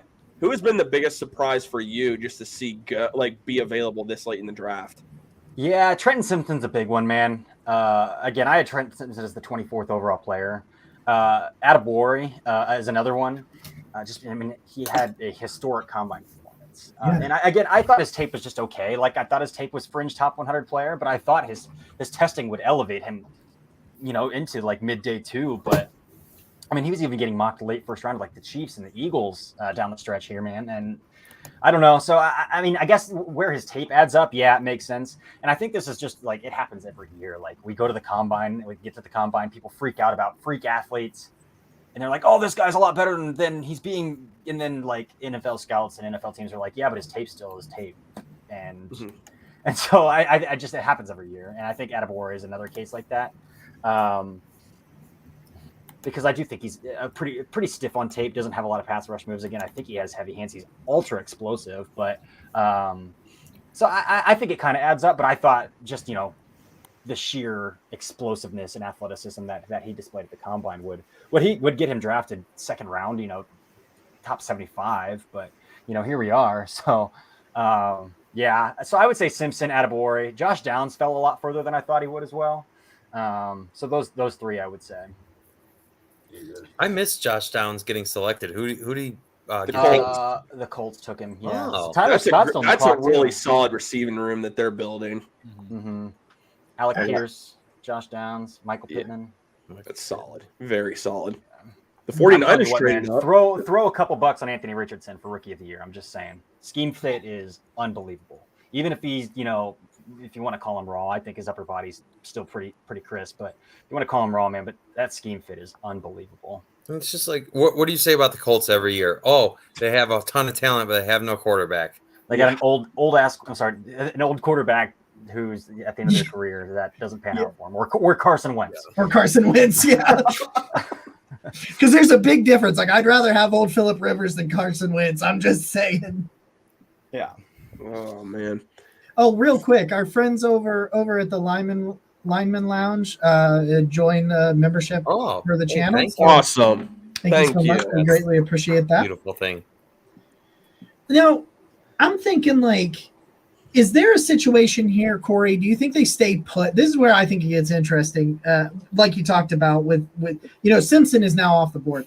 But, like, is there somebody that is following into this range? Are they going to stay put at 98, or do you think they get aggressive and use one of those extra 4s or 5s to kind of move up for a guy? Yeah, that's a good question. I think they I thought they might trade up, but now we're getting to 8. I mean, they're 11 picks away. I guess it could. I mean, they could jump up 5 spots. I mean, they have 4 picks in the 4th and 5th round combined. So, like, just throw one of them there. Even a pick swap might move you up 3 spots. So I could see it for Adebawore. Again, I tend to think they like Isaiah McGuire quite a bit. Somebody like that. Again, Tyler Scott's on the board, but I don't think they're going to go back-to-back wide receivers. Darnell Washington, apparently his knee has some issues, but if they wanted to get a fun tight end to throw in there, man, like, so there's some players. Again, some linebackers, probably nobody I'm trading up for. Like, I would take Dorian Williams at 98. I'd take Dorian Williams at 111, but I don't think he's a player you say, I got to trade up for that guy. I don't think Jamie Robinson's a guy you say, I got to trade up for that guy, but I would say Adebawore it would be the guy at this point now with Simpson off the board now. That would be like, if we want to go get this guy, yeah, why not? Okay. Yeah, I'm with you because I love him. What? Jacksonville. Okay. That's interesting. Hank Biggs, another running back. Oh, okay. Thanks, by the way, for that. I only own Travis Etienne in Dynasty, and he's like one of my best players. So shout out to you, Doug Peterson. I also I don't love Tank Bigsby's tape, to be honest, man. I don't. Yeah, it is what it is. But it's interesting.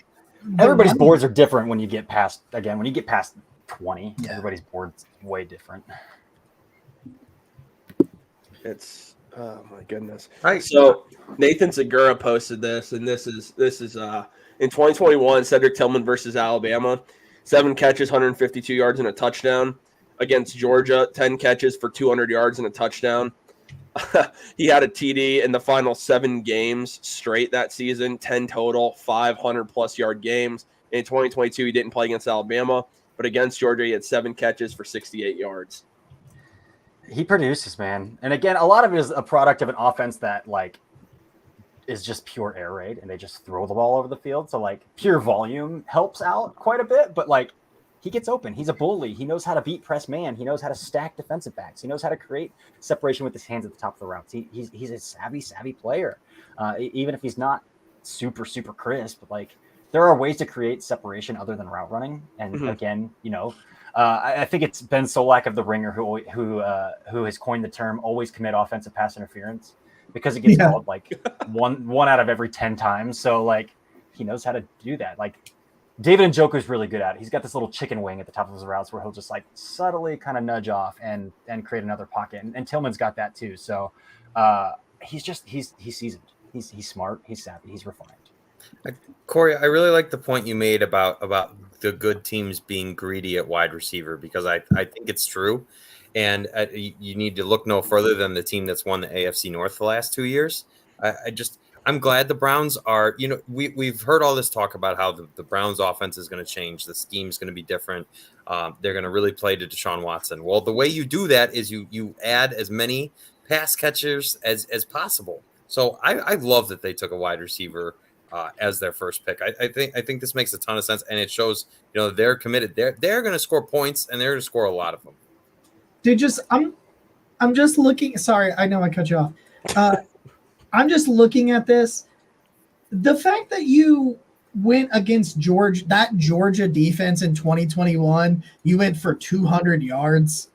Like, I know we've already kind of touched on that, but like, it's sexy, Jacob. That's what it is. That's a dude showing up in the biggest moment. I mean, you look at his final 4 games, like you talked about the 7 touchdowns, but you look at 200 yards, 100 yards, 106 yards, 150 yards down the stretch. He wasn't the reason they weren't winning those games down the stretch in 21.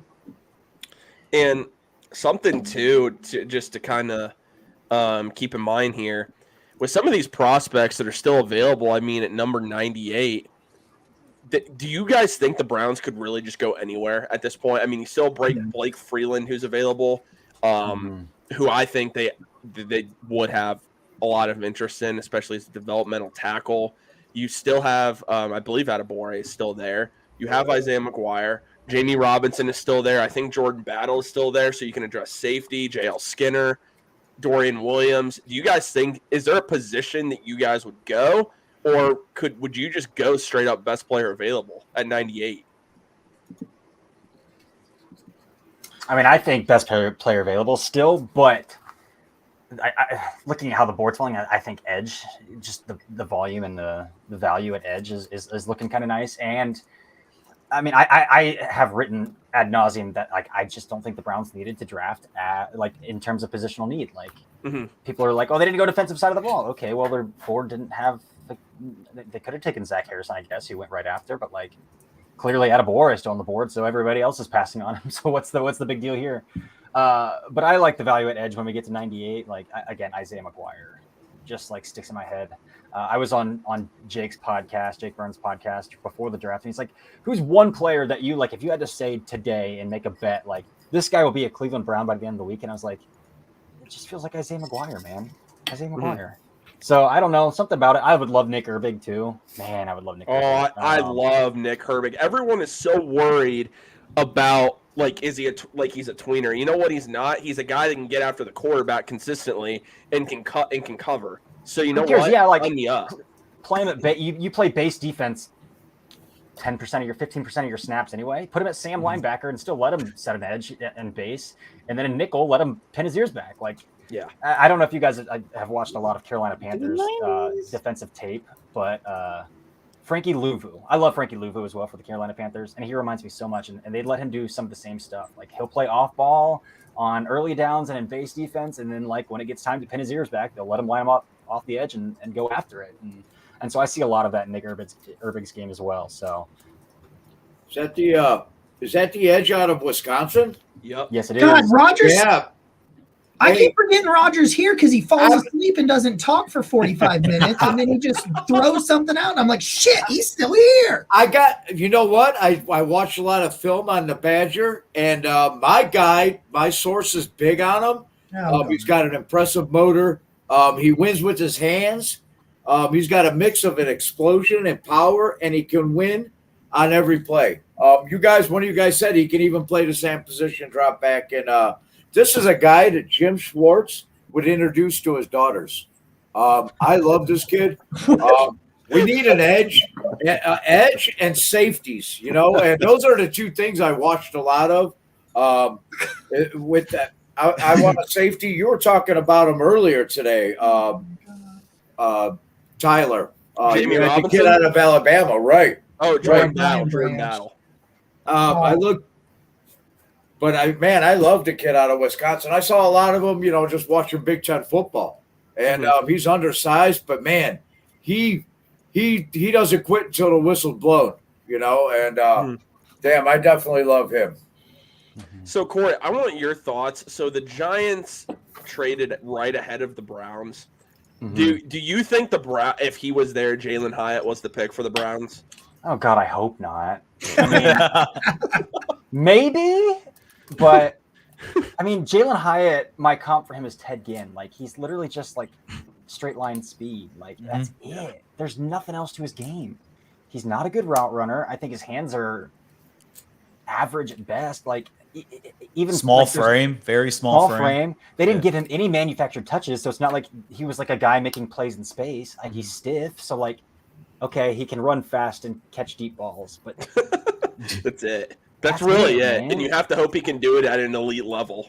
right, you got to hope. And the thing is, he faced one snap of press man coverage at this past season at Tennessee. One snap. So why do we think Josh Downs fell so much? I have no clue. I think a lot of teams see him as a slot only, so I Okay. think that kind of hurts him.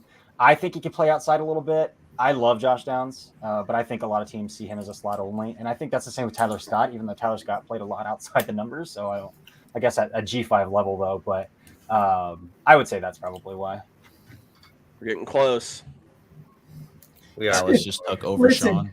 I love Randy Gurzy, and he will join us for a little bit tomorrow. But we're having a little back and forth here about Cedric Tillman, because Randy's very like, he doesn't like this pick because of the injury concerns he has with him, and he doesn't like those picks. And I said, yeah, but I'm looking at that 1 year he was healthy enough and played, that full year in 2021 that we've talked about. He was really, really good that year. And his response was, yeah, so was Terrell Pryor. And I'm like, come on now. Dude, it's not cool. No, that's Randy's humor. Like, that's Oh, gotcha. Okay. But I'm like, really, come on now. Let's not go too far. That's hilarious to me, for real. What position? Okay, so we're You guys want to 11 see? picks You guys away. want to see Brown's Twitter explode? Take a running back at 98. Roshan They Johnson. might. They might. Roshan. I'm serious. They might do it. Like, Roshan. they are for real about adding another running back to the room. And I don't know if it's more about Jerome Ford or if it's more about you have a 30-year-old running back who has an outless contract. I don't, like it could go either one of those ways. So Well, Bills took that's not Dorian what the Browns Williams. Twitter wants to hear is about Nick Chubb's contract. But again, he plays the position that has the shortest shelf life, and he's turning 30. Like, Well, those are not Corey, good indicators for running Bills one took, of the Bills took one of my favorite linebackers, but Dorian they Johnson. traded out him to the Tulane. Chiefs. Who'd they take? Dorian Dorian Williams. Oh, dang. I like Dorian too. I like One Dorian a of- lot. So if you're looking to create space next year, right, in like a place where your cap space is going to be limited, I mean, this sucks. Nick Chubb's my This favorite sucks. Brown, but 2 rookie running back contracts and Nick Chubb, I don't even want to say that. But anyway, Nobody's going to want to hear it. Oh. you create a ton of cap space if your running back room is just rookie contracts and like a cheap veteran, right? Like that is Nick, a you're ton of saying cap facts space. right now. People just don't want to hear it. It sucks. But I mean, maybe Chubb will play himself into the point where they just cannot. I I don't even want to go down this road. I don't know why. It's not a fun topic. Yeah. Because he's been excellent his entire career. But Yeah. Also, and again, if he plays well, like the Brown and people hate this is like the conversation that I hate talking about because it's a damned if you do, damned if you don't. Like in the season, people are like, you got to give Nick Chubb the ball more, but he's 29 and still producing. And why do you think that is? It's because they limit his carries in season. So it's like, do you want to run him down or do you want him to play into his 30s for the Browns? Like, what do you want? You can't have both. Exactly.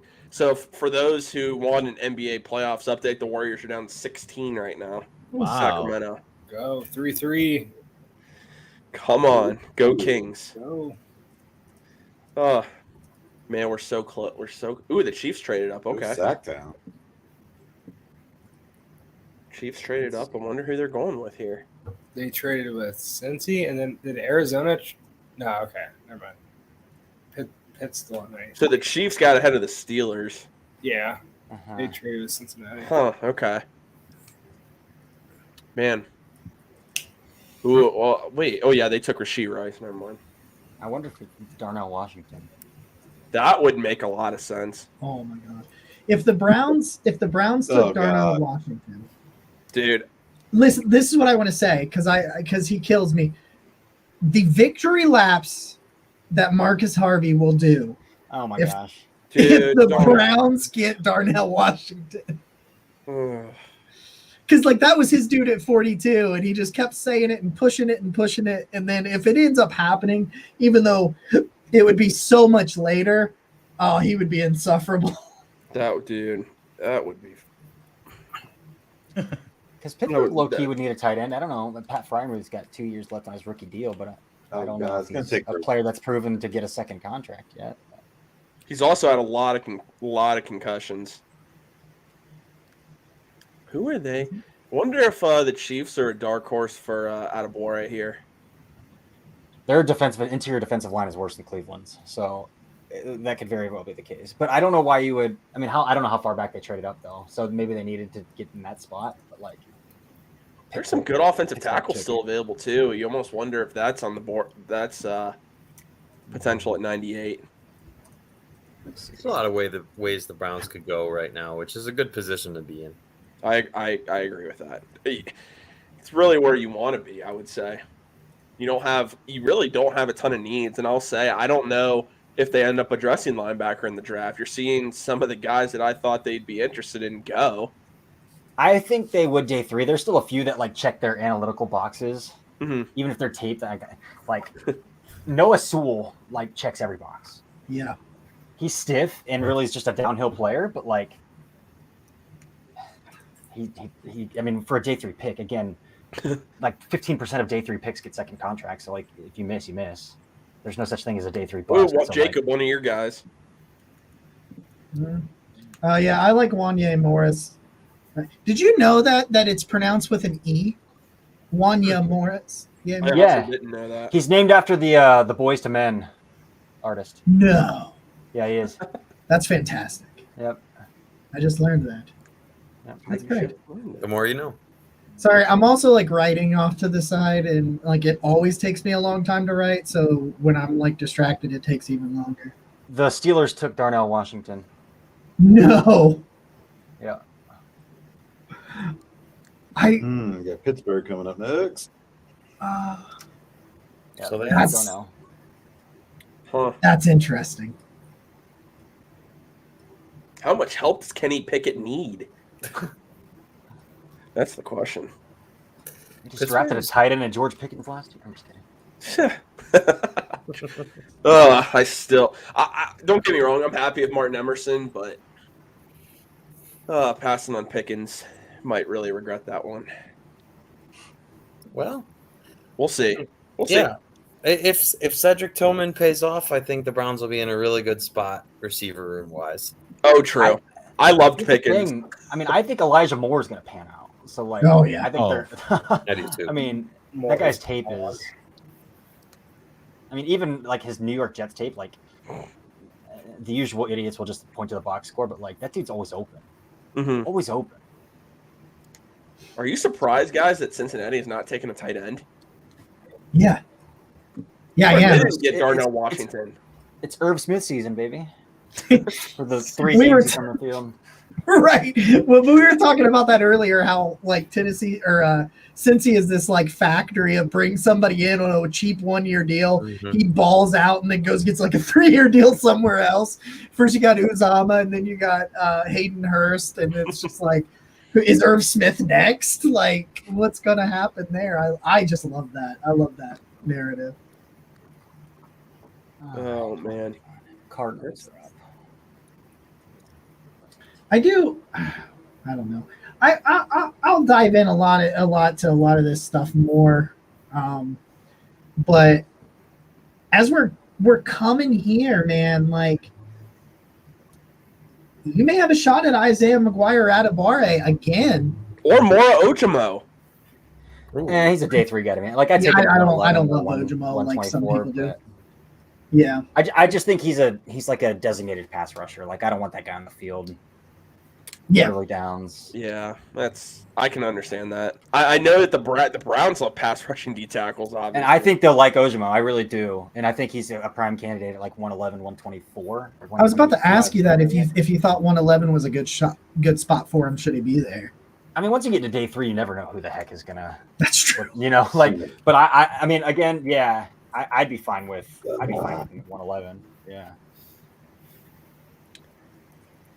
I think we've reached the night where everyone's just ready for the Browns to make their second pick and for us to be like, okay, Well, I'm working on this, but I'm also doing like a day 3 mock for the site after all of this is over. So like, the longer this goes, the longer my mock goes, and the more incoherent it ends up being.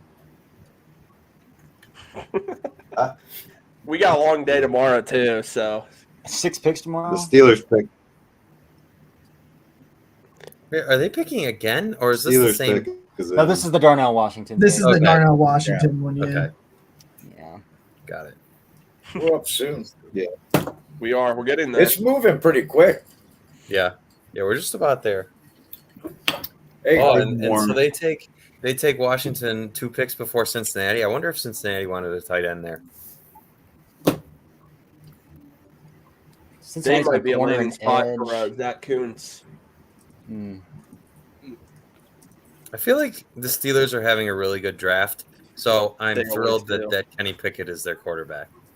Steelers always seem to have a good draft. Same Yeah. as Baltimore.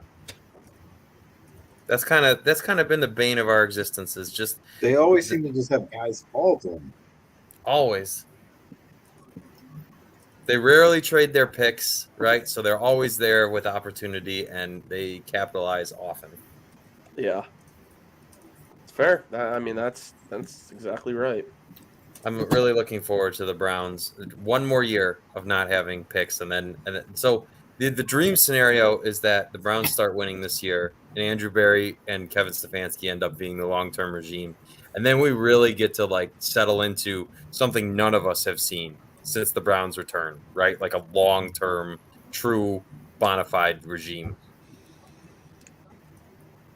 I hope that's the case, man. I think do we too. all do. It's a contract year for Kevin too. So I mean, if they make the playoffs, he's getting a new contract. I agree. Straight up. But like Bill Callahan turned down an offensive coordinator interview and signed an extension. Like Jim Schwartz came here, Bubba Ventrone came here. Like there's clearly it's not a it's I people tend to think like if they don't pull it together this year it's over, but I don't think it's as short of a leash as people tend to think it is. Like, and again, people are like, oh yeah, well Ventrone and Schwartz they just want the head coaching job. Like no coach moves their family for a shot at putting interim head coach on their job, like on their resume. Like Especially a guy like Schwartz. Oh, Right. Exactly. Could you imagine moving your family to Cleveland, Ohio? And be like, oh yeah, Well, I Only might be the head only coach. Todd for 5 Haley games. does that. Todd Haley. Oh man, Dude, I swear to God that Dorsey told him he was going to be the head coach. Like, he had like, to have. that's how he got in there. I would say that's probably true too, because Dorsey wasn't dismissed at that time though. this Yeah. is His end of the season. Oh no, because he was through the Kitchens season too. Yeah, Mhm. yeah.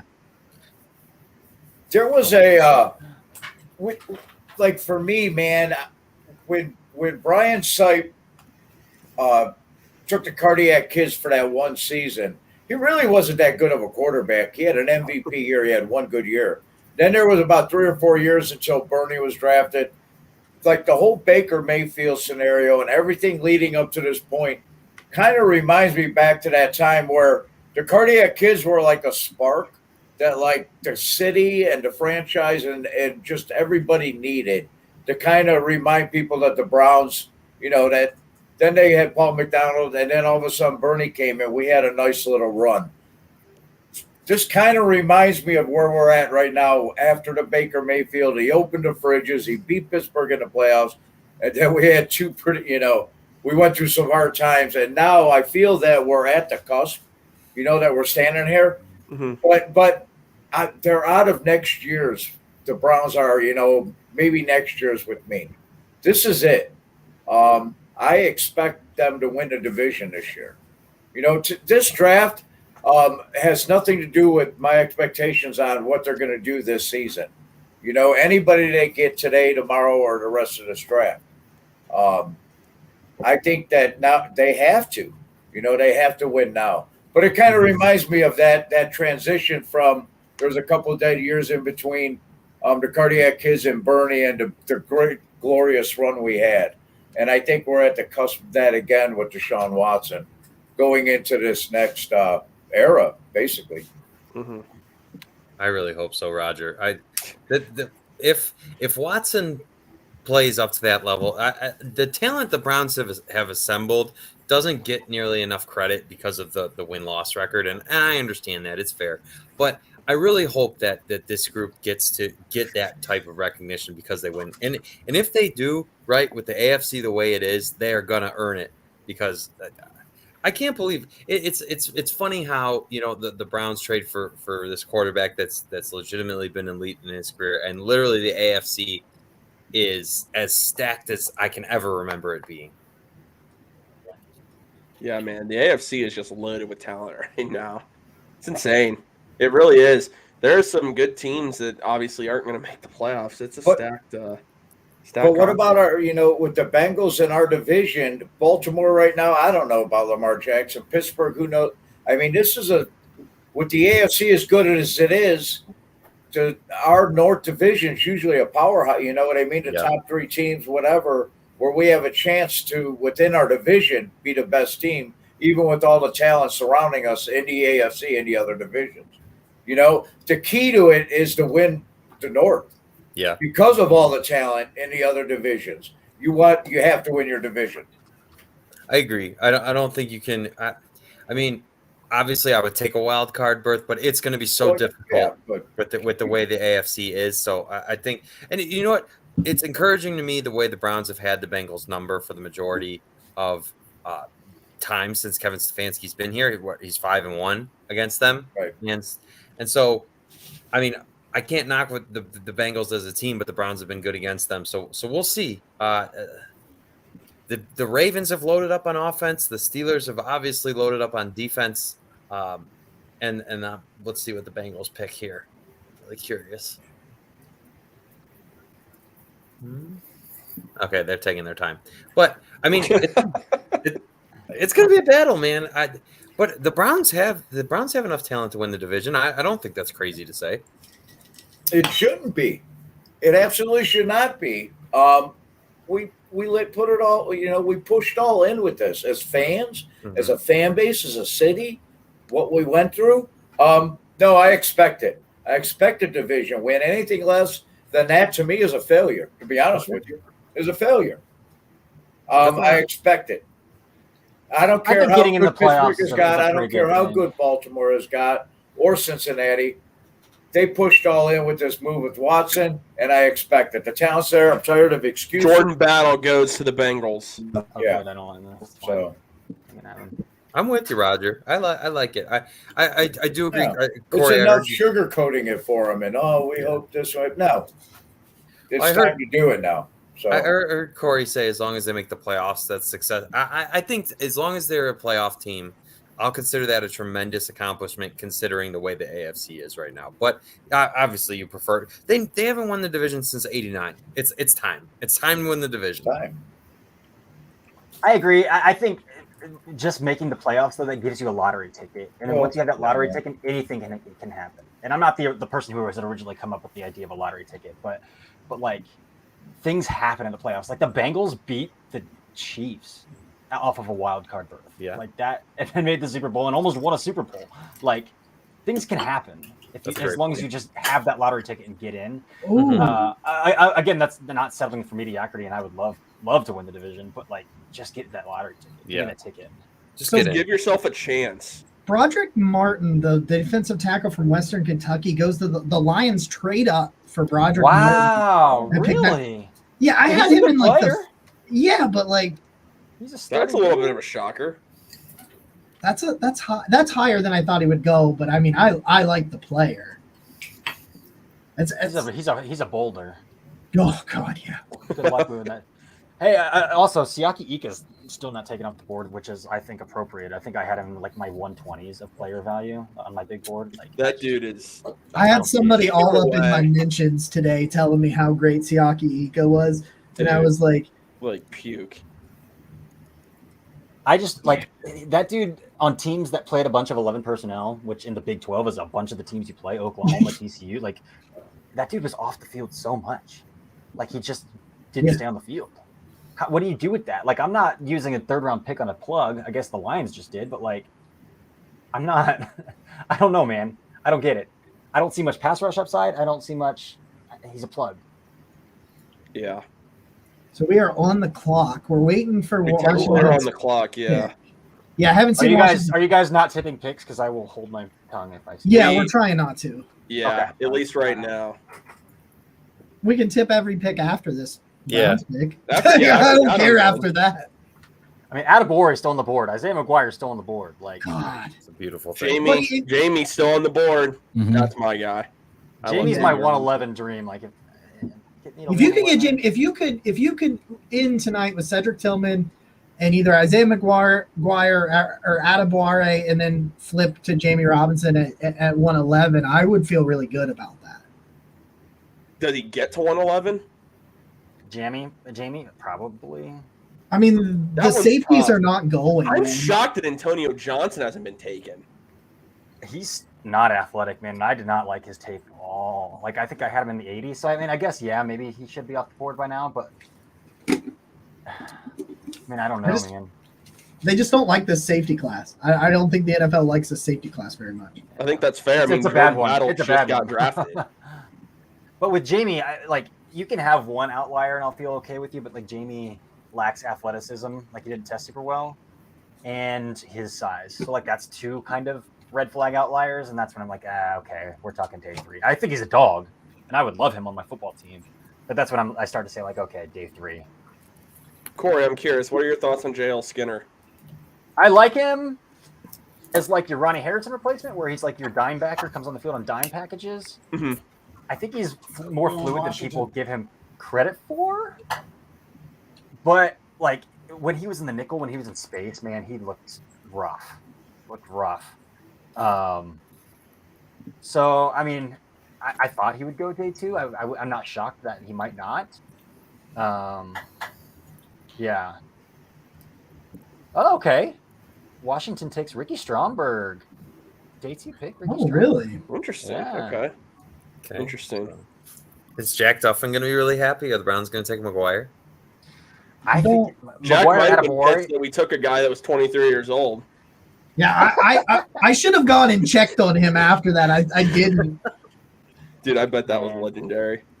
I would love Atabore, McGuire right here. Dude, Irving, if they one take of those out- 3.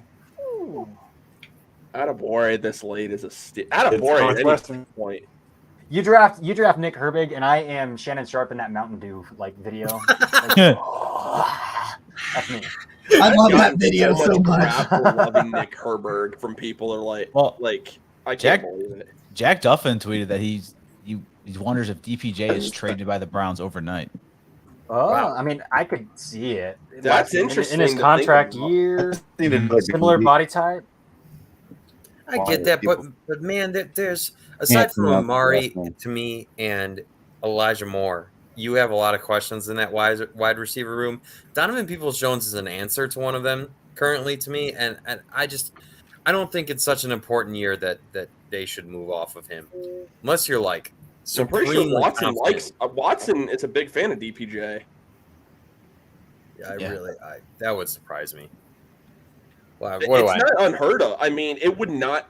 I don't think it would surprise me, especially given the fact that he is a free agent at the end of the year. If he doesn't want the money the Browns are offering, and they're not offering what he believes he wants, I mean, maybe someone will. Can you really afford to take that risk in the Browns receiver room right now, though? Man, I don't know. Like, I'm just telling you, it would not surprise me. That's Okay. all I'm saying. Given the fact he's only on a 1-year deal at this point. I know. I would not like that. I get the fact that you're saying, okay, we're not going to pay this guy. We know he's not going to be here, so we should get value for him. But I think the Browns' mentality has to shift as they're trying to win right now. That I don't know. That's a complicated question, and I get like teams trade away really important guys. Like, not that it's even a relevant comparison, but obviously Tyreek Hill goes from the Chiefs, and the Chiefs still win the Super Bowl, and they get their picks. I understand that, but I don't think the Browns have that luxury right now. At least not fair. to me. But no, I can understand what you're saying, and I'm not saying they should trade DPJ. I think my point is like, it just wouldn't surprise me given the fact he is on a 1-year deal. Sure. Just I will agree say at wide no, receiver and Jordan. take the comp pick formula. That's what Well, I'd here it do. is. Yeah. Fuck! Who'd they take? Uh-oh. They fucking took Ika, man. The Browns Oh, did? fuck. They did. Damn. That's a buzzkill to end the evening. I mean, I guess they're prioritizing run defense. I really didn't mean to scream the F word, so I'm sorry about that. But I don't like it. I'll admit that's pretty that's a buzzkill. did he I'm go? gonna be real Yeah. with y'all. That's a buzzkill. I don't love it. Like I don't know what the thought process. Unless Jim Schwartz wanted him, I don't understand it. Yeah, Jacob, I'm trusting Jim I didn't Schwartz see on that. one. Our defensive tackle went. Yeah. Why? Okay, so I'm hearing not enthusiasm. Why? What is the argument against Ika? Turn his tape on this year. Nick, and just you'll watch the figure it guy out. play. Yeah. You'll figure it out in 10 minutes if you turn him on this year.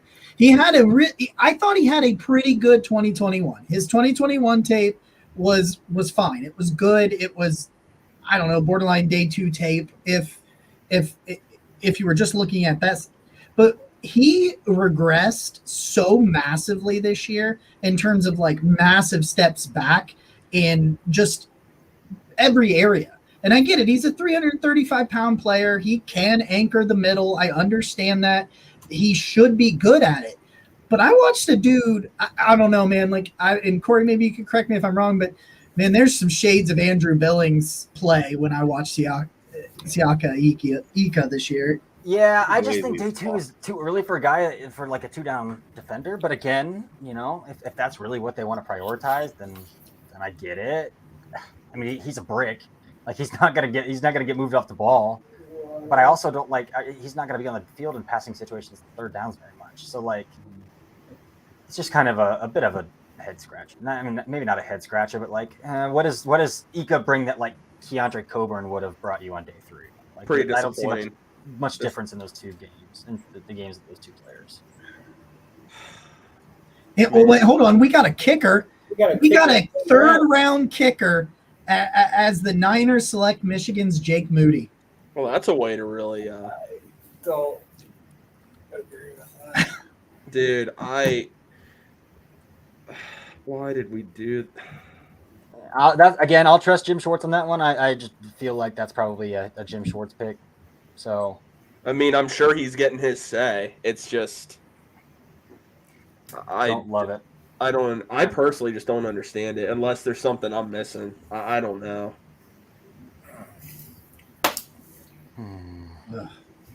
We drafted Danny Shelton. Thank God. At least we drafted him 2 rounds later. Yeah. At least it wasn't in the first. Yeah. All right, fellas. I got to hop off and get some writing done now that this pick Mm-hmm. is in, but it's been a pleasure. Thanks for having me on. Thank you, Let me Corey. know if you guys Appreciate want Anytime, to Corey. anytime. Appreciate Thank it. you so much. I